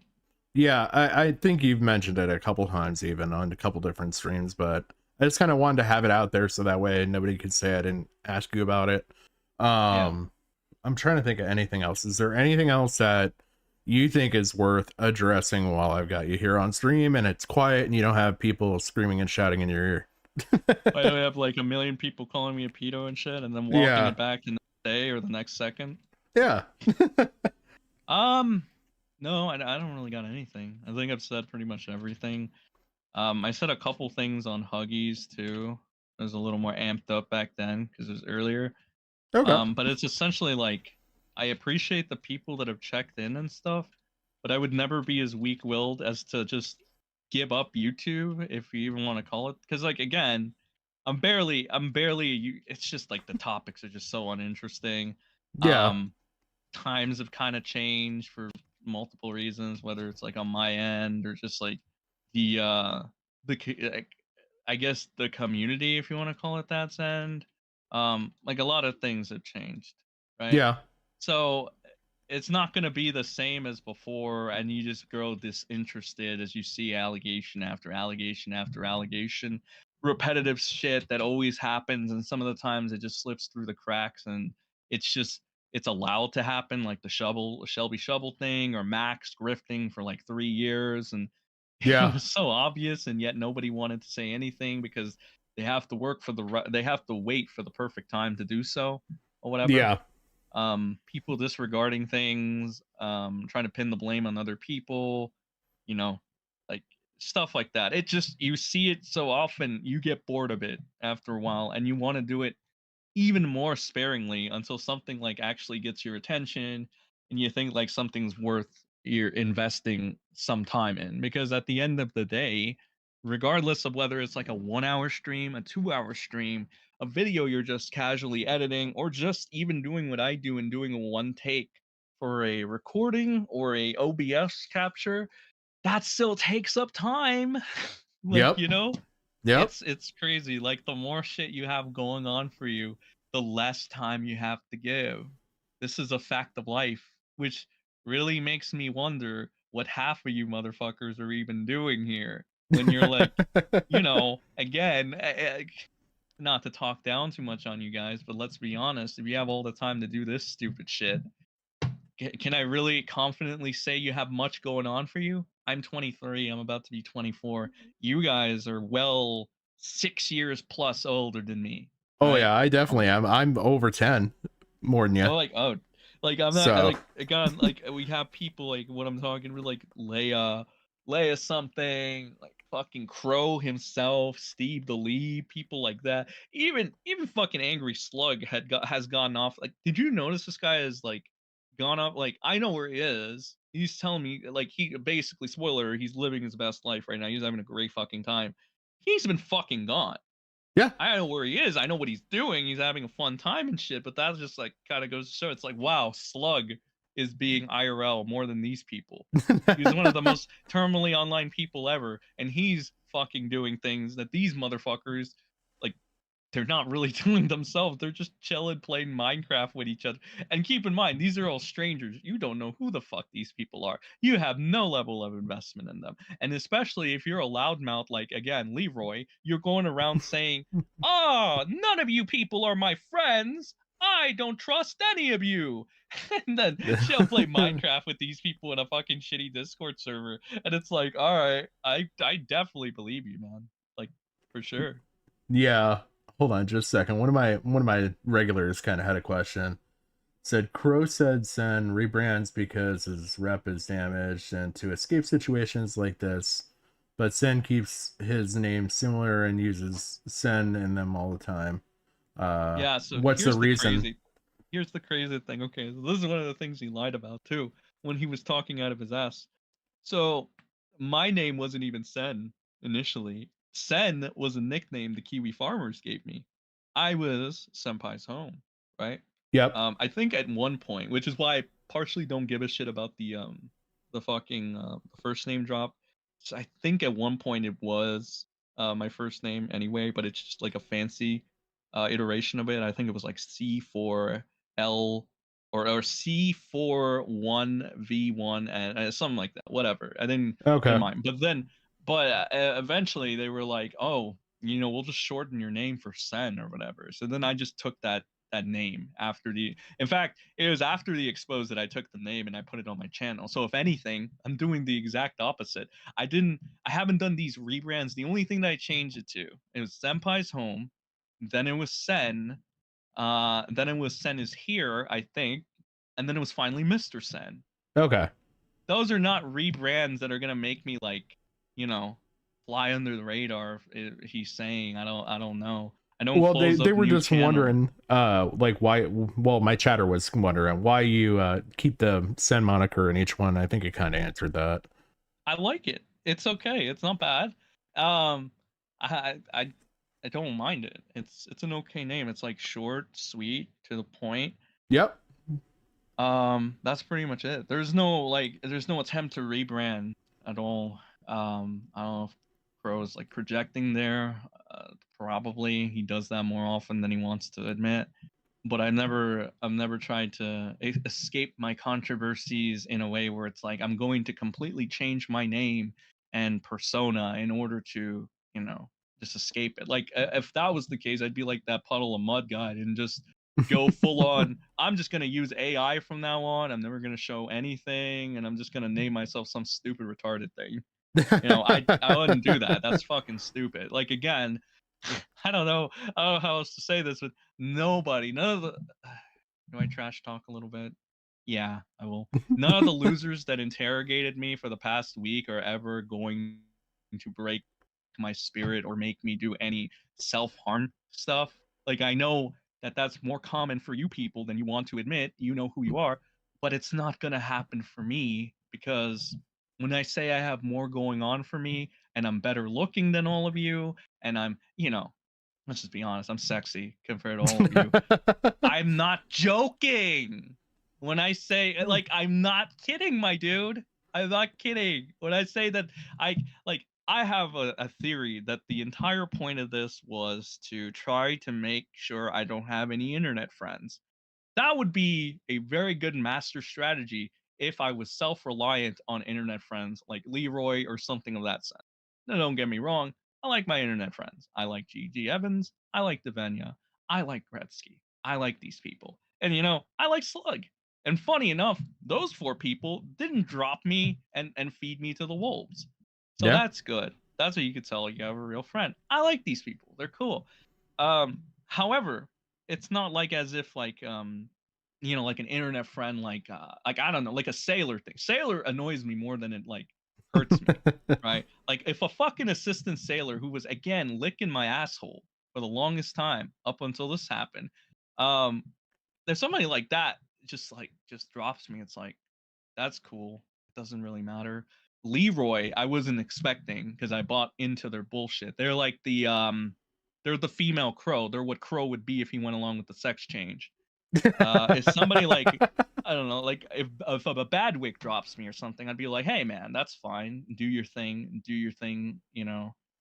Be the Canadian we all want you to be. It like the point is, it wouldn't really be that much of a hindrance. That's not to downplay what they mean to me, but at the end of the day, I gotta keep it real. A lot of you motherfuckers smell blood in the water, and you immediately went at me. Let's be fucking real here. Let's keep a level of realness here. And again, I don't know if people have realized this. I'm quite the charming, chatty guy. I can pretty much strike up a conversation with literally anybody I fucking want, any fucking time I want. So I will never have to wander in small commentary Discord servers and Discord calls to get my fix of social interaction. That's pretty much why it's okay for me. Like, I'm good, bro. What the fuck? You're crazy. You're crazy if you thought you were ever gonna make a dent in me. I have people coming up, are you okay? Please don't give up. And it's like, I appreciate the concern. You're cool. Thanks for giving me that empathy. I'll pay it back sometime. But look, rest assured, I am perfectly fine. It's just I've been a little busy without divulging too much information. Yeah. And having my hands tied, so to speak. So I just don't have enough time or interest to give to the internet game as much. I'll still go on these live streams. I went on Huggies today because he was gone for like 4 days or 3 days or something. Slug, like I said, he's living his best life right now. He's having a good time. Nobody else's stream. There hasn't really been any reason to, but that being said, if I want to shit talk on an Angry Slug stream, if I want to shit talk on a Huggy stream, I will do that whenever the fuck I want, however the fuck I want, because I already gave you guys your opportunity for an entire week. Again, for an entire week, I didn't leave. I stood for hours, even though I didn't need to, even though I was tired, even though it killed me to let these, like, some of these people, like, just filthy, disgusting people say what they can say and get away with it. I let it happen for an entire week. I called it Passion of the Sen week. And it happened. And now it's over. Now we're done. And now my terms, whenever the fuck I want. If that's not cool for you, well, that's a you problem. But I came into small commentary. I proved what I had to. Nobody had anything to say. Nobody dared say anything. I was called God tier Sen for a fucking reason. Before, then Lily, that's Crow, decided to come in and say, it's time to expose you for truth and justice. And then that's when fucking, people like Assistant Sailor's like, now we're going to latch onto this one. And then fucking Leroy, who, by the way, I want to point out the stupidest thing about Leroy. I don't care about anybody on the internet. I'm better than I'm doing this because I care about LB. Wow, you contradict yourself almost as much as Crow, too. Like, what the fuck? That's crazy. It's crazy to me, bro. Yeah, I see. I do this shit for a fucking hobby, and honestly, I picked it up and I've enjoyed it. It's nice. It's a little filler thing I can do on a Friday night, because Friday night I'm pretty much not doing anything. Weekends I do the stuff with the wife. During the week I work. Like, I get it. I get having other shit to do in your life. The only reason I even know about half this commentary stuff and why I came back in the scene is because I was down with I blew my knee out. And so I was down for 2 years between surgeries and recoveries and all that shit. So I kept listening to everything. I've been listening to all you guys for a long fucking time. And I figured I got enough to say about this shit. I can jump on a microphone and a face cam. But I greatly appreciate you coming out. I had one more question. I do apologize. And this one has nothing to do with any of the previous shit. Again, one of my chatters was wondering what game you were playing earlier. Playing Overwatch. Overwatch, okay. Because there's been a couple different people been in on the when I got onto the Helldivers thing, they were like, look, Helldivers is worth it, okay? When I was talking about Crow. I was hearing that. Yeah, I was hearing the Helldivers craze and all this other stuff. So like again, the fun fact about this as well, as you start getting more things to do, you have less time to play games, it turns out. Oh boy. So when they're like, why are you playing a brain rot game like fucking Overwatch? It's just, it doesn't require much and you do goofy shit and you can like kill people basically. Honestly, if I had like access to like a Call of Duty, I'd probably fire that up too. If I was more into Fortnite at the time, chose to download that, I'd probably be doing that as well. It's just one of those games where it's like you get in, do what you got to do, and then fucking get out. Because again, like you don't really have that much time, bro. It's fucking crazy. Most of the time when I get on these streams too, like with the Huggy thing, I was fucking outside. I'm like, oh shit, yeah, sure, Huggy, I can call in and stuff. But that's I guess another reason why I find it easier to just talk on these people's streams, because it's like, well, I don't have to set up my shit. I don't have to be in my place. I can just do it here, right? But no, I greatly appreciate you taking the time, son, to come out and talk with me. Like, I really do. And I've held you for way longer than I anticipated to. And I appreciate that so much, man. So thank you. Yeah, no problem, man. Anytime. So I'll let you go. Not yelling at the top of your lungs, calling me a pedophile 30 times just to walk it back the next I don't even day. think I called you pedophile once. Like, look at that. We had a decent conversation like two humans. Well, that's what I like kind of just kind of wondering. You know, I think I said this in Huggies too, sort of, but it's like it's so dumb because you either want one or two things. You want to have an actual productive conversation, keyword conversation, or you just want to have a screaming match and you just want to have a reason to call somebody this, or that.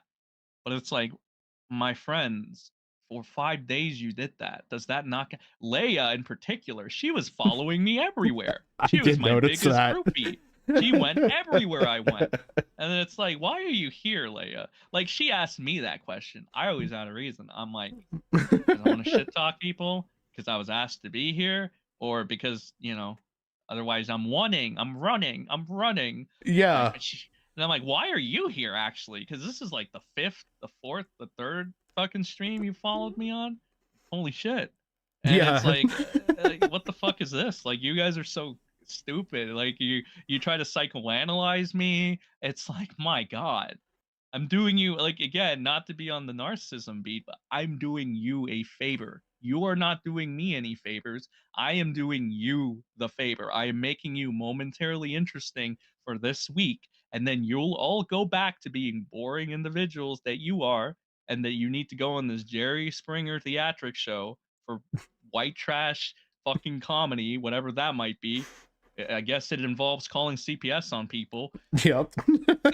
Total not life ruination, by the way. We're always against life ruination here. We're just gonna casually call CPS on you, Reb, because you weren't awake and you didn't have the hindsight of knowing that your wife was going to be a bad parent. Like, it's like, why are you putting this all on Reb? Realistically, like, you know, like, I would have thought, like, does Reb really deserve all that? Like, again, he's just like, he had no idea. He was getting bits and pieces as things were going on.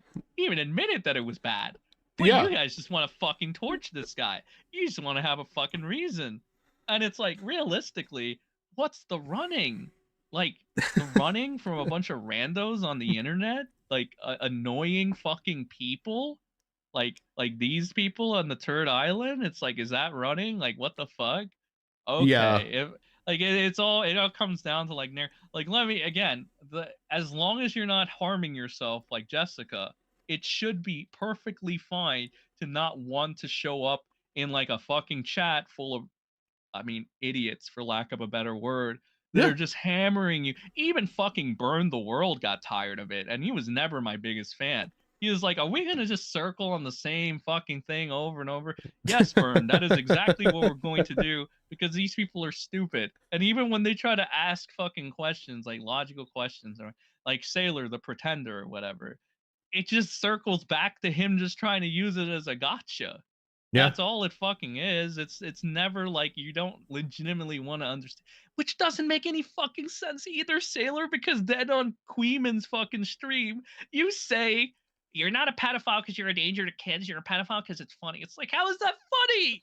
You're fucking stupid. You should be strangled for just that. How's it funny to be a pedophile? You guys are the worst, man. That's Like, fucking literally. infuriating to hear. I'm not gonna lie. Legitimately, it's like the most annoying thing. And then if you don't do the whole, well, you can call people pedophiles as a joke. Hey, that's the problem, Sailor. Number one, that's retarded. Okay, all of commentary for that matter, not only just on Sailor, but that's fucking retarded. That's some Spondyle shit. That's some Alex Gekmo shit. You guys, there's a reason why you're only orbiters. You guys are fucking stupid. Number two, you're not saying it as a joke, right? You're saying it because you legitimately want to try to paint me out as somebody that wants to fuck kids, like fucking Crow did. And then you don't want to have the repercussions of looking like the bad guy, because we all know people that cry pedo jacket like Lerix get rewarded. So you push it back, you dial it back a little bit, and then you're like, actually, we don't think you're a pet. We just want to make fun of you. We don't think you're a danger to kids. This is so ridiculous. The Do you fact that this think- community has any fucking credibility whatsoever is fucking laughable.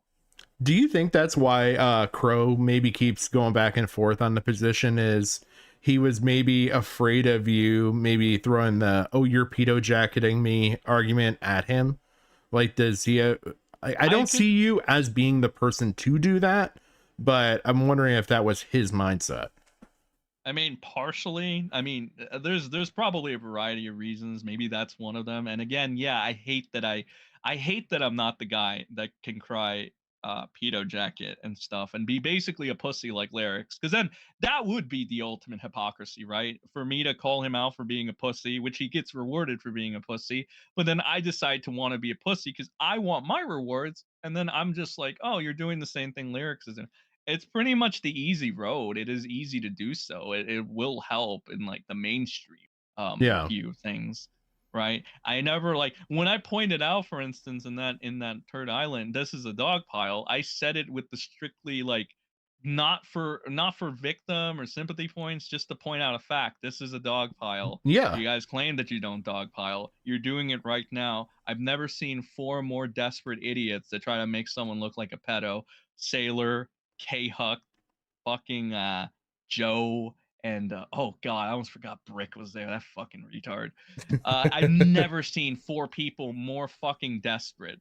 Desperation everywhere. And it's like that, and then all of a sudden, well, who says it's like, oh, you're playing the victim, you're trying to be a victim. It's like, no, I'm pointing out a fact. And if that makes me look like a victim, what does that say about you, you fucking idiots? Like, literally, you got 4 idiots, legitimate idiots, that are screaming at the top of their lungs to try to prove a point that doesn't even fucking matter, that's not even there, that they're not even. Did you notice that K-Huck also, that dumb fucking hillbilly bitch, didn't even budge up until I told her, just fucking call me a pedo. You know you want to, basically. Just saying, come on, why are you half-assing this? Really? You want to be the next Xylee so badly? Go off, do it. And then she's like, yeah, it's like, Jesus fucking hillbilly ass bitch, relax. Like, even like I can't blame Queeman for fucking saying this. People, like the women in commentary, are just fucking the worst. And it's like, yeah, they are. This is just like the sad attempt at trying to be Xylee, because the thing is, I think that I saw like a lot of the old women in here, right, in the commentary sphere, saw that, like, let's be honest, Xylee's not a spring chicken. Yeah. You know, I call her Abuela for a reason. She's pretty up there in age, but she managed to pull it off somehow. Now all these other, like, you know, old hillbilly or women in their 30s think, I just need to be really fucking loud like Xylee and I could be cool too. Like, Maggot Edits tried this, K-Huck, Jessica, Leia. It's all the same regurgitated shit. Not an ounce of originality from any of you. Same bullshit, boring, bland personalities. Hey, like I said, I made you guys interesting for a week. Now you could go back to grifting the Lio Convoy situation, pretending like what he did was on any of the levels of the people calling him out, which is like the parallels between that and the Crows is crazy. Because again, the Crows harbored a pedo for how long? 3 to 4 years? That doesn't get brought up. like the fact that Crow basically says, "Oh, you know, Connor, yeah, he's a thing, but I'll be honest with you, he's not a public figure or anything." Like, I mean, I dox public figures in the Aura Archive servers, but disregard that. I mean, I wouldn't talk about McDaddy because he's just not mainstream enough. Not people know him and shit. So it's like Crow's basically saying this guy doesn't have enough clout for me to leech off of because he's not a popular pedophile. That I could talk about people like Mr. Girl, who, like, let's be fucking real, has never really done anything with a child if we want to be technical like Origami or any of the Crows. But fucking Connor, who wanted to fuck a 15-year-old, that guy, well, he's not popular enough, man. I'm gonna be honest. He's just not popular enough. Ridiculous. It kind of Fucking goes to that old ridiculous. saying, like, and maybe I'm dating myself a little with this one, but just the pay no attention to the man behind the curtain thing from The Wizard of Oz. Like, that's honestly how I felt with, like, it came to with the whole Connor situation. Like, pay no attention to the man behind the curtain over there. Like, You know, he's still in the comments. He was in Badwick's comment section, I believe, talking to Maggot Edits. He needs to fucking do a better job of changing his aliases. His name is Elms. He was talking to Maggot. He has a lot of like easy ways you can discover him. But that was one of his OG names, Elms. He's talking Okay. to Maggot, and Maggot was like laughing because I was tearing into Leia, and then Elms comes in, right, and he's like, basically still ass mad that I got him, like, you know, I exposed him and shit. So he's trying to provide a defense for Leia and trying to be like, oh, well, actually Leia won, kind of like everybody's trying to provide a defense for Triton, and how he somehow won, even though like it's like Triton winning something. That's fucking crazy. You would think that. yeah, I'm sorry, that fucking whole situation. If anybody wants to hear it loud, full chested from me, that was a fucking shit show of a goddamn stream, first of all. Second of all, how the fuck Triton could even turn around and say Triton W at the end of that shit? Again, it's all who you hate the most, who you hate the least. Triton can't even, like, this is literally a former tipster mod, fucking Slug's protege. He's not exactly up there. He's a fucking idiot. The only thing he kept spamming was you're into Loli, which is literally just like the whole thing. It's like, Yeah. how do you criticize these? It's like, I don't know, Triton. How did you try to criticize the commentary community for doxing when you were best friends with Hugin in the sector? Probably the same reason I'll give you. Maybe I'll give you a better reason, but check yourself on that first. The thing I hate about Triton is that he tries to excuse away all his behavior. He talks before he has any of the information to get a rile up out of you, which I don't know if he does it intentionally or he does it as like, because he's just fucking stupid. But he does this and has none of the facts. And then at the end of the day, like, he thinks that it makes it better to just slap himself on the wrist really lightly and say, I was wrong. It's like, yeah, no shit, Sherlock. You're wrong so much. I wish somebody would fucking sew your mouth together so you wouldn't have to fucking talk anymore. Because it should be a fucking crime to let somebody like you run your fucking mouth. Like, Slug is one thing. At least with Slug, he's so fucking hyperbolic, so out there that you can't take it seriously. Triton tries to be taken seriously with all his fucking lies and misinfo. It's fucking disgusting. He's like a worse version of Slug. You're very, very, very, very right for that. I can't even say shit on that. Like, you're 100% on that. Like, yeah, but remember, they care about misinformation. It's like, yeah, it's funny how the guy that cares or claims to care about misinformation the most does the most misinformation. I don't know. yeah, Kind of crazy. I'm trying to think. Oh, I did want to ask one other thing. Has there ever, and this is just a clear the air question, has there ever been any other situations with any like similar situations to the Loli roleplay, sex roleplay, whatever the fuck you want to call it, discussion? Have you ever had any other situations like that may ever come forward? No. Okay. I don't fuck with the anime community that much anymore, unless you like I think I got gifted Persona 3 Reload. I don't know if I'll be called a pedophile for romancing high schoolers in the game, I guess. Maybe that's pedophilic. I don't know. I feel like the problem with playing these games and it's like you really have to like I guess reach at that point. It's weird. It's just like what I also feel like it's kind of silly to walk on eggshells for this, like what is pedophilia, what isn't anymore at this point, when it's like obviously a reach, like Yeah. with these sorts of things, at least in this context. It's Yeah. like, I don't know. Especially when, like, if you want to give the pass to somebody like Lerix with the repeated pattern of behavior, it's like I don't understand how you can't give it to anybody else at that point. Especially like again, Patrick, I sent you that the last image of Lerix that just popped up from his Loli account. Yep. Like that one is that's pretty bad. You even That is realize bad. you can't. Yeah. Like that's not going to be good when that comes out. I'll be honest. Well, it depends on who pushes it, right? It depends on who does it. Because I mean, look, if I do it, I'd be in the right, but then the straw man comes in. But you're into Loli and Yep. shit. That's what I'm talking about. It's like nobody else was gonna do it because realistically, nobody else can fucking do it. Nobody else can do it. That's the problem. It's like they can do it or they choose not to do it. I don't know anybody in that small circle that's smart enough to even try or even get this done effectively. For reference, Pods and the Kiwis tried for years to try to get McDaddy exposed. Took me what, a week, 2 weeks? Yeah. To get it done. That's why he's the failed protege. He couldn't do it. The Kiwis couldn't do it. Took me one week, 2 weeks to fucking get it done. Now he has to change his stupid little identity again. Yeah. Oh man. Well, I think I've asked you honestly everything I could think of. I didn't see anything else pop up in chat. I think we covered everything, man. I genuinely cannot thank you enough for how much time you've given me. Yeah, no problem, man. Anytime. It was fun combo. Fun combo.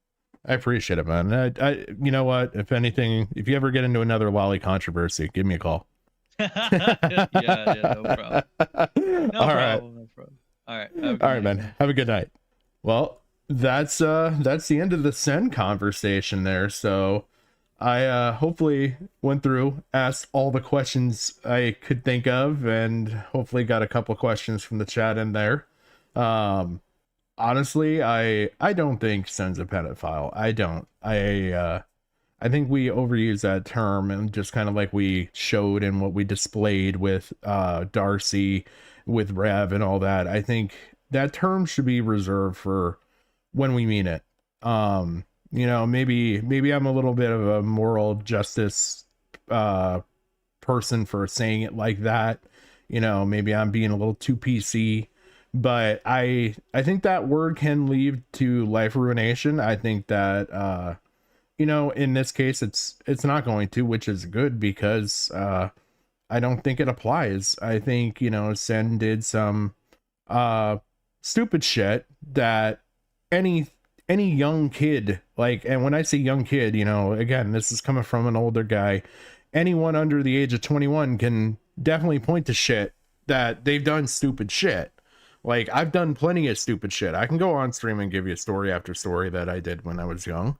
Like, stuff that, I don't know, like, I wouldn't put it on the same level as this, but stuff that, you know, should have either gotten me killed, or I was in a stupid situation that I put myself there. Like, you learn and you grow. And I think that's the more important thing here, is that if you do learn and you do grow, like, I don't know, I don't see a whole lot in like holding things to it. And I feel like there's a lot of nuance with this situation, even though like I might wish it was black and white, where, like, you know, again, looking at like this picture, like this is what kind of just changed it a lot for me. Like, when I'm sitting there and I'm like, okay, how the fuck do I tell how old a picture is?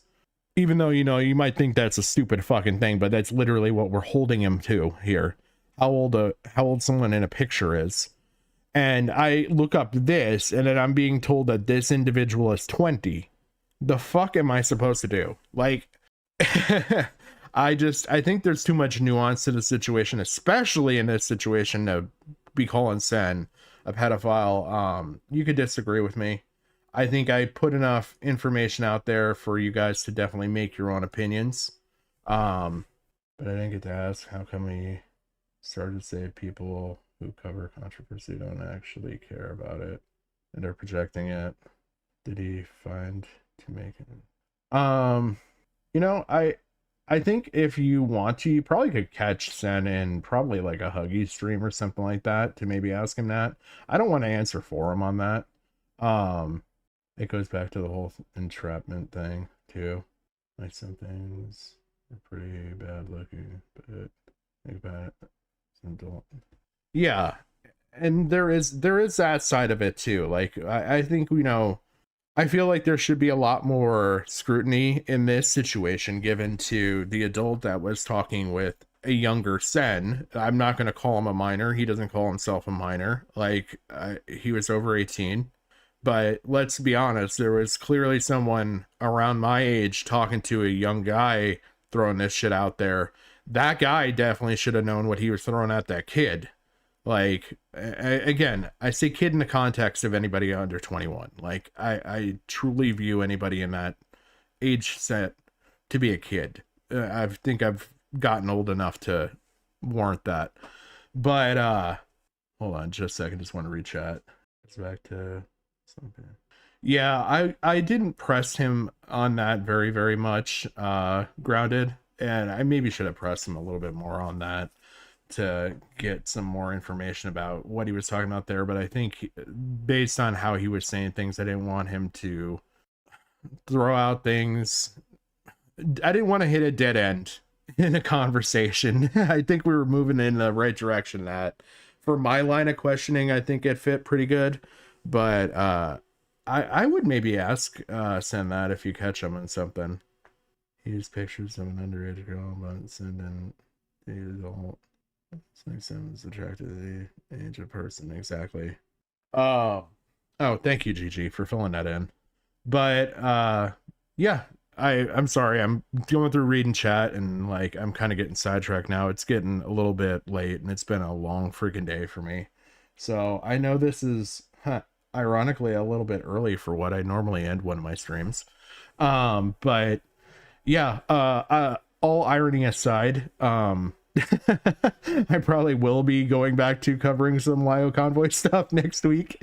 But like I said, it's more so for the furry Nazis in that one that I like to laugh at. But no, I genuinely do want to say thank you. And again, I appreciate Sen coming out and having like an actual conversation with me on this stuff and giving me pointers as far as like, maybe not pointers, additional information on things that I didn't have before. So I really, really do appreciate that. I appreciate you guys being in the chat. Those that weren't doxing people, greatly appreciated that. I apologize that some of that escaped me initially. I was trying to do a couple things at the same time and my brain just didn't click initially. So I apologize in advance. But yeah, so I want to say a thank you to Sen. I want to say a thank you to you know, all the Sennies out there who came out and supported and gave additional information. You're fine, Jim, don't feel bad.